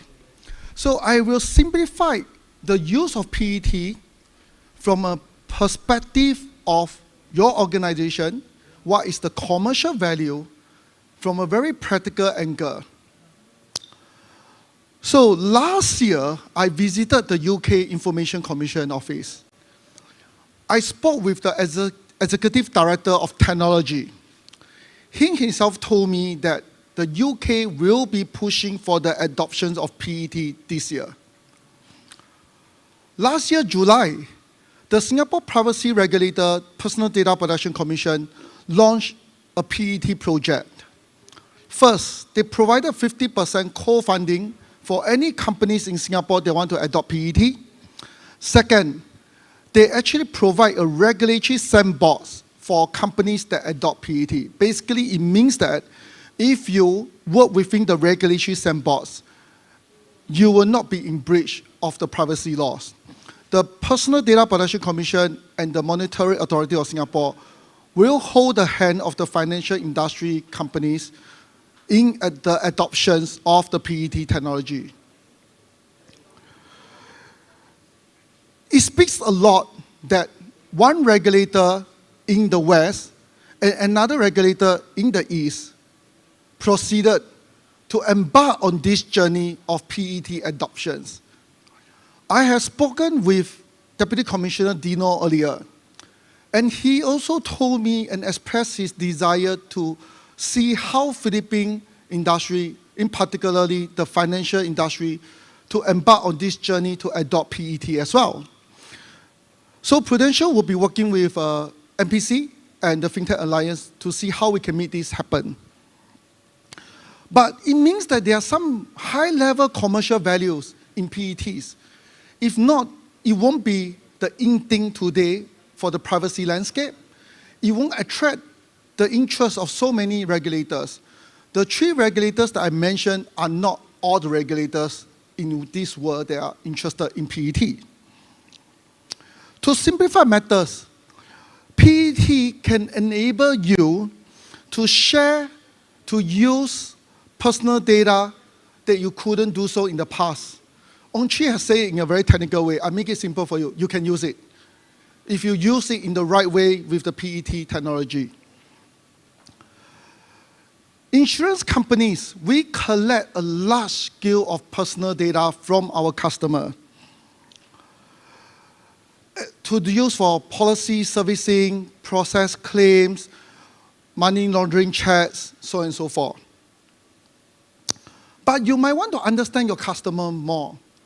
You might even want to understand your partner's customer.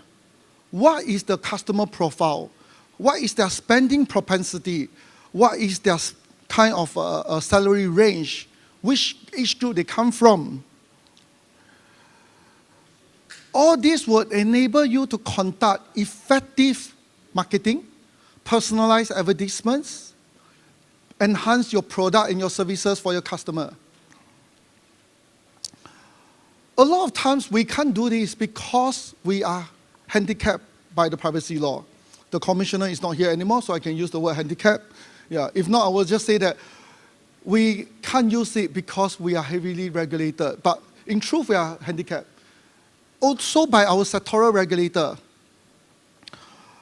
So at the end of the day, PET is simple technology, encryption tools that are already on the market in the past. But now companies like Priority Beat, Raja and Tan Cybersecurity, and many other companies, they work towards to use the old kind of AI, the old kind of encryptions, AI learning, to help us to derive the commercial values in the PET. So for example, homophobic encryptions, very simple explanations rather than the technical one. Company A want to share data with company B. Company B also want to share data with company A, but they couldn't in the past. So what they do, now with the encryption methods, they put their data into a black box that neither one of them can view it. Neither can companies see the one that provided this system to them, this encryption method to them. So once the personal data are put inside the black box, the algorithm has already put in place to derive the value that company A and B want to see from each other without touching their personal data. Ultimately, company A and B will derive the outcome, the derived aggregated data, the anonymized data, but it's what they want to learn. And once they derive this data, they can use it to calculate customer propensity and other stuff to create products that they believe to target the right segment of customer they want. They're just one of the many examples of how you can use PET. or purchasing pattern. The pros and cons have already been illustrated by Onchi, so I don't want to delve into it too much. But at the end of the day, I would say the pros definitely outweigh the cons. The real cons, which I will cover later during the panel session, is the cost. That's the real cons I see. But the pros are many. The commercial values, the ability to service your customer better, well in compliance with the privacy laws, to able to customize your products. So at the end of the day, I'm a strong proponent of PETs. I strongly believe that PET, especially in the era of the deep AI, ChatGPT, and many others new technologies that will come in the future, the abilities for us to really collect unprecedented amount of data, regardless is it by consent or legitimate interest that Deputy Commissioner Dino mentions, PET will allow us finally as companies to reap the benefit of this data. Just quoting one sentence I've heard many times from a chief digital officer. He said that a lot of these companies were sitting on gold mines, tons of data sitting in our data bank, and we can't use that. It's such a waste. Can we find ways to use this data or not? And with that, I end this to say that PET potentially, I can't say 100%, potentially will just be the key to help us to unlock this data bank in our possessions. Thank you.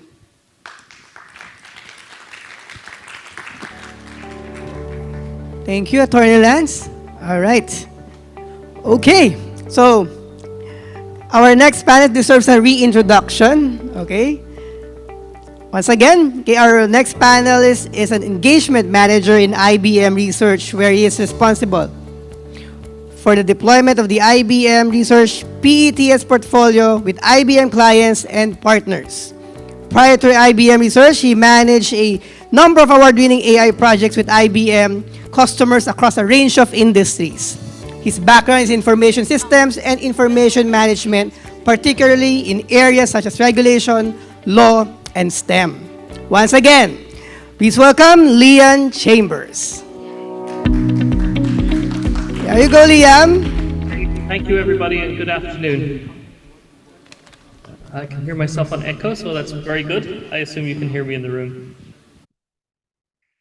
So look, thank you for the opportunity to speak with you today. As Langston, the previous speaker, said, I'm an engagement manager at IBM Research, and our purpose in IBM Research is really to drive the development of next generation technologies and capabilities that will become prevalent in the market space over the next horizon, whether that be a 1 year, 3 year, or 5 year model. Next slide, please. The area of expertise, or my area and background, is in artificial intelligence and in helping organizations leverage the data assets that they have at their disposal to create better customer insights, create better business insights, or to create new customer experiences. As previously alluded to by the speakers who very clearly set out the value proposition for leveraging the investment that you have all made as organizations in data over the past number of years, and in creating new services, utilizing that technology, those data assets. With privacy enhancing technology, it's not a new approach, it's not a new area. Many organizations, I'm sure many of your organizations, have been working on it for many years. What I wanted to spend a few minutes to talk to you about this afternoon is a new type of technology and a new kind of capability that we are currently deploying to the marketplace, called fully homomorphic encryption. Thank you.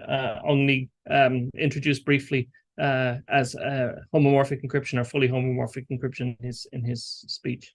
And to paraphrase what he said, it does somewhat sound a little bit like black magic in terms of what we are able to do with this type of approach. So this is a new type of encryption, or a new type of capability that allows an organization or internally or an ecosystem of organizations share data in compute without decrypting it. So to date, in most organizations, we are able to reliably protect data at rest, in transit.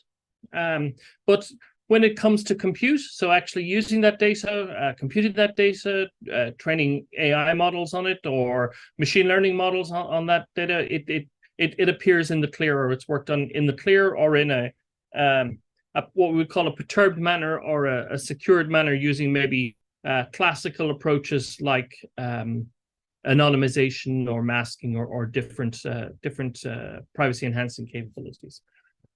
Homomorphic encryption enables us to extend that privacy guarantee so that none of the data that is being processed actually appears in the clear. And so what this means, that this type of encryption, or this encryption approach, provides an extra privacy for data as you want to work with that and manipulate that and utilize it for customer insight. Important and fundamental distinction in terms of approach, and a very, very important level of guarantee that many organizations can now start to share their regulators, with their CISOs and security organizations, and also customers, in terms of the guarantees and the give to customers in terms of your responsibility for their data. The other aspect that we need to consider, I guess, as folks, is the long-term longevity of this data, and also the ability to protect this data from emerging threats to current cryptography, such as quantum compute, and the ability for, at a future stage, a quantum computer to be able to break encryption. So an area that I think somebody mentioned it earlier, with great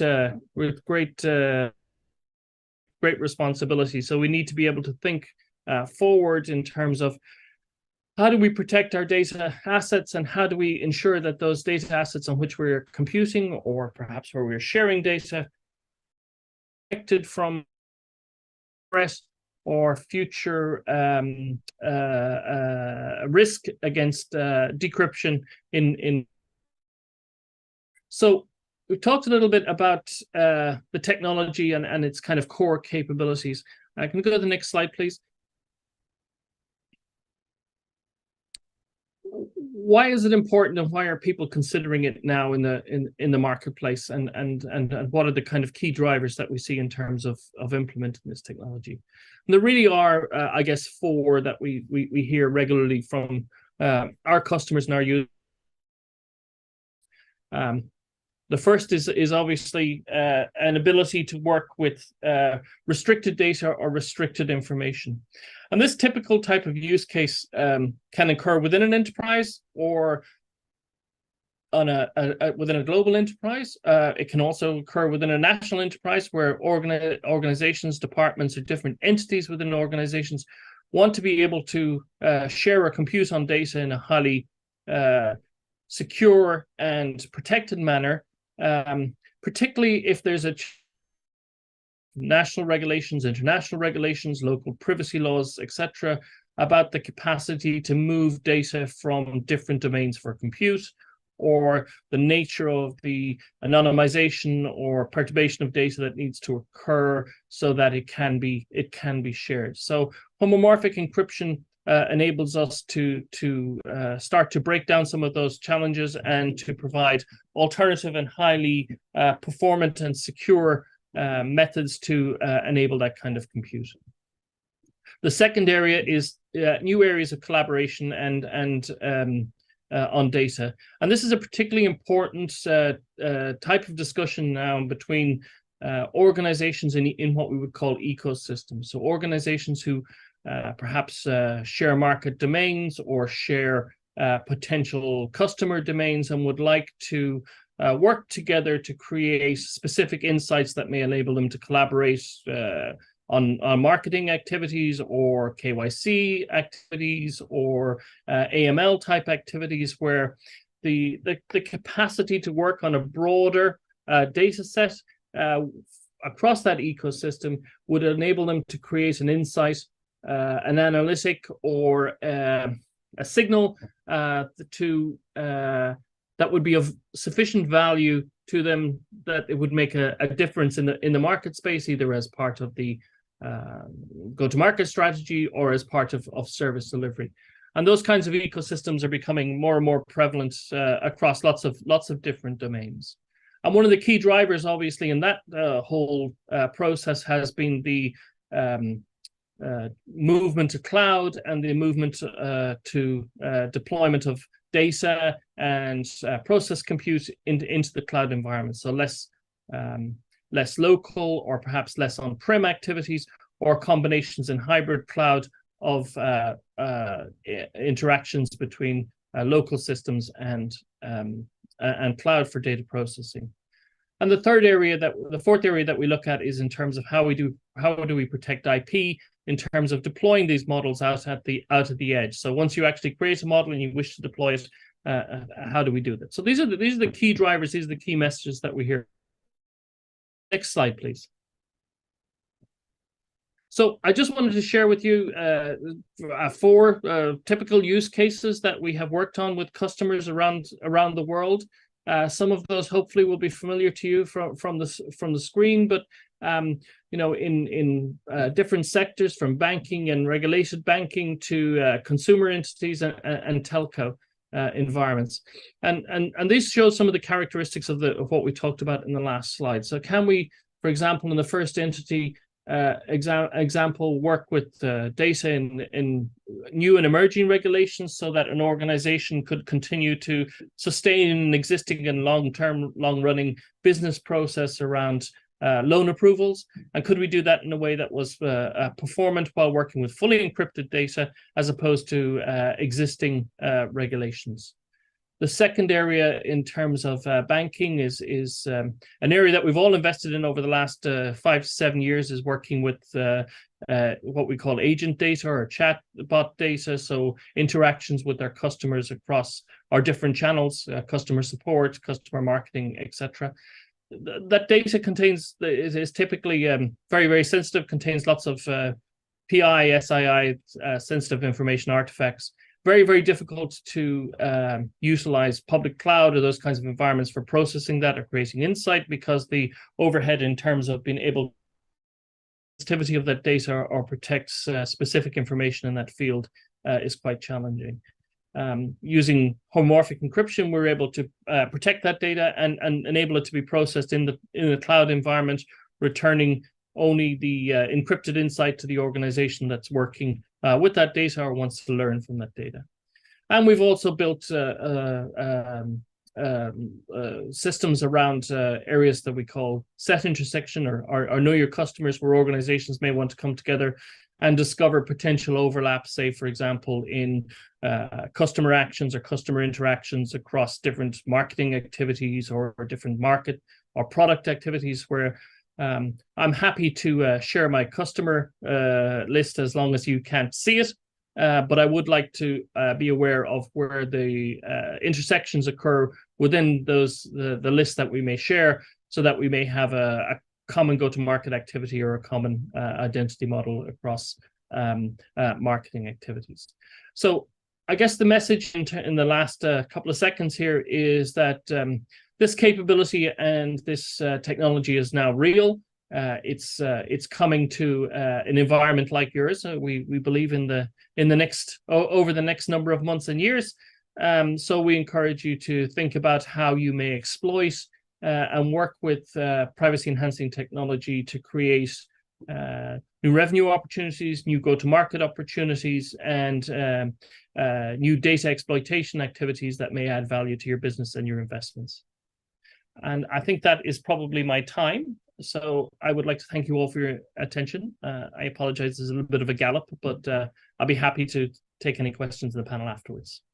Back to the floor.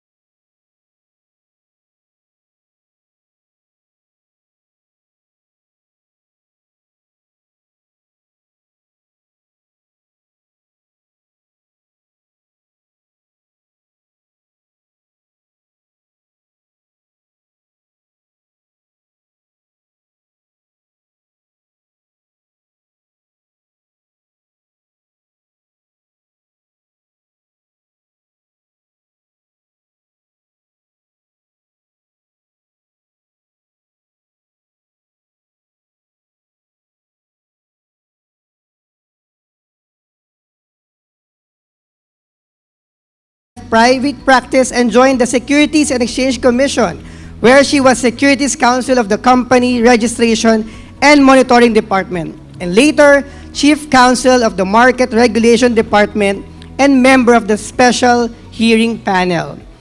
She joined CNG Law in 2013. Her practice areas include corporate services, financial technology, foreign investments, mergers and acquisitions, and TMT that includes data privacy. Please welcome Attorney Meritel Mundin.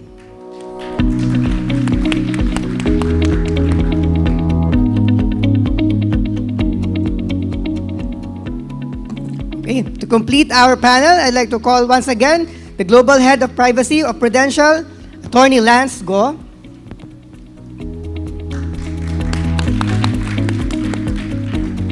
Also on Zoom, okay, back on Zoom, Engagement Manager, IBM, Lian Chambers.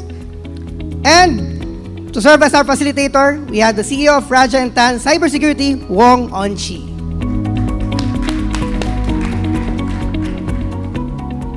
Okay, we can kickstart the panel discussion. Apologies for all the delays earlier. So I think this topic is both exciting and also overwhelming too, isn't it? Especially to folks who are not, having PhD, permanent heat damage out there. So, let me start the ball rolling, right? Because my role today I'm an archer. I'll shoot the arrows. So my esteemed panelists will be giving you the valuable insights. So let me start off with the roles among all the tons here, perhaps with Tel, right? So now you have heard what are the possible use cases of how PET could be deployed in a business environment. I think being an attorney yourself, I believe the audience is keen to hear from you. In your view, how do you see PET help in complying with legal regulations, legal compliance, data privacy laws, and so on and so forth? Yep.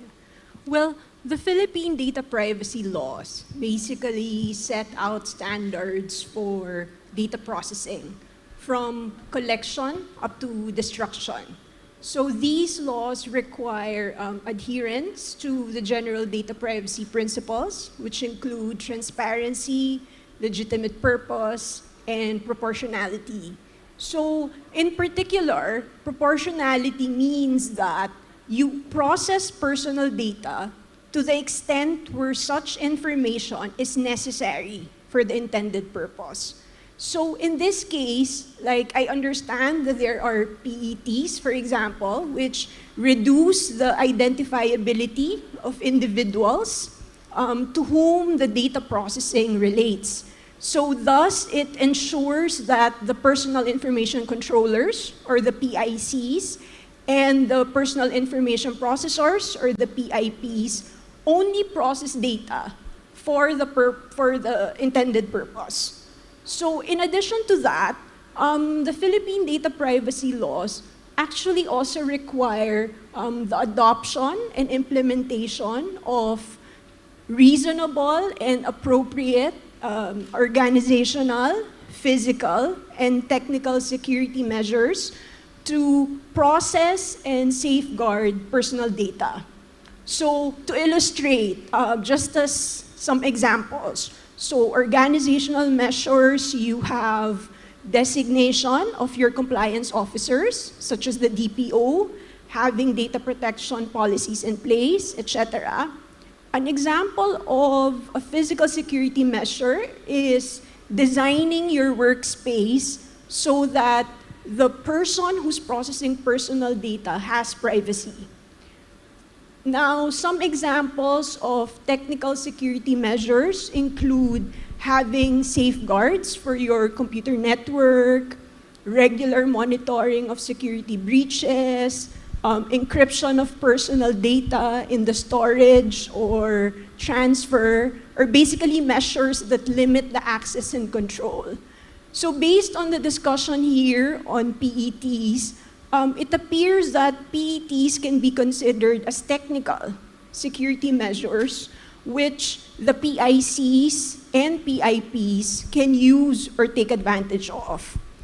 In fact, I think the Insurance Commission and also the Anti-Money Laundering Council have mentioned before, in some regulations or circulars about compliance with data protection or data privacy laws, including implementation of data protection measures.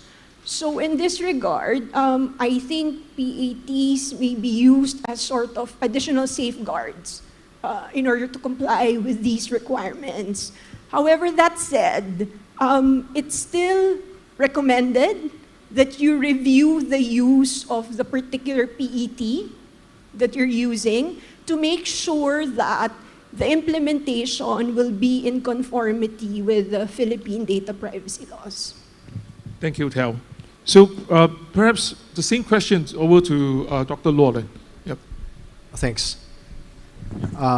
So I think, the whole idea of adopting PET, right, or just what we call the privacy computing in general, is to allow people to share the value of data without revealing the raw data. And that actually creates a great opportunity for us to utilize or leverage lots of legacy data, right?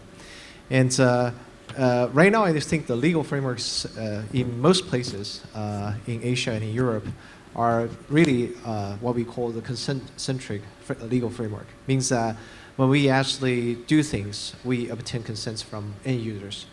In some cases, though, such consent will be really difficult to get. For example, in the pharmaceutical area, right, when people wanted to do drug discovery, they would like to leverage lots of historical data.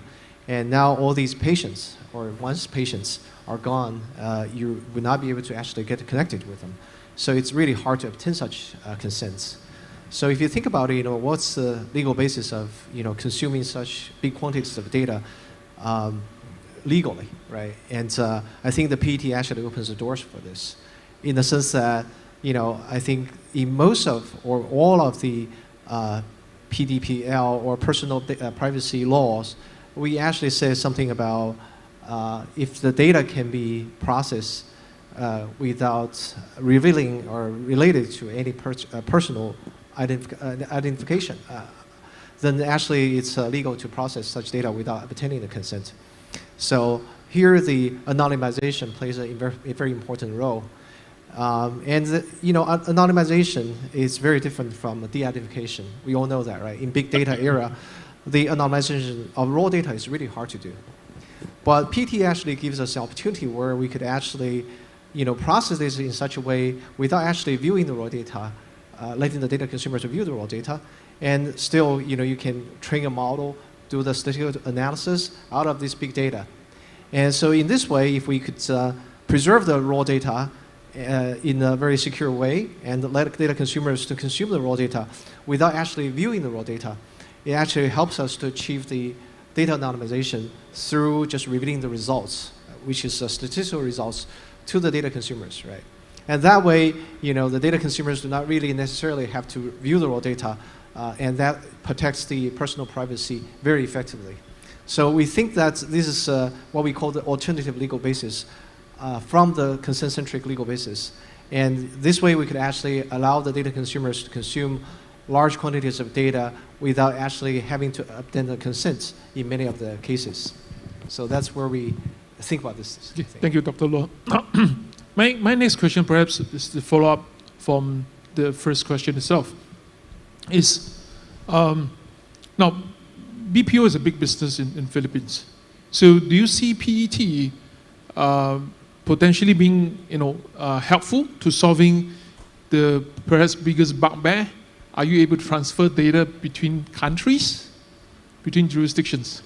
So perhaps back to Tel to share with us. Well, under Philippine data privacy laws, data sharing is basically sharing of personal data, usually between two PICs, while outsourcing will be sharing between a PIC and a PIP.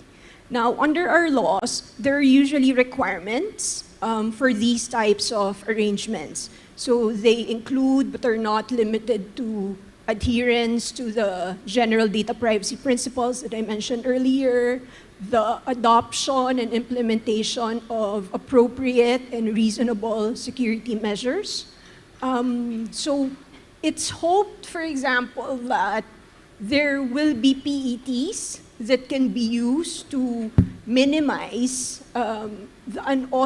minimize the risk or prevent the unauthorized disclosure of personal data, particularly in the transfer. In addition, if there's actually a PET that will allow for real data anonymization, and by this we mean as described in the NPC opinions, then it's possible that that anonymized data may even be considered not personal data anymore, and thus outside the ambit of the Data Privacy Act.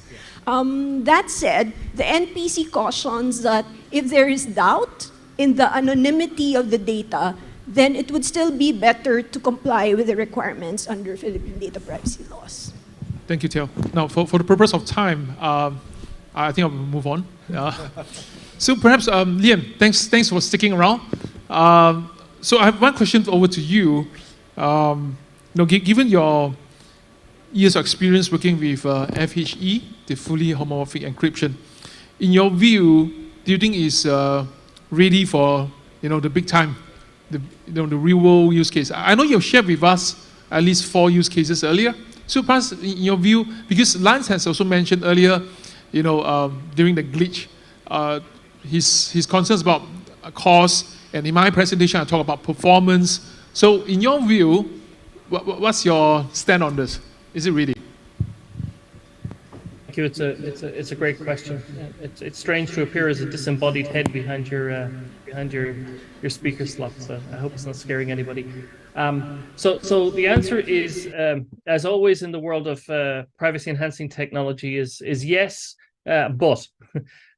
So yes, fully homomorphic encryption has dramatically improved in terms of its performance characteristics and its capabilities, especially over the last 18 months and 2 years. And the capability in terms of guaranteeing is rapidly enhancing. So for the appropriate data sharing type activity or the appropriate insight generation type of activity, certainly yes, ready for real time, ready for deployment, and a critical capability, I think, going forward in terms of some of the points that the previous panelists raised around data longevity, management of data longevity, and also the ability to create and manage insights long-term again across regulated industries that we all work in that have that requirement to hold and report on data in long term. So we see that capability as very positive and something that we would expect to become wide scale in the marketplace over the next 18 months to 2 years, which is no time, as you know, in the technical horizon. Last question for the panel discussion. I know we're running short of time. So my last arrow to shoot is to Lance, right? So what's your view about, because you mentioned earlier that the cost of PET is too high, right? And so the following question is, then what's the ROI then? Do you believe there's a ROI to investing in PET? Over to you. Thanks. Yeah. Yes, my own personal research and knowledge is that the cost of the PET is really too high at the moment. Probably only big corporations at the moment might have the financial might, unless it's like Singapore that the government subsidizes 50% of the PET cost, as I mentioned earlier. However, bearing in mind PET is new, there are not enough players on the market. And as per all other technologies, when they are new, not enough players on the market, it drives the price high because it's a scarcity of the goods.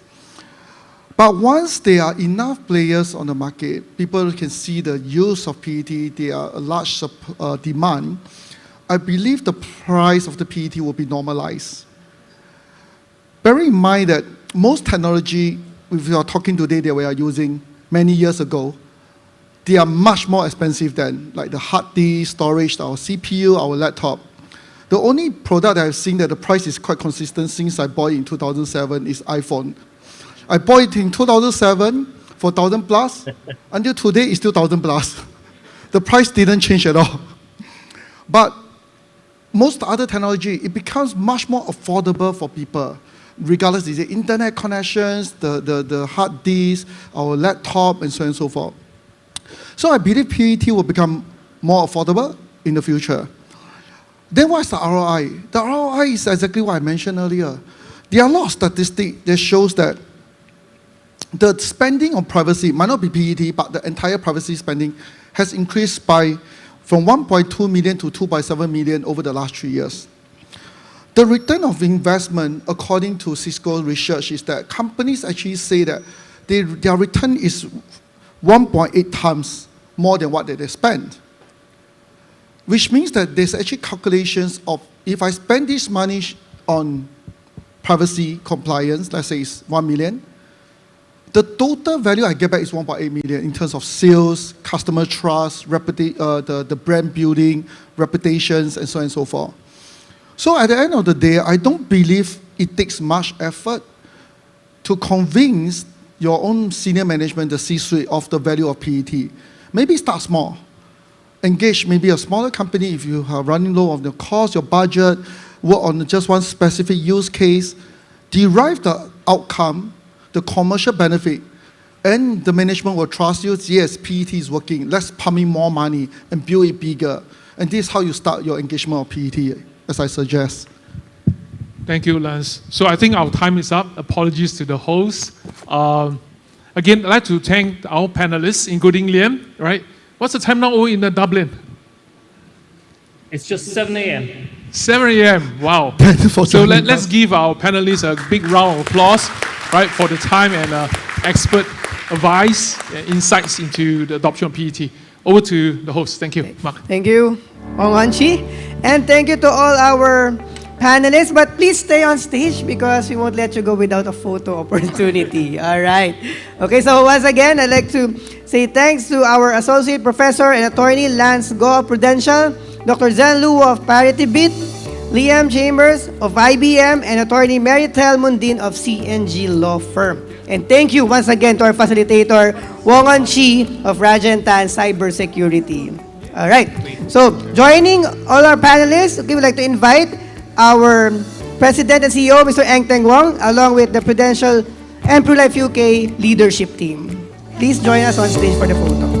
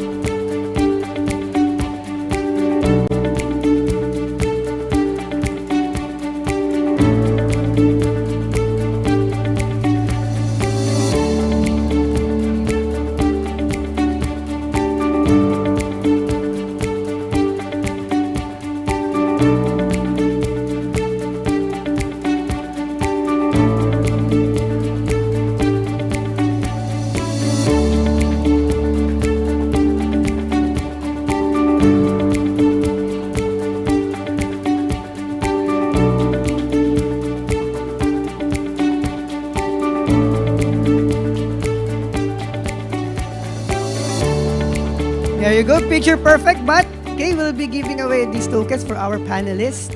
All right. Wong Chi. Thank you, Attorney M. Once again, a round of applause for our panelists and leadership team of Prudential and PruLife UK. One more photo, all right.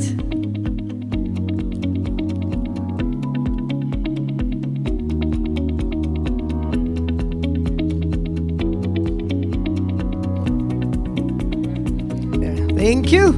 So now we've already covered key topics in data privacy and protection. It's time for us to test and apply what we've learned through a workshop of tabletop scenario exercises. We'll see how well you'll be able to manage data incidents, including breach notifications. Okay? So listen, each team will have 20 members.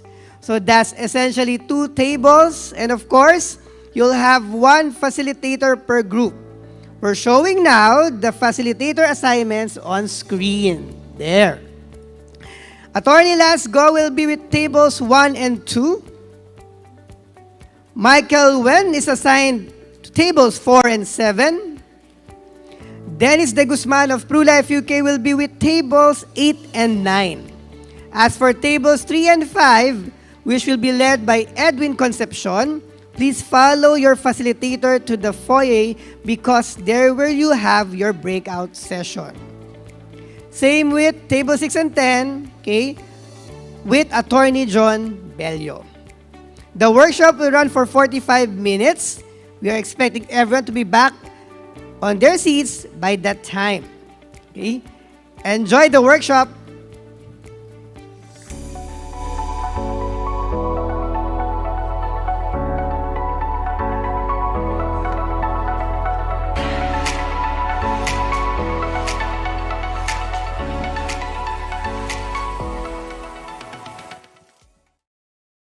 What's true love? Is it having fun na kasama sila? Dito ba? May true love? Naman! Cause getting a PruLife UK insurance plan for you and your loved ones? That's true love. It's when you say, for you, my life is insured. That's true love. Because I care, our health is assured. That's true love. For our future, our investments are in place. That's true love. So you don't worry. My retirement is planned for. That's true love. When your life, health, investments, and retirement are covered, that's true love. That's true love. Nakakaasar, no? Would you believe may naloloko pa rin ito? Minsan ang teknolohiya, hindi puro happy at lucky lang. Pag nakompromiso ang iyong personal information at privacy, maaari itong makasama sa ating finances, ekonomiya, social life, love life at iba pa. Halimbawa, pagbukas mo ng email mo, daming messages na nag-o-offer. Di mo naman knows. Daming stalker Ganito kasi yan, bes. Nag-post ka sa social media. Nag-register ka sa isang event. Hiningi nila yung personal information mo. Dahil excited ka at libre, binigay mo naman. Yung personal info mo, minsan, pinapasa ito para sa profiling o direct marketing. Buti ganyan lang. Paano kung ganito? Shocking, no? Pero don't stress yourself dahil meron na tayong batas dyan. National Privacy Commission ang kakampi mo sa iyong right to privacy. Life goal natin, ang maayos at secure na processing ng personal information mo. Know your rights, bes. You have the right to be informed, right to object, right to access, right to rectification, right to erasure or blocking, right to damages, right to data portability, at right to file a complaint. Maaari mo itong ipadala sa complaints@privacy.gov.ph. Kung may iba ka pang katanungan, ipadala sa info@privacy.gov.ph. Galing, di ba? At kung may magkakasala, National Privacy Commission din ang kakampi mo. At may kaparusahan sa paglabag ng right to privacy mo.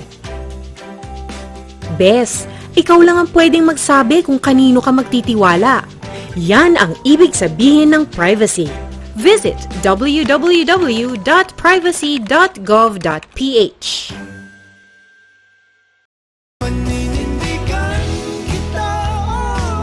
We're Ben and Ben, and we're a family. We trust PruHealth FamLove, PruLife UK's first and only critical illness plan that covers up to 4 family members under one policy. You can take care of yourself, your dad and mom, and those you've come to love. Because with PruHealth FamLove, there's a plan for every kind of family. It extends to LGBT, common law, and adoptive families. So no matter who you love, mapaninindigan mo yan. Insure your loved ones under one plan. Share the love with PruHealth FamLove.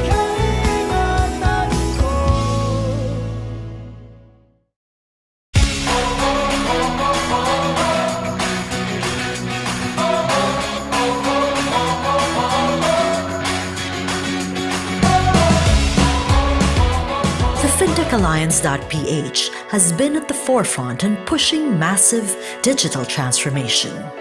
2021 may still be full of roadblocks and challenges, but there's no stopping the Alliance in moving forward as we take this ride to a financially inclusive and fully digital Philippines.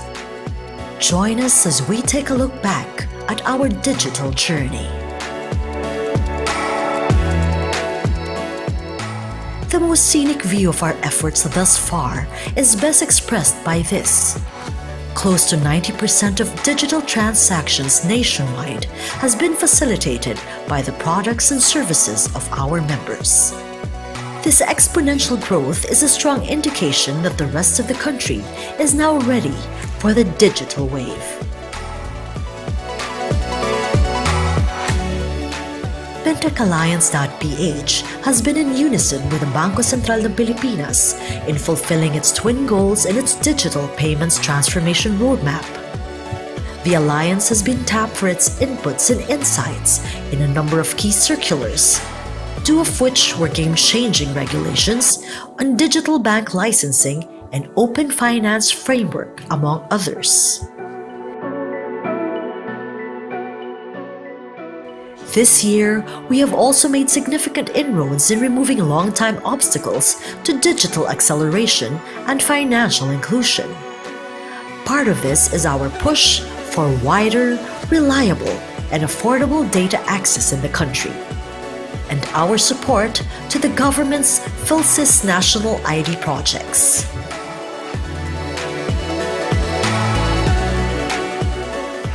The Alliance has also worked with several government agencies and regulators for initiatives that will help protect our consumers and end users from fraud and other malpractices, such as joining other stakeholders and groups in releasing a statement of support to the proposed Financial Consumer Protection Act.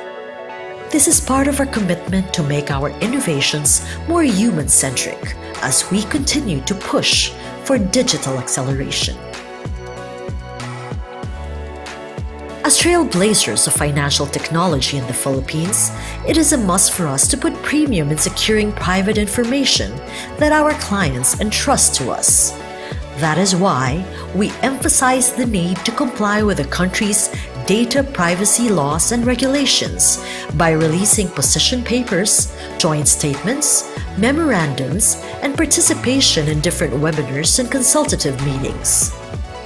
Trust remains to be the most important currency in the industry. The Alliance continues to be a committed advocate for financial education and social development in the country.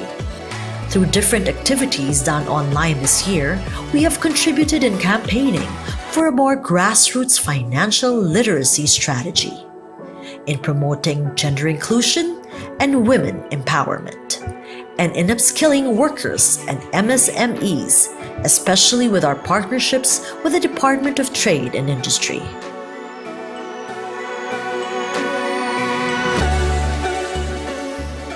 Policy development and capacity building are also important pillars of the work that we do here in the Alliance. The position papers and memorandums we have published and the consultative meetings we have participated in has amplified the voice of our industry in both houses of Congress and have become key references for landmark bills. As we value continuous learning and development in the Alliance, our growing partnerships with international organizations ensure that the Alliance will not stagnate and will continue to build on its legacy of excellence in digital finance innovations. The journey for the Alliance does not end here. We move forward, determined to create more valuable experiences for our fellow Filipinos and arrive at a more digital and financially inclusive Philippines. Malaking bahagi na ng ating buhay ang internet. Bukod sa social media, gaming, videos, importante rin ito para sa ating pag-aaral. Lalo na ngayon that we're living in the new normal. Maraming magandang dulot ang internet. pero kaakibat nito ay mga posibleng panganib. Through DTP's e-modules, matututunan natin ang wasto at responsableng paggamit ng internet, cyber safety, online behavior at iba pang mga kaalaman para masiguro that you're safe and protected in the digital world. Ganito ba kayo? All day and all night you're glued to your mobile phone, laptop, or tablet device kaka-internet?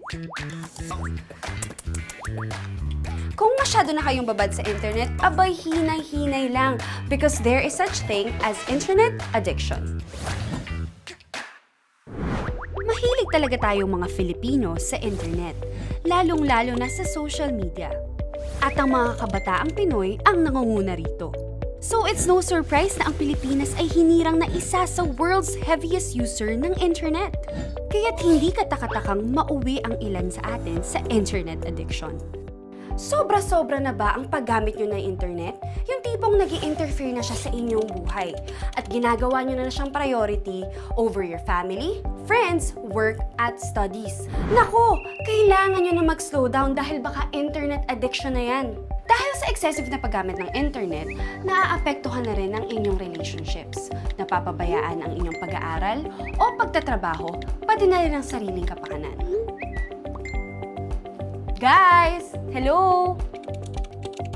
Malaki ang nagiging epekto nito sa inyong mental at emotional well-being at sa pag-aalaga ng inyong sarili.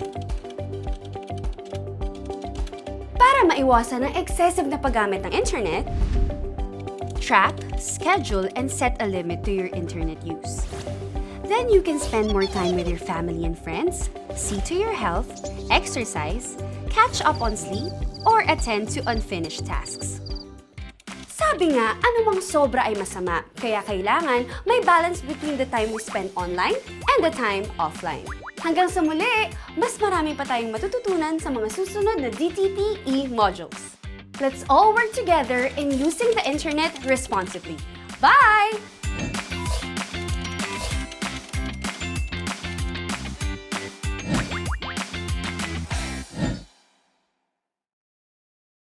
What's true love?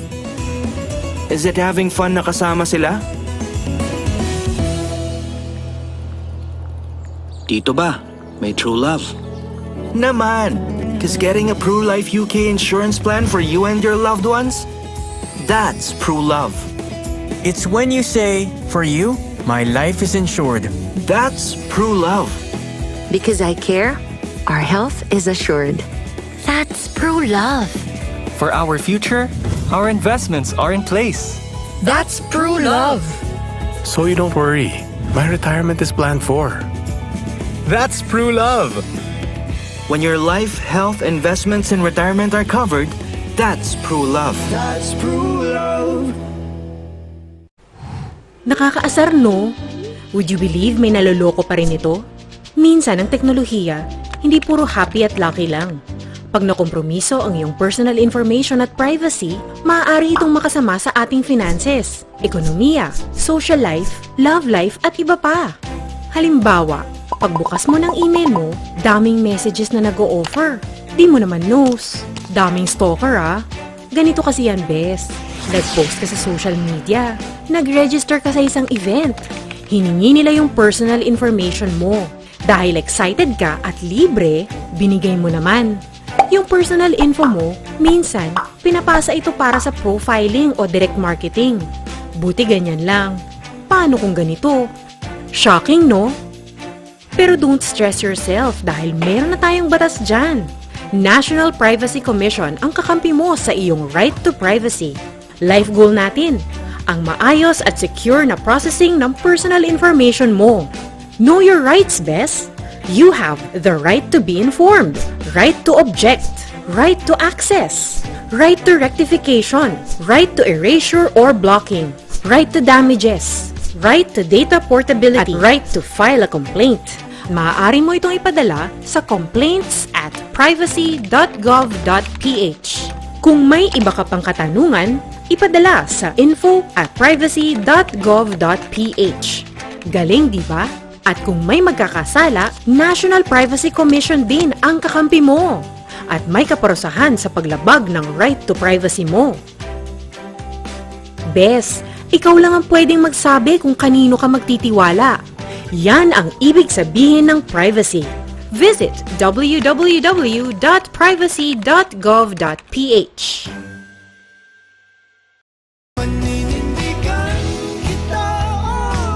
We're Ben and Ben, and we're a family.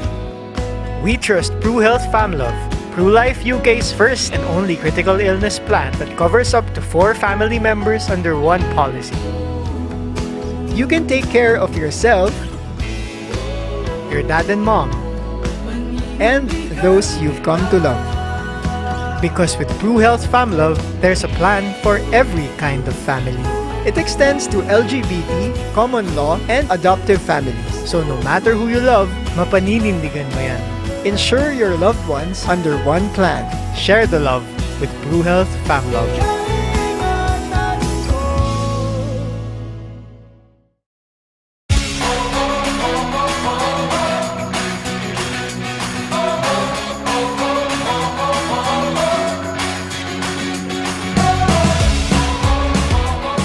FintechAlliance.ph has been at the forefront in pushing massive digital transformation. 2021 may still be full of roadblocks and challenges, but there's no stopping the Alliance in moving forward as we take this ride to a financially inclusive and fully digital Philippines. Join us as we take a look back at our digital journey. The most scenic view of our efforts thus far is best expressed by this. Close to 90% of digital transactions nationwide has been facilitated by the products and services of our members. This exponential growth is a strong indication that the rest of the country is now ready for the digital wave. FintechAlliance.ph has been in unison with the Bangko Sentral ng Pilipinas in fulfilling its twin goals in its digital payments transformation roadmap. The Alliance has been tapped for its inputs and insights in a number of key circulars, 2 of which were game-changing regulations on digital bank licensing and open finance framework, among others.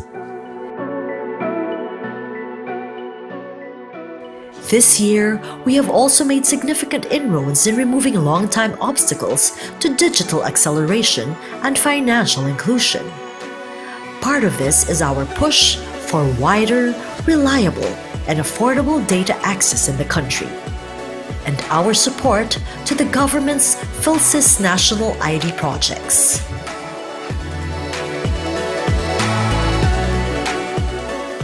The Alliance has also worked with several government agencies and regulators for initiatives that will help protect our consumers and end users from fraud and other malpractices, such as joining other stakeholders and groups in releasing a statement of support to the proposed Financial Consumer Protection Act. This is part of our commitment to make our innovations more human-centric as we continue to push for digital acceleration.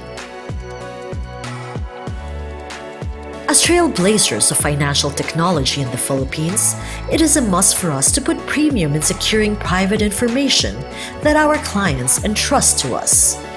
That is why we emphasize the need to comply with the country's data privacy laws and regulations by releasing position papers, joint statements, memorandums, and participation in different webinars and consultative meetings.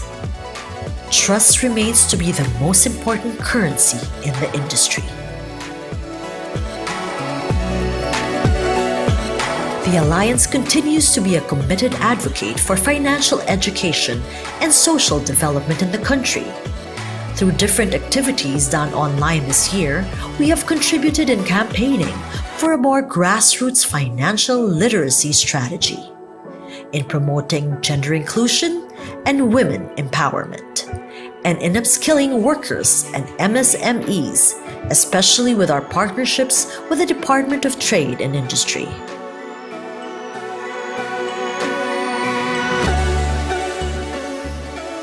Policy development and capacity building are also important pillars of the work that we do here in the Alliance.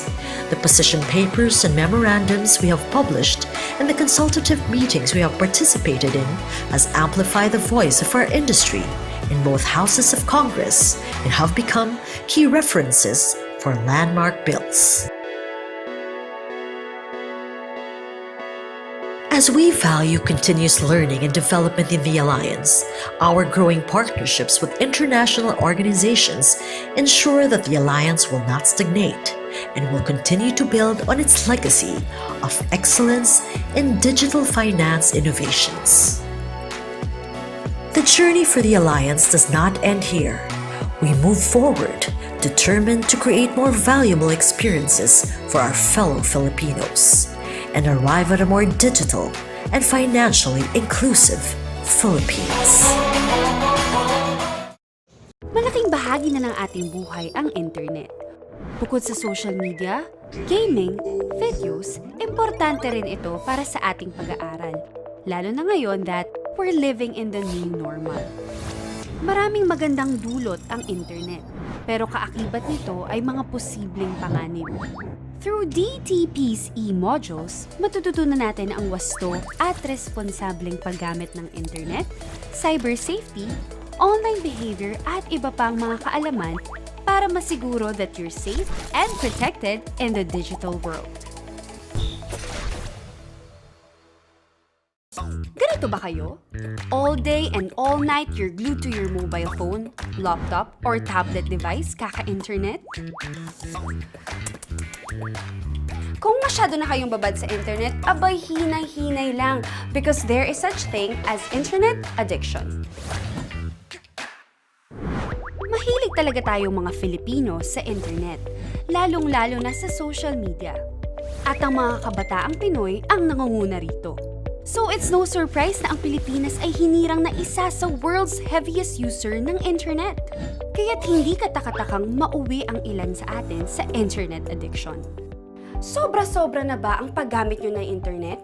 Yung tipong nag-i-interfere na siya sa inyong buhay at ginagawa nyo na siyang priority over your family, friends, work, at studies. Naku, kailangan nyo na mag-slow down dahil baka internet addiction na yan. Dahil sa excessive na paggamit ng internet, naaapektuhan na rin ang inyong relationships, napapabayaan ang inyong pag-aaral o pagtatrabaho, pati na rin ang sariling kapakanan. Guys! Hello! Malaki ang nagiging epekto nito sa inyong mental at emotional well-being at sa pag-aalaga ng inyong sarili. Para maiwasan ang excessive na paggamit ng internet, track, schedule, and set a limit to your internet use. Then you can spend more time with your family and friends, see to your health, exercise, catch up on sleep, or attend to unfinished tasks. Sabi nga, anumang sobra ay masama, kaya kailangan may balance between the time we spend online and the time offline. Hanggang sa muli, mas marami pa tayong matututunan sa mga susunod na DTP e-modules. Let's all work together in using the internet responsibly. Bye!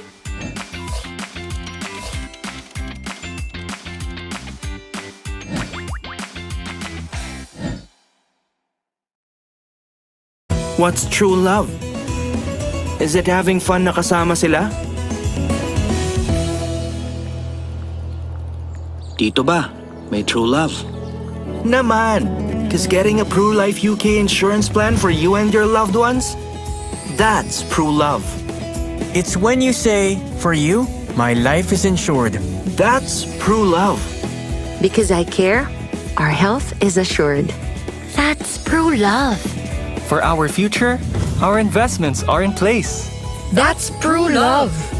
So you don't worry. My retirement is planned for. That's true love. When your life, health, investments, and retirement are covered, that's true love. That's true love. Nakakaasar, no? Would you believe may naloloko pa rin ito? Minsan ang teknolohiya, hindi puro happy at lucky lang. Pag nakompromiso ang iyong personal information at privacy, maaari itong makasama sa ating finances, ekonomiya, social life, love life at iba pa. Halimbawa, Pagbukas mo ng email mo, daming messages na nag-o-offer. Di mo naman knows. Daming stalker Ganito kasi yan, bes. Nag-post ka sa social media. Nag-register ka sa isang event. Hiningi nila yung personal information mo. Dahil excited ka at libre, binigay mo naman. Yung personal info mo, minsan, pinapasa ito para sa profiling o direct marketing. Buti ganyan lang. Paano kung ganito? Shocking, no? Pero don't stress yourself dahil meron na tayong batas dyan. National Privacy Commission ang kakampi mo sa iyong right to privacy. Life goal natin, ang maayos at secure na processing ng personal information mo. Know your rights, bes. You have the right to be informed, right to object, right to access, right to rectification, right to erasure or blocking, right to damages, right to data portability, at right to file a complaint. Maaari mo itong ipadala sa complaints@privacy.gov.ph. Kung may iba ka pang katanungan, ipadala sa info@privacy.gov.ph. Galing, di ba? At kung may magkakasala, National Privacy Commission din ang kakampi mo. At may kaparusahan sa paglabag ng right to privacy mo. Bes, ikaw lang ang pwedeng magsabi kung kanino ka magtitiwala. Yan ang ibig sabihin ng privacy. Visit www.privacy.gov.ph.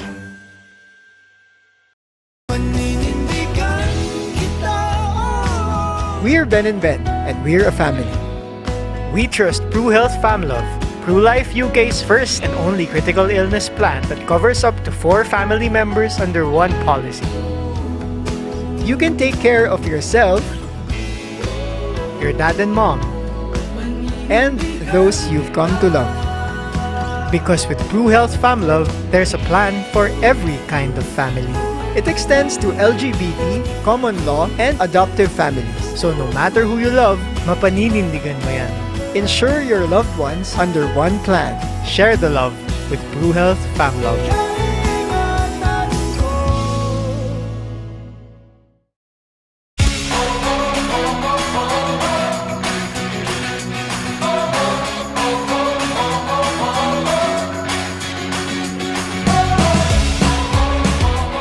FintechAlliance.ph has been at the forefront in pushing massive digital transformation.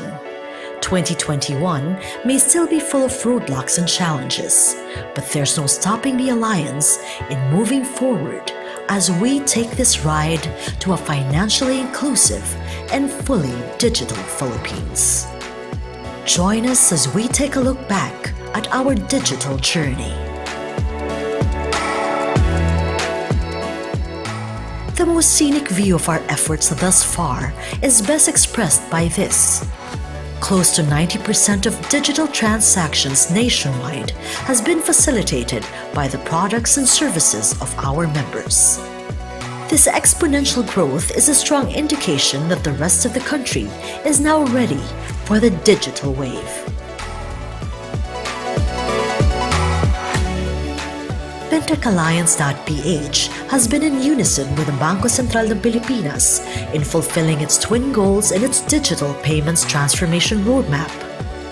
The Alliance has been tapped for its inputs and insights in a number of key circulars, 2 of which were game-changing regulations on digital bank licensing and open finance framework, among others. This year, we have also made significant inroads in removing long-time obstacles to digital acceleration and financial inclusion. Part of this is our push for wider, reliable, and affordable data access in the country, and our support to the government's PhilSys national ID projects.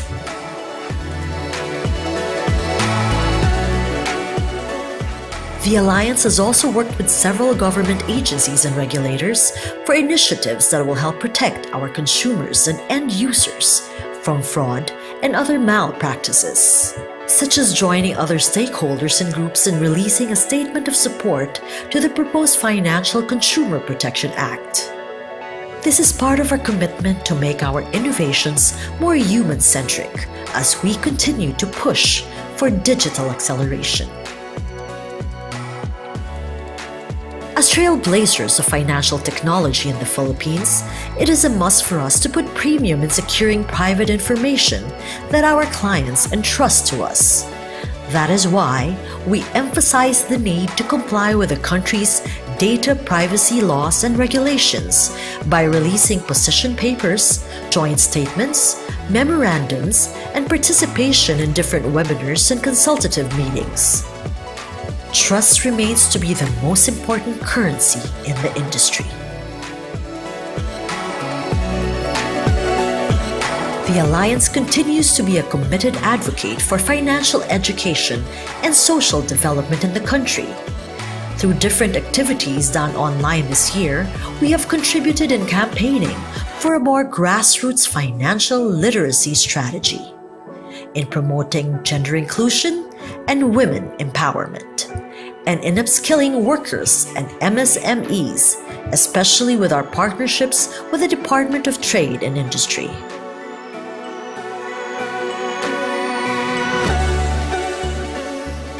Policy development and capacity building are also important pillars of the work that we do here in the Alliance.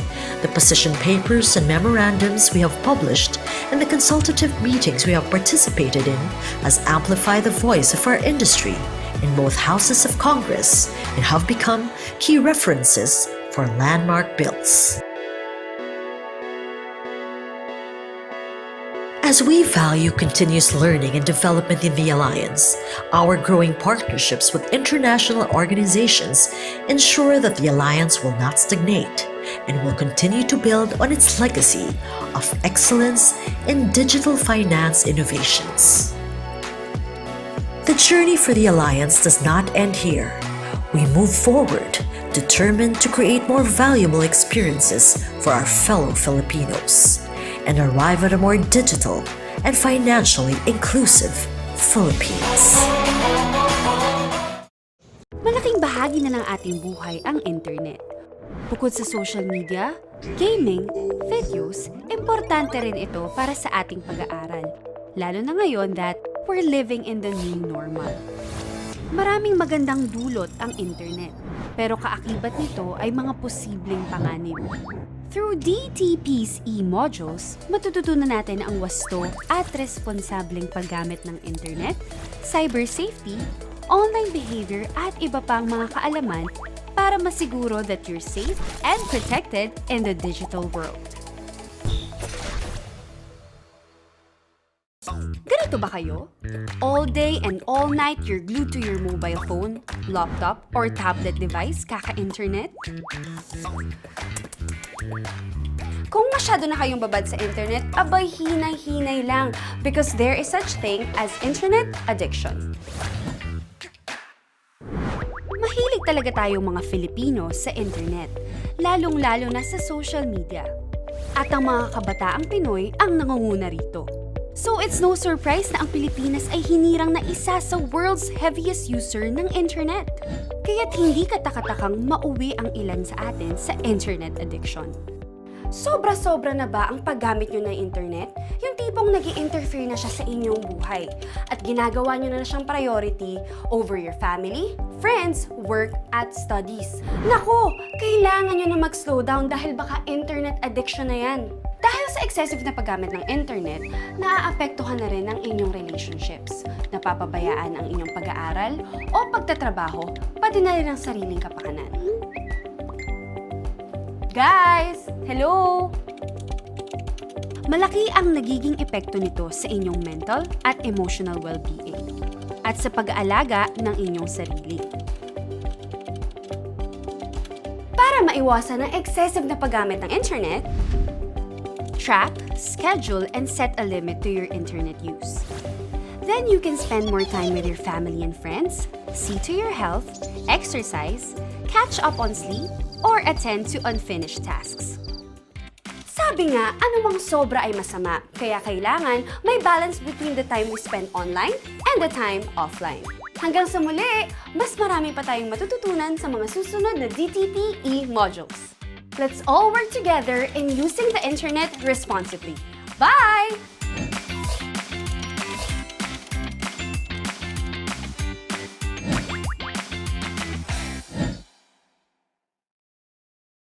What's true love? Is it having fun na kasama sila? Dito ba? May true love? Naman! Cause getting a Pru Life UK insurance plan for you and your loved ones? That's true love. It's when you say, for you, my life is insured. That's true love. Because I care, our health is assured. That's true love. For our future, our investments are in place. That's true love. So you don't worry. My retirement is planned for. That's true love. When your life, health, investments, and retirement are covered, that's true love. That's true love. Nakakaasar, no? Would you believe may naloloko pa rin ito? Minsan ang teknolohiya, hindi puro happy at lucky lang. Pag nakompromiso ang iyong personal information at privacy, maaari itong makasama sa ating finances, ekonomiya, social life, love life at iba pa. Halimbawa, pagbukas mo ng email mo, daming messages na nag-o-offer. Di mo naman knows. Daming stalker Ganito kasi yan, bes. Nag-post ka sa social media. Nag-register ka sa isang event. Hiningi nila yung personal information mo. Dahil excited ka at libre, binigay mo naman. Yung personal info mo, minsan, pinapasa ito para sa profiling o direct marketing. Buti ganyan lang. Paano kung ganito? Shocking, no? Pero don't stress yourself dahil meron na tayong batas dyan. National Privacy Commission ang kakampi mo sa iyong right to privacy. Life goal natin, ang maayos at secure na processing ng personal information mo. Know your rights, bes. You have the right to be informed, right to object, right to access, right to rectification, right to erasure or blocking, right to damages, right to data portability, at right to file a complaint. Maaari mo itong ipadala sa complaints@privacy.gov.ph. Kung may iba ka pang katanungan, ipadala sa info@privacy.gov.ph. Galing, di ba? At kung may magkakasala, National Privacy Commission din ang kakampi mo. At may kaparusahan sa paglabag ng right to privacy mo. Bes, ikaw lang ang pwedeng magsabi kung kanino ka magtitiwala. Yan ang ibig sabihin ng privacy. Visit www.privacy.gov.ph.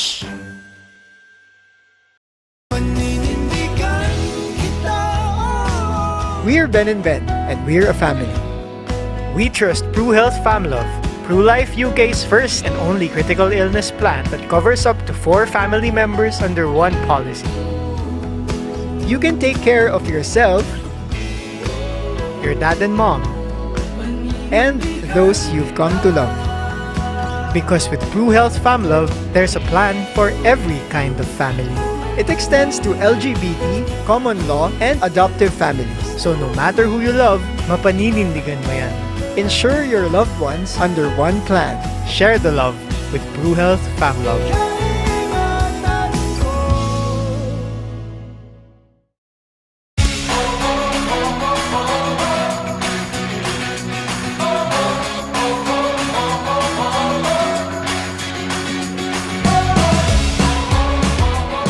FintechAlliance.ph has been at the forefront in pushing massive digital transformation. 2021 may still be full of roadblocks and challenges, but there's no stopping the Alliance in moving forward as we take this ride to a financially inclusive and fully digital Philippines. Join us as we take a look back at our digital journey. The most scenic view of our efforts thus far is best expressed by this. Close to 90% of digital transactions nationwide has been facilitated by the products and services of our members. This exponential growth is a strong indication that the rest of the country is now ready for the digital wave. FintechAlliance.ph has been in unison with the Bangko Sentral ng Pilipinas in fulfilling its twin goals in its digital payments transformation roadmap. The Alliance has been tapped for its inputs and insights in a number of key circulars, two of which were game-changing regulations on digital bank licensing and open finance framework, among others. This year, we have also made significant inroads in removing long-time obstacles to digital acceleration and financial inclusion. Part of this is our push for wider, reliable, and affordable data access in the country, and our support to the government's PhilSys national ID projects.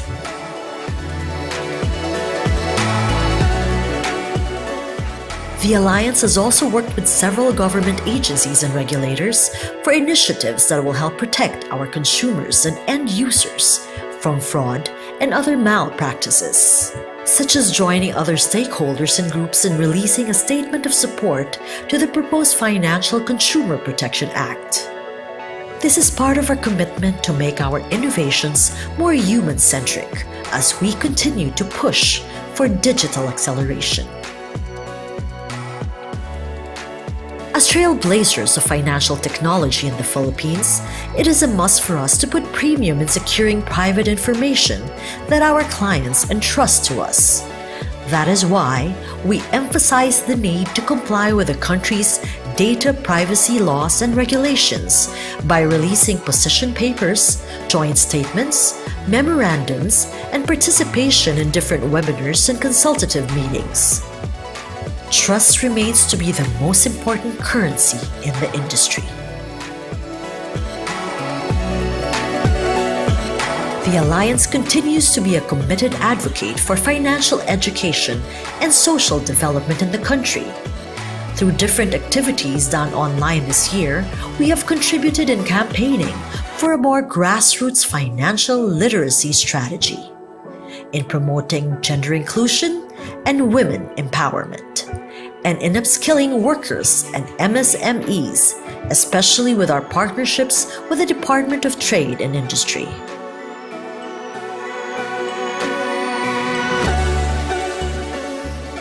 Policy development and capacity building are also important pillars of the work that we do here in the Alliance. The position papers and memorandums we have published and the consultative meetings we have participated in has amplified the voice of our industry in both houses of Congress and have become key references for landmark bills. As we value continuous learning and development in the Alliance, our growing partnerships with international organizations ensure that the Alliance will not stagnate and will continue to build on its legacy of excellence in digital finance innovations. The journey for the Alliance does not end here. We move forward, determined to create more valuable experiences for our fellow Filipinos and arrive at a more digital and financially inclusive Philippines. Malaking bahagi na ng ating buhay ang internet. Bukod sa social media, gaming, videos, importante rin ito para sa ating pag-aaral. Lalo na ngayon that we're living in the new normal. Maraming magandang dulot ang internet, pero kaakibat nito ay mga posibleng panganib. Through DTP's e-modules, matututunan natin ang wasto at responsableng paggamit ng internet, cyber safety, online behavior at iba pang mga kaalaman para masiguro that you're safe and protected in the digital world. Ganito ba kayo? All day and all night you're glued to your mobile phone, laptop, or tablet device kaka-internet? Kung masyado na kayong babad sa internet, abay hinay-hinay lang because there is such thing as internet addiction. Mahilig talaga tayong mga Filipino sa internet, lalong-lalo na sa social media. At ang mga kabataang Pinoy ang nangunguna rito. So it's no surprise na ang Pilipinas ay hinirang na isa sa world's heaviest user ng internet. Kaya't hindi katakatakang mauwi ang ilan sa atin sa internet addiction. Sobra-sobra na ba ang paggamit nyo ng internet? Yung tipong nag-i-interfere na siya sa inyong buhay at ginagawa nyo na siyang priority over your family, friends, work, at studies. Naku, kailangan nyo na mag-slow down dahil baka internet addiction na yan. Dahil sa excessive na paggamit ng internet, naaapektuhan na rin ang inyong relationships. Napapabayaan ang inyong pag-aaral o pagtatrabaho, pati na rin ang sariling kapakanan. Guys! Hello! Malaki ang nagiging epekto nito sa inyong mental at emotional well-being at sa pag-aalaga ng inyong sarili. Para maiwasan ang excessive na paggamit ng internet, track, schedule, and set a limit to your internet use. Then you can spend more time with your family and friends, see to your health, exercise, catch up on sleep, or attend to unfinished tasks. Sabi nga, anumang sobra ay masama, kaya kailangan may balance between the time we spend online and the time offline. Hanggang sa muli, mas marami pa tayong matututunan sa mga susunod na DTPE modules. Let's all work together in using the internet responsibly. Bye!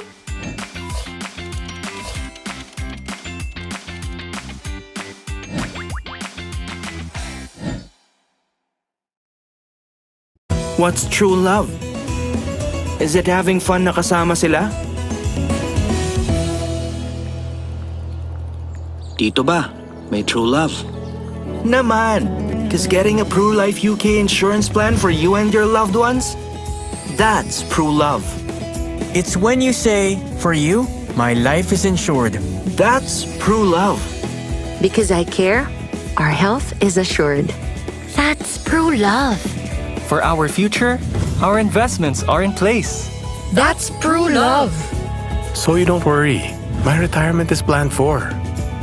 That's true love. When your life, health, investments, and retirement are covered, that's true love. That's true love. Nakakaasar, no? Would you believe may naloloko pa rin ito? Minsan ang teknolohiya, hindi puro happy at lucky lang. Pag nakompromiso ang iyong personal information at privacy, maaari itong makasama sa ating finances, ekonomiya, social life, love life at iba pa. Halimbawa, pagbukas mo ng email mo, daming messages na nag-o-offer. Di mo naman knows. Daming stalker Ganito kasi yan, bes. Nag-post ka sa social media. Nag-register ka sa isang event. Hiningi nila yung personal information mo. Dahil excited ka at libre, binigay mo naman. Yung personal info mo, minsan, pinapasa ito para sa profiling o direct marketing. Buti ganyan lang. Paano kung ganito? Shocking, no? Pero don't stress yourself dahil meron na tayong batas dyan. National Privacy Commission ang kakampi mo sa iyong right to privacy. Life goal natin, ang maayos at secure na processing ng personal information mo. Know your rights, bes. You have the right to be informed, right to object, right to access, right to rectification, right to erasure or blocking, right to damages, right to data portability, at right to file a complaint. Maaari mo itong ipadala sa complaints@privacy.gov.ph. Kung may iba ka pang katanungan, ipadala sa info@privacy.gov.ph. Galing, di ba? At kung may magkakasala, National Privacy Commission din ang kakampi mo. At may kaparusahan sa paglabag ng right to privacy mo. Bes, ikaw lang ang pwedeng magsabi kung kanino ka magtitiwala. Yan ang ibig sabihin ng privacy.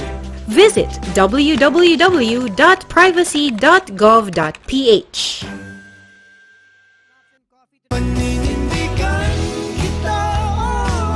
We're Ben and Ben, and we're a family. We trust Pru Health FamLove, Pru Life UK's first and only critical illness plan that covers up to their learnings from the workshop. Okay? Can I see a brave soul wants to share? Anyone? There you go. We got one from table number 3. Is it right? Oh no. Table number? Table number 4. Number 4. All right. Thanks, Bensi. Can we have our sharer? Hi, good afternoon. Mafi Batungbakal from Maxi Life. I was sharing before the group, Michael, thank you very much for leading the team. We really learned a lot. The learning that, personally I'm taking away is everybody is responsible for privacy. While we do have the DPO who champions and provides the framework, everybody should have a hand at it. In fact, here in this table, there are around 8 of us from the organization because this is how important privacy is, and together we are learning. So each is represented because we are all holders of private and information of customers, of employees, coming from HR, from operations, from credit to IT to finance. Because if we all learn together and we do our share, then it increases the chance of protecting the reputation of the organization and at the same time being mindful of the power or of the respect of the data that we gather from customers. So this is really a powerful learning, and I'm truly grateful to PruLife for taking this and for bringing us all together. So we sincerely appreciate being here. Thank you. That's great to hear. And to sum it up, I guess everyone is a stakeholder, right, in data privacy. And that's the reason why we're all here, and this is just the start of the collaboration we are expecting. Maybe another one from our guest, okay, who wants to share? Okay? Anyone? I'm sure you have a story to tell or have a sharing to share to tell us.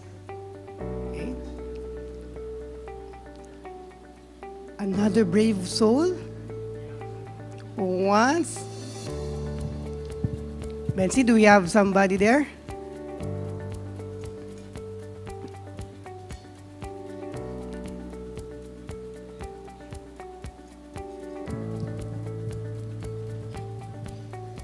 Okay, in 3, 2, and 1. All right, that's okay. Thank you very much. All right, advocates, let's listen to a summary of our workshop, a rundown of all the good practices that we learned from that breakout session. I'd like to invite on stage once again the Global Head of Privacy of Prudential, Associate Professor and Attorney, Lance Go.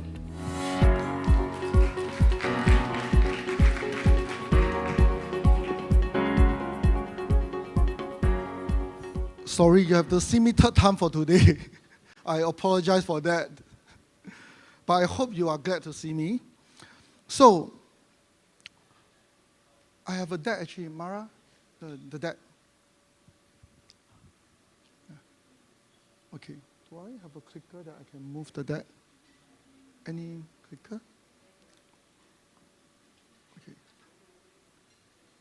Okay, so before I go into the best practices, I can't stress enough that privacy is everyone's responsibilities. It's not just about the data protection officer. Yes, they are important, or the legal people, or the compliance people. All it takes is one single employee that is negligent or even malicious to do something stupid.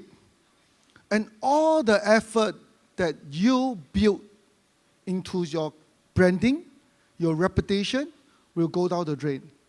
Bearing in mind, no matter how big your company is, no matter how many employees you have, all these employees are viewed as part of your identity. So you can't just tell the customer or the privacy regulator or the financial regulator, oh, sorry, it's my customer service or it's my agent. Yeah, it's not my fault. No, it doesn't go this way. Everything that happens is your responsibility as a company. So every single people in your company should be trained, should have the responsibility to ensure privacy compliance. So, in terms of the best practices, this is the summary. I will go into the detail later. You need to obtain clear and specific consent. This is very clear from the workshop case study earlier. Use within the notified purpose. implement strong security practices, have a robust third-party assessment, train your staff regularly on privacy and data protection awareness, regular audit and monitor the data use. The monitor of the data use is extremely important. Be transparent and accountable. Deputy Commissioner Dino has mentioned many times earlier the needs to be transparent towards your consumer. Have privacy policy, standard operating principles, binding corporate rules or data sharing agreement, and privacy accountability framework in place. Appoint a privacy expert as a DPO. I was just telling my workshop table earlier. When I was the head of investigation for Singapore privacy regulator, I have seen company coming to me telling me that the DPO is a receptionist. Yeah, seriously. They can really tell me their DPO is a receptionist. Please don't do this. Yeah, just don't put a warm body for the sake of doing it. Most importantly, nothing irritates the regulator more than you not reporting a data breach. Even if the regulators don't want to investigate you, by notifying them, they can prepare. For example, if there's a media leakage of this data breach of your companies, the regulator will be asked by media. And the most embarrassing thing for a regulator is the data breach happening at their own backyard and they don't know anything about it. Yeah. So as a good, accountable organization, notify the regulator of all the data breaches. It's up to them whether they want to investigate or not.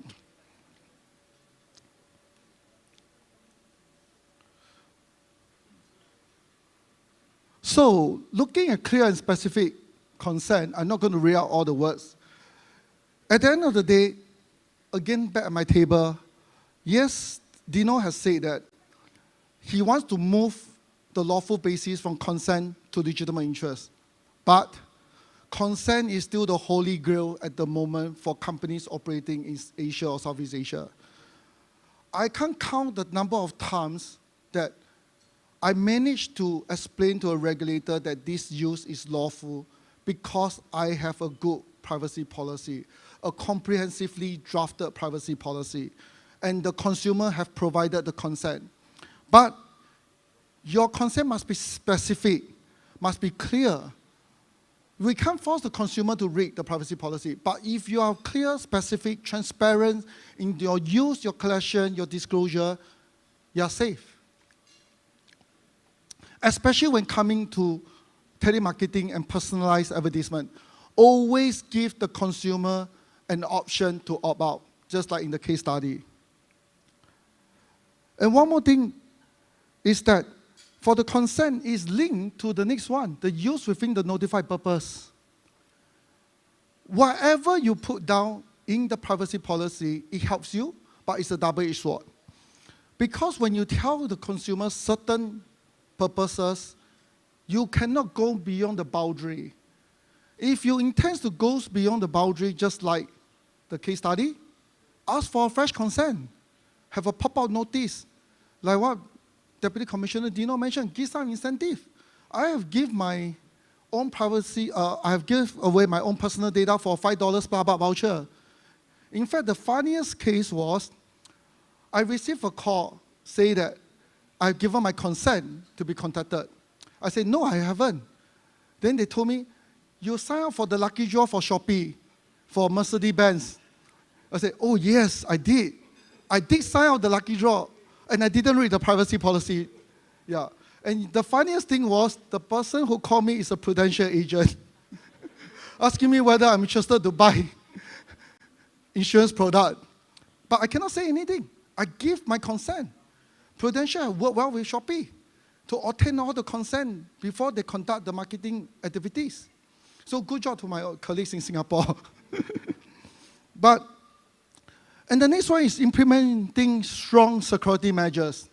Encryptions, firewalls, third-party security checks, due diligence, patch the software when your company push down the patchings to you. We all have the habit when we are very busy with work, delay the patches. Yeah, you don't want to restart or reboot your laptop because you are doing a lot of work. You open like 10 Word documents and another 10 PPT. But Please don't do that. Yeah. Because while you are delaying the patches, there might be a new virus that, just example, Microsoft, they want to patch, they want to defend your laptop against the new virus. But because your constant delay in the patching, the virus already penetrate your laptop. Train your staff on privacy, as I mentioned. Train every staff. There's a case in Singapore where the organization only trained the people they thought that will be processing personal data.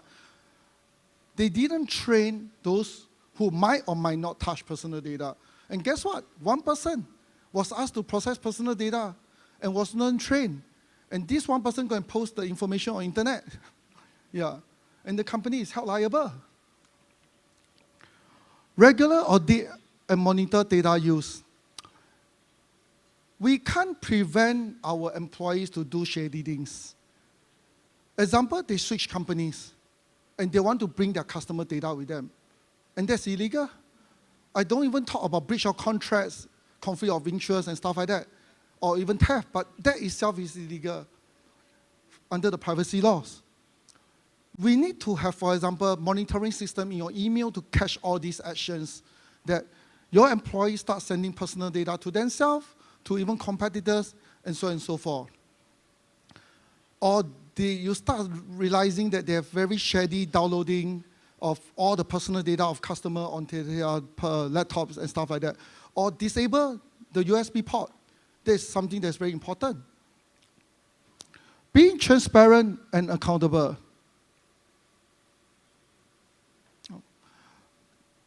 For the transparency and accountable, I just follow up from what Deputy Commissioner Dino said.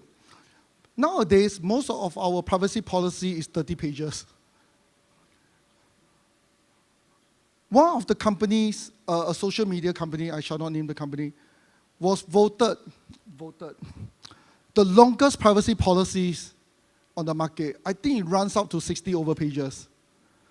Who is going to read 60 over pages after or before downloading the social media? No one. No one is going to read 60 over pages. Another thing, lots of legal jargons. I'm a lawyer, and there's a lot of lawyers here present.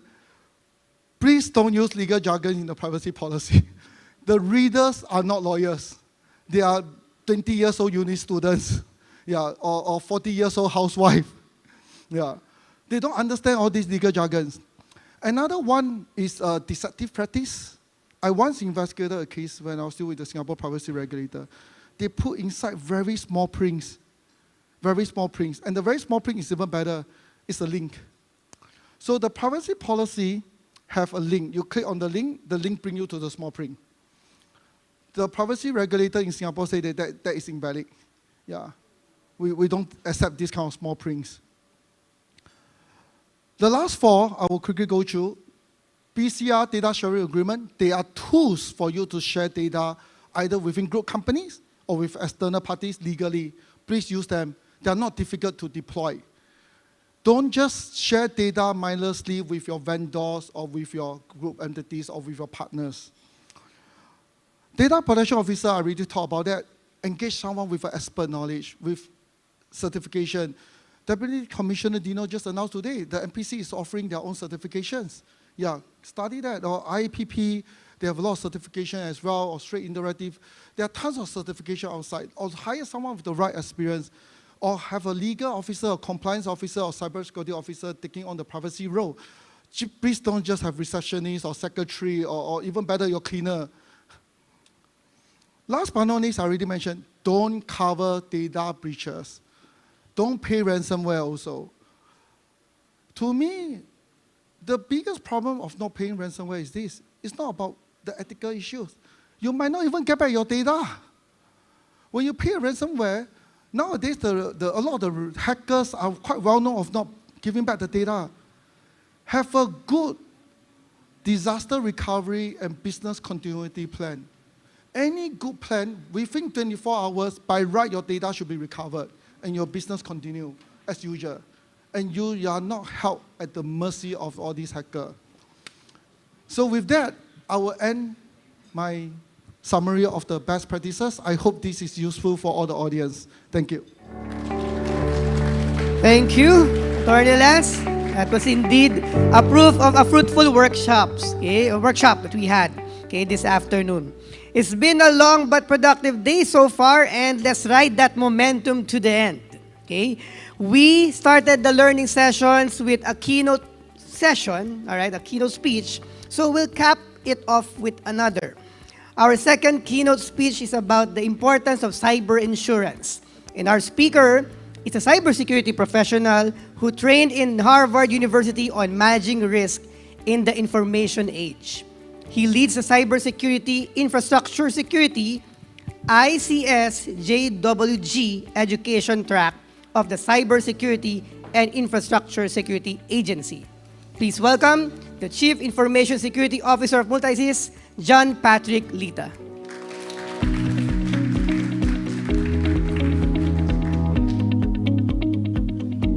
Hello, good morning everyone.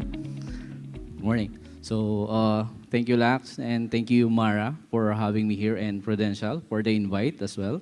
So basically, I'm on the last, second to the last, and I think my topic would be one of the interesting topic because I will talk about what is the importance of having cybersecurity insurance to your company, right? But before we jump on the importance, right, on the cybersecurity, we need to understand that as a company, we have the accountability to ensure that our company and organization is protected as well, right? Because any insurer or Prudential will also assess you in terms of your risk, right? So no one will insure you. You will increase your premium if you have the higher risk, right? So you need to ensure that you have the acceptable risk before getting the insurance as well. So it's more on the transferring the risk, or what are the risks that you cannot accept and you want to transfer it and you want it to put it on your roadmap in terms of improvement of your posture. So, yeah. So basically, these are the screenshot because currently, even though I'm working as one of the executives of our company, I still do threat hunting. I still find breaches in the dark web and deep web. And I've seen this many times on the dark web that there are KYC available on the dark web for sale. So basically, in terms of the technology, partnership, connectivity, and so on, we need to also ensure that every time we connect and we do partnership and we integrate into a system, we need to ensure that the system that we're going to connect to our solution or system is also protected, right? Sometimes businesses always focus on the income, right? So that's why, okay, we get a good partnership and deals with this, so let's have the partnership and so on. So we integrate to the system. But do we have, or do we perform the due diligence before we connect, or before they connect? Who is liable in terms of any breach? Who is accountable in terms of that, and so on, right? But in terms of the business, you need to earn some revenue, increase your revenue, you connect, okay? So this is a KYC. This came from a KYC solution. So if you purchase or integrate a KYC in your solution, you need to perform a due diligence as well, because you're using the technology, and your clients or customer is giving the trust to you so that you will protect the solution. So you have the responsibility, or we have the responsibility to ensure that the technology that we're using are also aligned with the certain standard, right? So that's why we do due diligence first before we do integration, okay? And that's the reason, and this is the result, right? So basically, $10 to 10 USD for 100 documents. So meron dyan licenses, passport, and so on. No? To clarify, I don't download all this. I just screenshot. May taga-NPC, is there any NPC here? So it's a possession of data leak, right? So I am also liable in terms of that. So I do screenshots lang and do research about that because I publish articles as well. So next is, how much is the ransomware when you hit? It depends on the criticality of the information. That's why we have the accountability as well and responsibility to ensure that we know what are the information and data that we have. My question is, anyone here has the data and information inventory? Anyone? Nice. If you have system and database, do you document your data schema? What are the information that you have on your database? None, right? Anyone here who's using data masking to reduce the impact of any breach? Yeah. So, few, very few is doing that, right? Because in terms of collecting the information, we cannot prevent any breach, basically. What we can do is to reduce the impact of the breach. That's why we have data encryption, data masking. If we cannot encrypt the whole database, we do masking para mas magaan sa system. So it reduces the computer power to secure the system. So you do data masking. So the DPO will be the one to identify what is the critical information on that system. And the CISO will identify what are the technical requirements and solution that we need to input that so that the requirements of the DPO is implemented and enforced. Right? So we have two accountabilities and liable in terms of that. And then the CTO or the technology team will ensure that all the configuration that I require is implemented as well. So I have my governance risk to identify all those things. So no more technology, no more solution will go prod without alignment of our internal requirements. So for this one, it's a Filipino company. So their data is worth 10,000 or 100,000 USD and so on. It's medyo blurry. Or 1M USD. So you can buy the data for $1 million US. But if you want to extend the time, you can purchase it for 1,000 or 10,000 USD so that the ransomware group can extend the time, right? But there is a Filipino company here. They purchased or they pay the ransom. So I'd seen it on the dark web. The data didn't, the threat actor didn't leak the data. So it means that company already paid the ransomware group. So yeah, so I've seen a lot of companies that they don't know they have a breach, right? And I've seen companies who knows they have a breach, but they reduce the impact of the breach because of, on how to deal with that. So here's the cyber risk that we have. So basically, we have loss of information, legal liability for security breaches, cyber extortion, cyber attack response expenses, service disruption, and reputational damage. So everything here actually can be covered by our own initiative and with the help of an insurer, right? Everything here can be covered, okay? But from the morning until the end, we're talking about ransomware and malware, but no one is mentioning about the internal threats. I think Lance is already mentioned that the employee as well is one of the threat. Why? Because sometimes they can transfer information, client's information, without telling to you. So how do you implement that? How do you monitor that? Do you implement the data loss prevention? No, it's not easy to implement data loss prevention. Because each BU, based on our implementation with DLP, based in our BU, we need to identify what are the information they handled. Because the IT team has a different information they are handling, HR has a different information. They are the one who is responsible to classify the information that they are handling and processing. Right? So if you have project managers, you have AM, account managers, IT and CISO, information security, there's a lot of information there. But what I'm saying here is we need to increase the accountability and liability first before we secure any data and infrastructure. Improving the liability and the responsibility, it means that you will create a leadership in terms of information security, not just the cybersecurity itself. Okay? So this is based in our own research, basically. We're planning to release this last January, last January.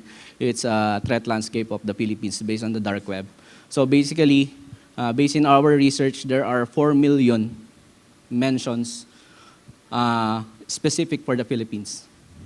And if you can see, the highest number is related to fraud. What is the fraud related? So it means there are KYC available there. They also providing scripts on how to perform fraud, services in terms of SMS. You can purchase it there, and so on. So fraud is one, carding or selling of banking information is the second one. And the top messaging tool that they're posting, most of the time, we've seen that most of the breaches are posted in the forums. No. If you go to visit some forums in the dark web, you need to have a specific level membership or a tier inside those forums, so that you can access those leaks. So if you're not member on that specific forum, you cannot see the forums. But for us, we have access on that specific area so that we can identify the criticality of the data. So that's why sometimes when we report to an agency or a company, we know how critical the information is. Because sometimes the threat actors is posting some POs, partners' informations, and so on and so forth. Right? So Twitter is the most common used, and if you see the forums is under. Because the Telegram is one of the most accessible tool for them to sell the products. And also they paying it for a Bitcoin or a cryptocurrency. Okay? So these are the example real-life ransomware incident that I've seen for the past year. I don't know if they know, but I just publish it for the awareness that these are the companies that I've seen. So if you notice, there are companies that is not locally here in the Philippines, but they also acquire data of Filipino citizen. Right? There are passport or any information like vaccination card, and so on and so forth. So it means those information is also included on the breach of that company. That's why it flags on my tool that there's a breach related to this company. So once we do a dig in, which means this company has a partner here in the Philippines, and they process the data of the Filipinos. Okay. So yeah, there are two types of the companies. Those have been hacked, or those who don't yet know that they have been hacked. So dalawa lang siya. Yung isang may alam at wala silang alam. Actually, there's a law firm here included, I think, included on the breach. A Remedios lawyer. It happens in 2022. Hindi siya, meron sila dito yata ng office. I think they have an office here. So yeah, even though you're a law firm, you're not exempted on any breach. Right? So everyone is susceptible to breach.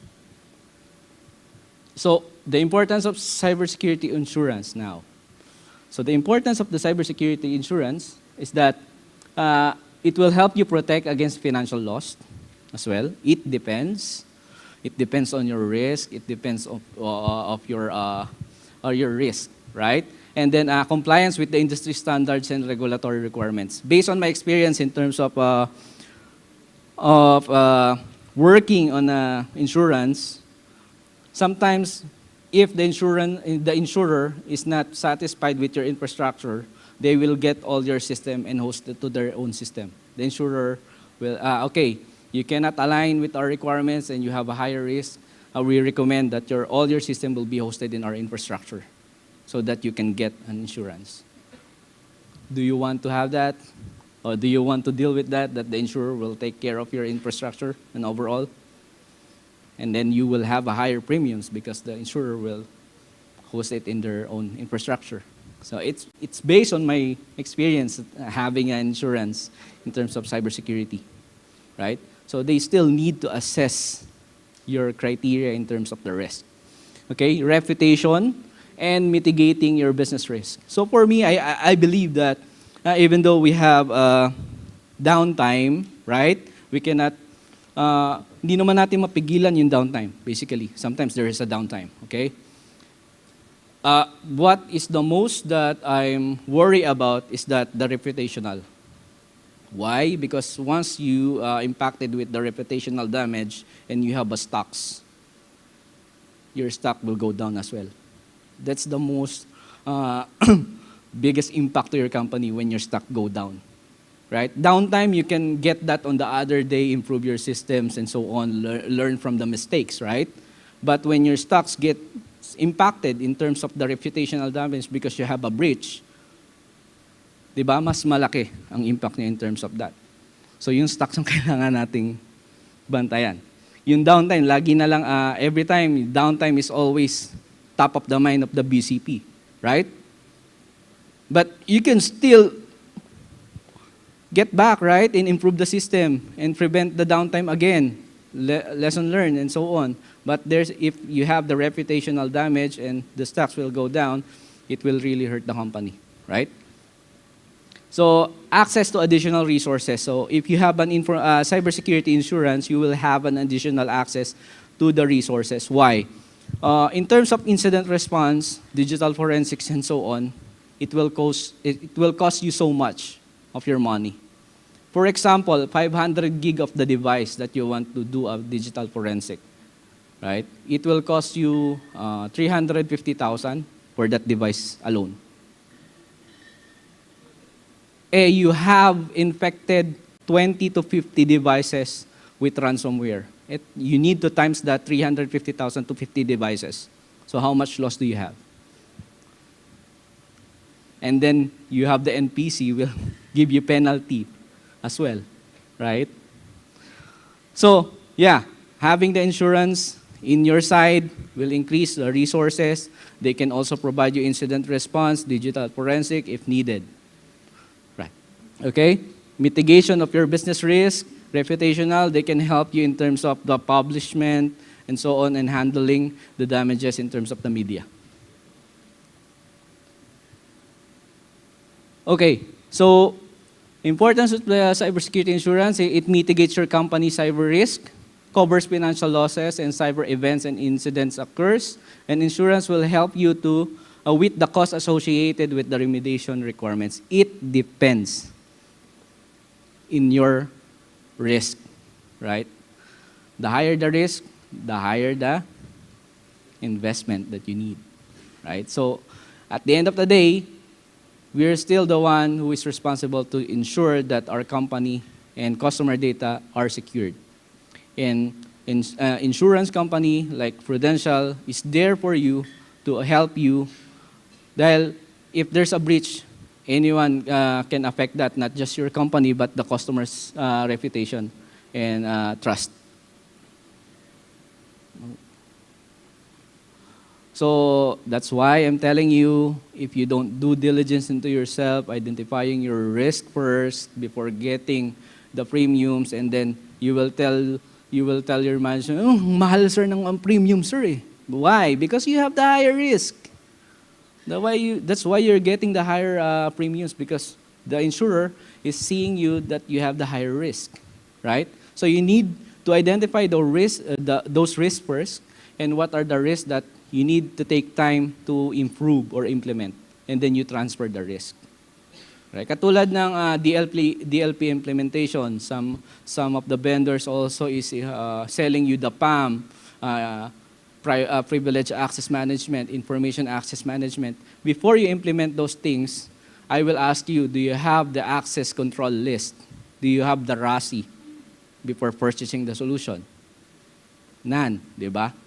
If you don't have those documents beside you, and you purchase the PAM and the solution in terms of access management, you're just wasting the licenses for the whole year.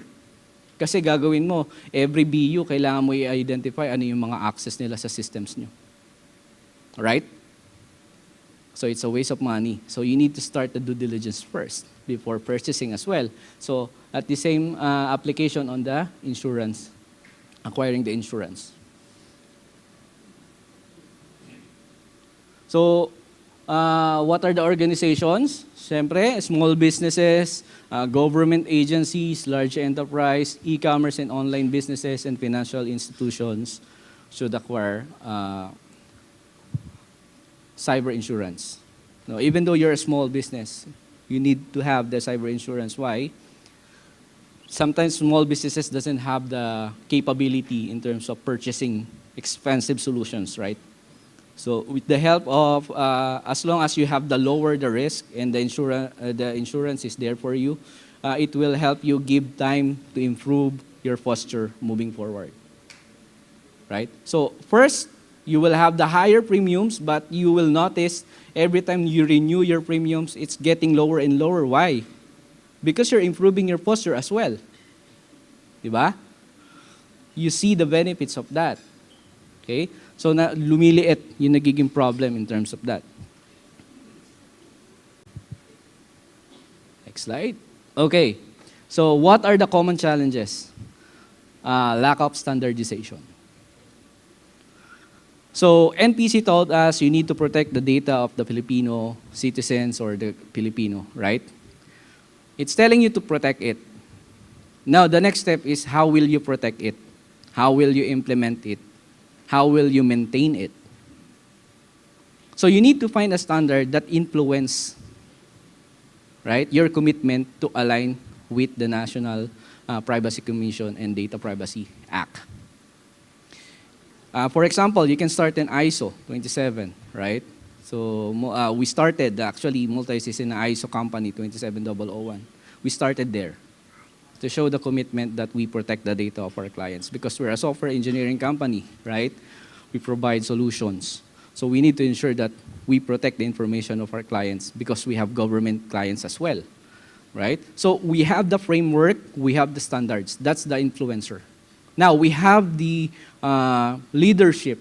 Leadership is we will get the support from the board of directors and executives. And then from there, applying down. Kasi mahirap yung down-up application, right? We need to seek the leadership first, downstream, so that you can enforce.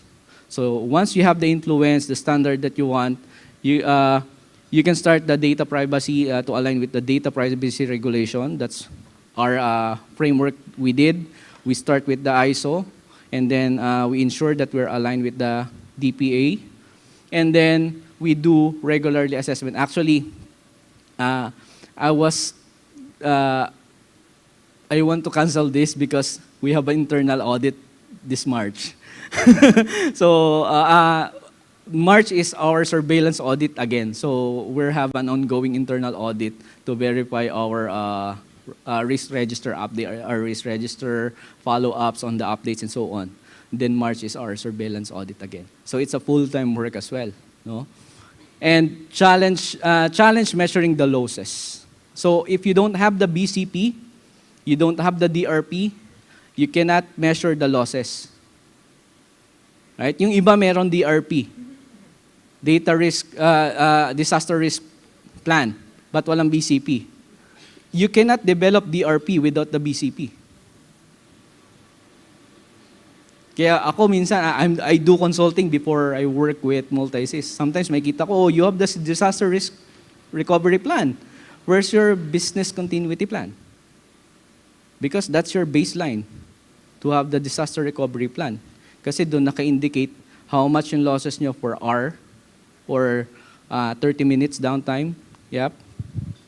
So lack of technical expertise as well. So the insurance can provide you that.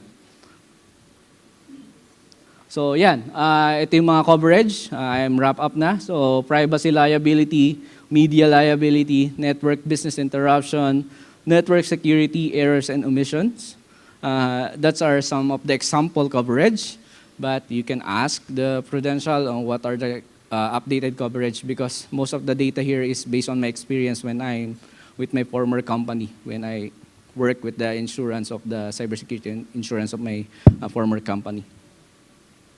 So no standard ransomware policy. Insurers increase the premium, as I said, and ransomware coverage has lowered the sublimit dahil nga sa ransomware.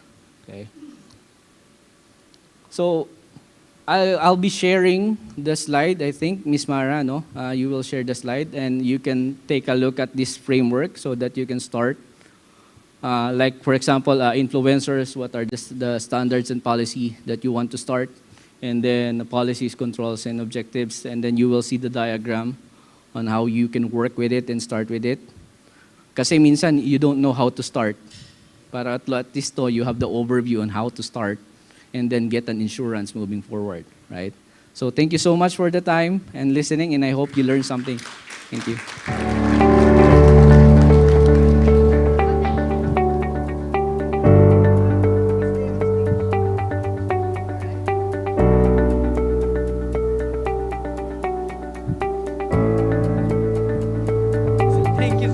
Thank you, sir. All right. Okay, sir. Okay, we'll swiftly move to Q&A portion with you. So we're opening the floor for our audience, for our participants to ask questions directly to you, sir. So about cybersecurity insurance. Anyone? Takers? Want to ask our esteemed guest? Okay. Okay, while thinking, I'll start it off, okay? Sir, you've mentioned about small businesses, okay, online sellers, which is actually prevalent here in the country. The question is, how these small micro enterprises and online sellers be able to have cybersecurity insurance? How much it will cost them, okay, as a small business? How can they afford such? So yeah, basically you can start cybersecurity without a cost. So sa tanong nyo, paano? Di ba? No cost. So in Multisys, we started with no cost, basically. So we started with our internal team. We perform risk assessment on the business first. We identify the objectives of the business, what is the market, sino yung kanino sinisell, sino yung target market, and so on. Right? And then from there, we drill down to identify the risk of the businesses. Kasi one of the problem is if you cannot identify the risk of your business in terms of the operational and business operations, you will having a problem in terms of getting the insurance. Honestly speaking, it will increase the premium, right? But if you can invest on that premium, walang problema, it gives you time to improve your infrastructure. Why? Kasi magbibigay naman ng feedback sa'yo si insurance na ano yung lackness mo sa business. And from there, you can start implementing it and then set aside a budget. Kasi ang nagkakaproblema kasi, sir, hindi nila alam paano mag-start ng budget. Correct. Like sa IT, no? Ang gagawin natin, you can use for the first year is the 5% budget of the IT para lang sa implementation ng cybersecurity. And then the next year, 10% naman ng IT budget ulit ikakat ninyo for the cybersecurity. So you don't need to create the whole cybersecurity kaagad. You can start on the small that you have the IT, no? And then hire services like risk assessment, and risk assessment services for you to be able to identify the risk. And then from there, makikita nyo na kung ano ba yung mga acceptable risk nyo, ano yung hindi kaya, ano yung kailangan natin pa-insure. So yun, sir, at least bumababa yung costing. And that's good to know because probably most will believe it's costly to have one, right? Yes, if you don't understand the company and business risk. So it's good for them to be educated as well. Yes, as well. All Yes, right? yes, yes. That's great to know. Okay, now it's time for our participants to ask your questions. Sir? Good afternoon, sir. Sir, good afternoon. I'm Eric Balmes. I'm with the Insurance Commission. May I ask what kind of regulatory support is needed to push cyber risk insurance forward in the country? is there anything that we, from the regulatory side, should do to move it forward? Because I think it's not one of the products that is selling like hotcakes, right? Well, so is there any circular, any practice that, or any threat that we could make to the insurer so that they would sell more? Like, you don't sell, we take away your license. That's the sword hanging over the head. But yeah, please, thank you. Yes, sir. Basically, yung is one of the important is we have the law actually telling us to protect. The next one is how we can start protecting it. Kasi we already have the law. You have the law. So basically, in terms of the corporate side, if you see, the law is the policy, right? It's telling you how will you do, how will you use the company's devices, how will you use the data of the company, and so on. You have the law, that's the policy. But we don't have the standards and operational standards. That's telling you what are the standards that I need to align with, right? That's why for us, we don't have a local standard to follow, right? But for me, as the leader of the security of our company, I'm looking outside our country. What are the related standards that we can adopt? So first, we can align the DPA as part of the requirements. We have the DPO and so on. And how will you enforce it and implement it? So kaya kami, we align with ISO, and then we're now adopting the NIST 853 standard and NIST 171 because it's focusing on the privacy. If you read that standard, it's focused on the privacy, access control on the system, and so on. Right? So, like, one of the examples, sir, pag nag-access ka ng isang government system, do you see any notice na you're accessing a government system, the government will collect your information, and so on and so forth? Any attempt hacking the system or infiltrate the system will be liable to the law. Wala po tayo nakikita. But if you go to the US and you try to SSH or access doon sa system nila, you will get a banner that this is a US government infrastructure. Any attempt to breaching this blah, blah, blah, you will be liable and so on and so forth. And then if you use a services, they will give you an information that the government will collect your information for you to use the services. But here, wala, di ba? Wala nagsasabi sa atin nun. Kaya, I think, sir, yung technical sides of implementation of the standards, kasi we already have the law, so we cannot reinvent the wheel again, but improve the wheel, right? From something like, mas magiging define yung ano yung susundan. Kasi pag sinabi nating NPC, binasa ko na NPC, so what? Anong susunod kong gagawin? Ano yung kailangan kong gawin? Ano yung susundin ko? Like, if you know the ISO 27001, you will see that's the requirements, right? What is my guidelines to align with that standard? You read the ISO 27001, 002. Kasi yun yung guidelines mo para ma-align ka sa 27001. So meron kang guide. Yun yung missing. The only missing right now is the guidelines for the businesses and small businesses to understand what are the requirements to align. Kasi we have the law na. Yun lang po yung missing, sir, siguro, para mas ma-enforce na if you're, kasi ang mangyayari niyan, i-audit namin or mag-audit And then we will assure na, okay, they have all the requirements. They satisfy the requirements. Kasi merong iba dyan, I'm doing an audit dati, based on my consulting, I perform audit, they saying on the risk register, we have implemented 2FA, right? And when I check the system, the 2FA is unchecked. So I caught them on act that they just say they have the 2FA, but it's not implemented, right? That's why the paper, the policy, tells you, yes, you're aligned, you're compliant, but how do you enforce it, right? Like for the technology, if you're using something like Microsoft, Google, or something, they have the 2FA. So it means, pag in-audit ka, you have the capability to perform 2FA. But the question is it enabled? So for us, an auditor, I need to check that. So ganun po ako kahigpit actually. Pag sinabi mo din patingin, can I see someone from my team? Let me check your laptop. Do you have the AB? Pag walang EDR or AB yan, non-compliant. IT, can you please explain? Why did you issue this device without the AB and AD? Who approved this? I am the last approval of issuance because I need to verify it that it is installed there. Yun lang sir, siguro yung nakikita natin. How it will be enforced, what are the guidelines needed. So yun sir. Thank you po. And I hope na sagot ko sir yung tanong. Okay. Thank you, Sir Rita. And before you go, sir, okay, I'd like to, please stay. Okay, I'd like to invite Sir Engteng Wong, Attorney Balmes, and the rest of our PruLife UK and Prudential leadership team on stage again for our photo opportunity.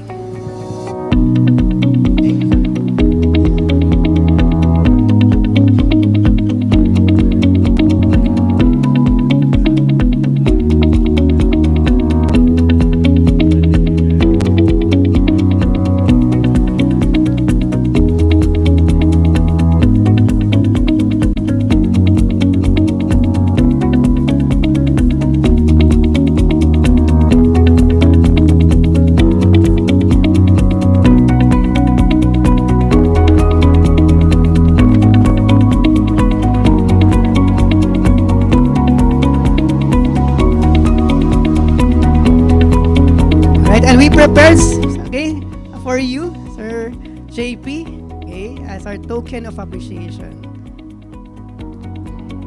Okay, one more, thank you for joining us today.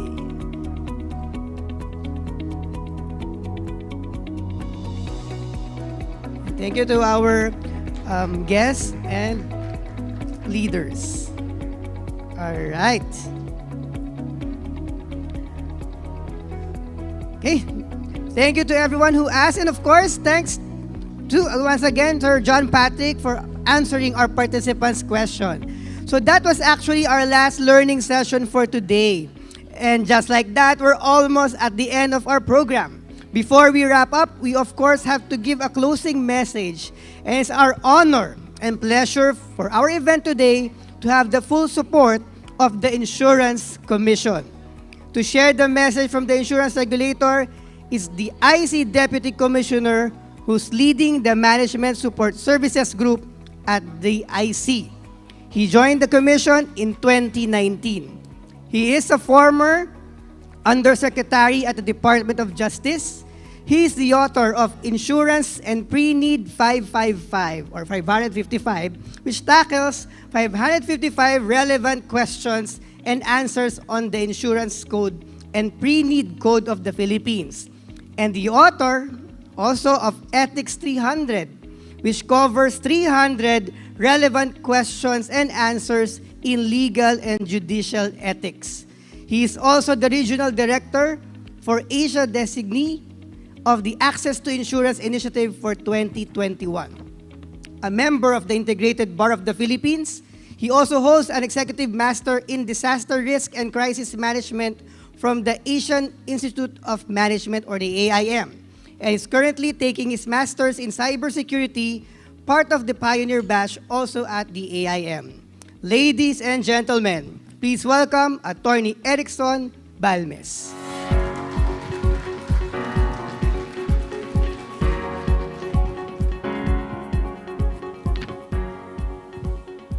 Thank you for the kind introduction. To the President and CEO of PruLife UK, Mr. Engteng Wong. To the Chief Legal and Government Relations Officer, Attorney M. Valiente. It's good to finally put a face to the name, Ms. M, Attorney M. To Prudential Global Head of Privacy, Mr. Langsgo. Distinguished and honored guests, fellow stakeholders in the quest for a more protected world of data, a pleasant afternoon to all of you. Allow me to veer away from my prepared speech, just to say, every time I am asked to talk, I always prefer to be the last speaker. You know, about being the last speaker before everyone goes home, there are no more questions. If one will ask, and somebody should translate this for Engteng, if one will ask a question after my speech, this whole group will ostracize that person. They will say, uwian na, nagtanong pa, epal. So you translate for Engteng and Lanks.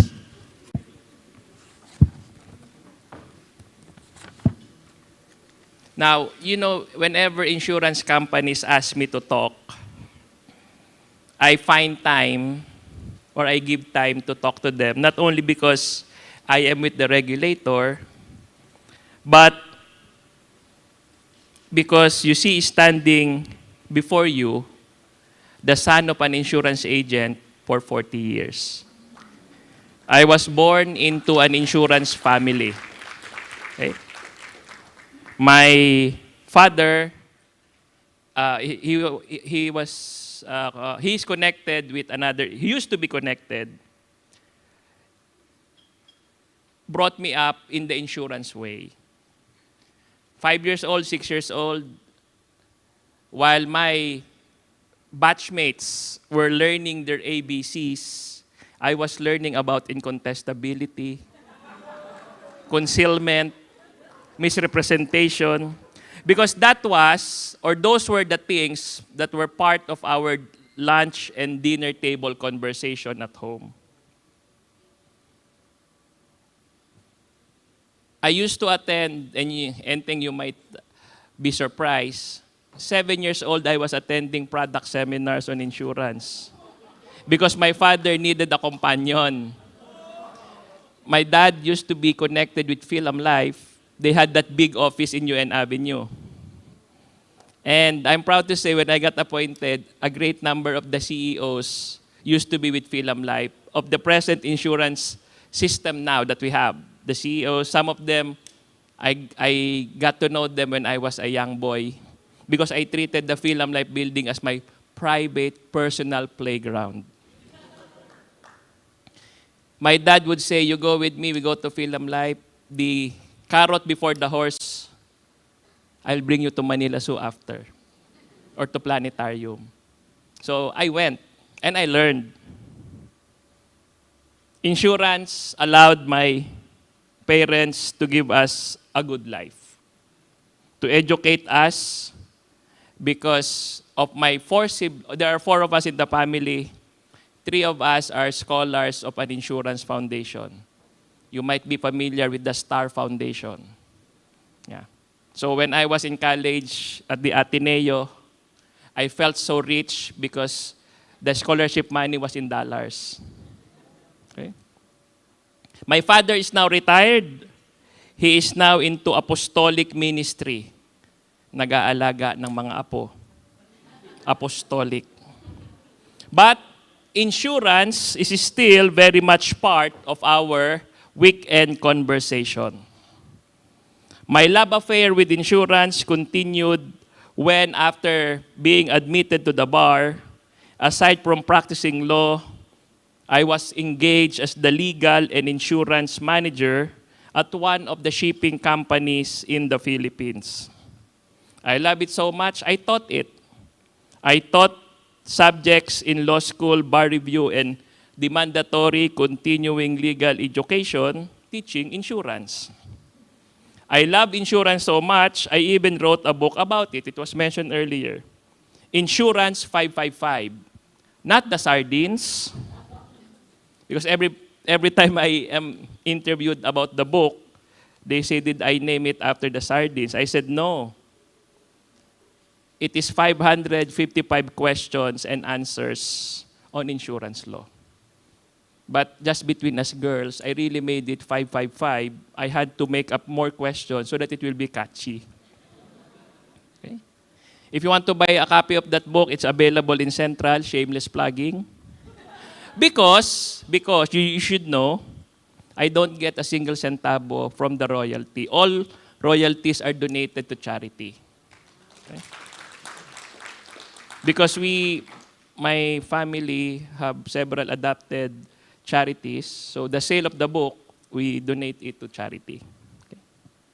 That being said, since I came from insurance and I still am in insurance, I can honestly tell all of you, I belong. And on that note, we begin. Okay? Really, I have a lot of good experience. When my father found out that I could write in good English, he started to enroll me at 6 years old.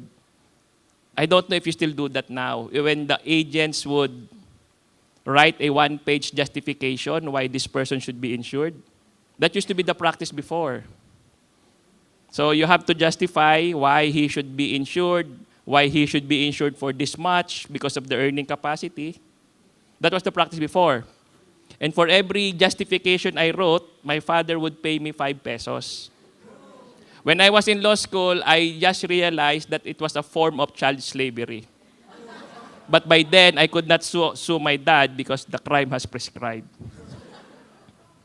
The right to data privacy, my dear colleagues, the right to privacy of communication and correspondence is one of our fundamental rights enshrined in the basic law. And while we aim to protect vital information and communication that may come to our hands, we also recognize and ensure the free flow of information to promote growth and innovation. These words are very, very familiar because these words are taken from Section 2 of the Data Privacy Act. But data privacy goes beyond how data or information should be collected, stored, managed, and shared. It goes beyond data protection of employees and customers. Understanding data privacy and protection in that context is the beginning of the journey into a deeper knowledge and understanding. I laud PruLife for providing the venue and the forum for the sharing of best practices. Please join me in recognizing their admirable efforts with a well-deserved round of applause. Thank you.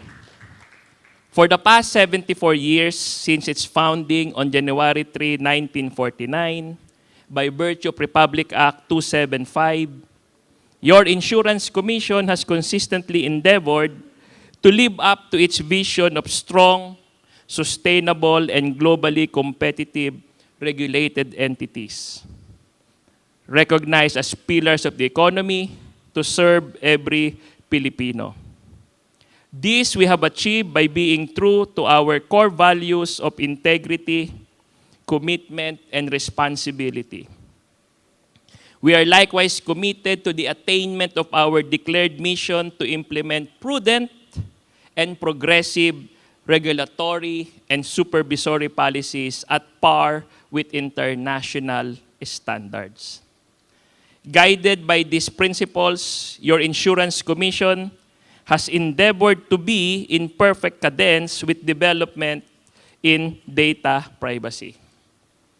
On April 19, 2019, your Insurance Commission issued Circular Letter 2019-13 directing insurance, pre-need, health maintenance organizations, and mutual benefit associations, the respective agents, brokers, adjusters, intermediaries, and all other entities under our regulatory control and supervision to promptly and strictly comply with the provisions of the Data Privacy Act relative or with more particularity to the registration with the NPC as a personal information controller, the appointment of a qualified data protection officer, the conduct of privacy impact assessment, the creation of privacy manual, the implementation of privacy and data protection measures, and the exercise of data breach reporting procedures.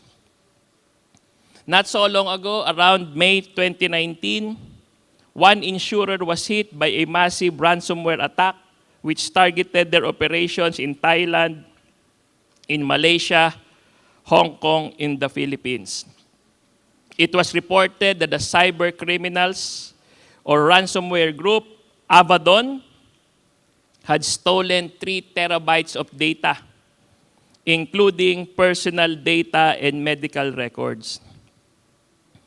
This prompted your insurance commission to issue a supplemental circular, Circular Letter number 2021-42 on June 29, 2021, directing all entities under our regulatory control and supervision to take all precautionary measures against the recent spate of cyber attacks. Cyber threats is something that I got exposed to during my stint as Undersecretary in the Department of Justice. Because during that time, that was the height of the Bangladesh heist. So the Bangladesh ambassador the ambassador of Bangladesh to the Philippines was a constant visitor in my office, following up what should be done, because at the end of the day, the real interest there is the money, which your heart goes out to them, because if you've been to Bangladesh and you've been to the Philippines, you'll count yourself lucky. The disparity in the economic status and everything. And to them, that $100 million means a lot. And before I left the Department of Justice, we were able to return around $17 million and 100 million pesos. But the rest are still somewhere there. Okay. On a personal note, since I am the Deputy Commissioner in charge of your Insurance Commission's IT and InfoSys Division, our Division Manager, Mr. Laos, is still here. And part of the IC team to the DOF, Department of Finance, shared cybersecurity framework, I had to level up my game. And that is why I applied and was luckily accepted to be part of the very first batch of Master in Cybersecurity program at the Asian Institute of Management. By God's grace, I hope to finish the program by March 2024. And I was listening to Mr. Lita. I had a funny thought that perhaps if you can have a cybersecurity guy talk about insurance this year, perhaps you can have an insurance guy talk about cybersecurity next year. It depends on my graduation. If I don't graduate, we defer. Relative to our discussion today, my capstone, that's the AIM equivalent of thesis. Those who have written a thesis, you know what thesis means? The happiness ended when it started. Thesis. For my MCS course will revolve around what Mr. Lita was talking about, cyber risk insurance. To wage war against cyber threats, we have to add caliber to our armory. In closing, as holders of our clients' data and repositories of their information, mind you, the plural is data. I was attending a Senate hearing not so long ago. A senator said, where are the datas? Okay, data is enough. Okay? You do not add S. Just to make it plural, you do not always add S. Okay? In closing, my dear friends, as holders of our clients' data and repositories of their information, like the trust they gave us, let us hold all of them sacred. In closing, remember the mantra, your data, our duty. Thank you very much and safer days ahead. Thank you, Attorney Erickson Balmes, Deputy Commissioner of the Insurance Commission. That's indeed a solid closer for today's program. Sir, please stay on stage. And we appreciate your reminder that excellent service and privacy compliance are expected of us insurers. Okay, but before we let you go, may we also once again call our partners, NPC commissioners, our guests, Eng Teng Wong, PruLife UK, and Prudential Leadership Team, as well as the FinTech Alliance, for a quick photo opportunity.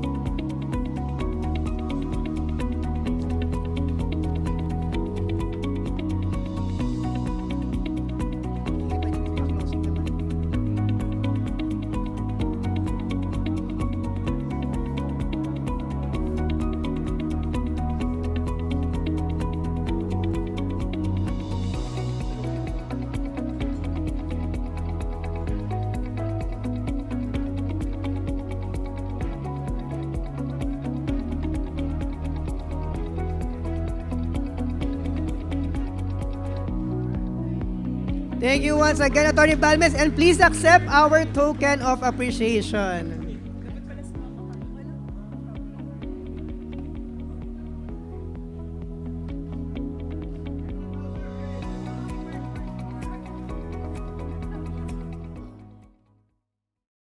What's true love?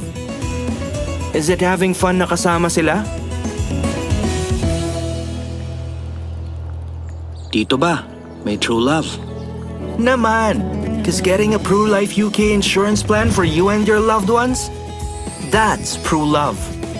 It's when you say, for you, my life is insured. That's true love. Because I care, our health is assured. That's true love. For our future, our investments are in place. That's true love. So you don't worry. My retirement is planned for. That's true love. When your life, health, investments, and retirement are covered, that's true love. That's true love.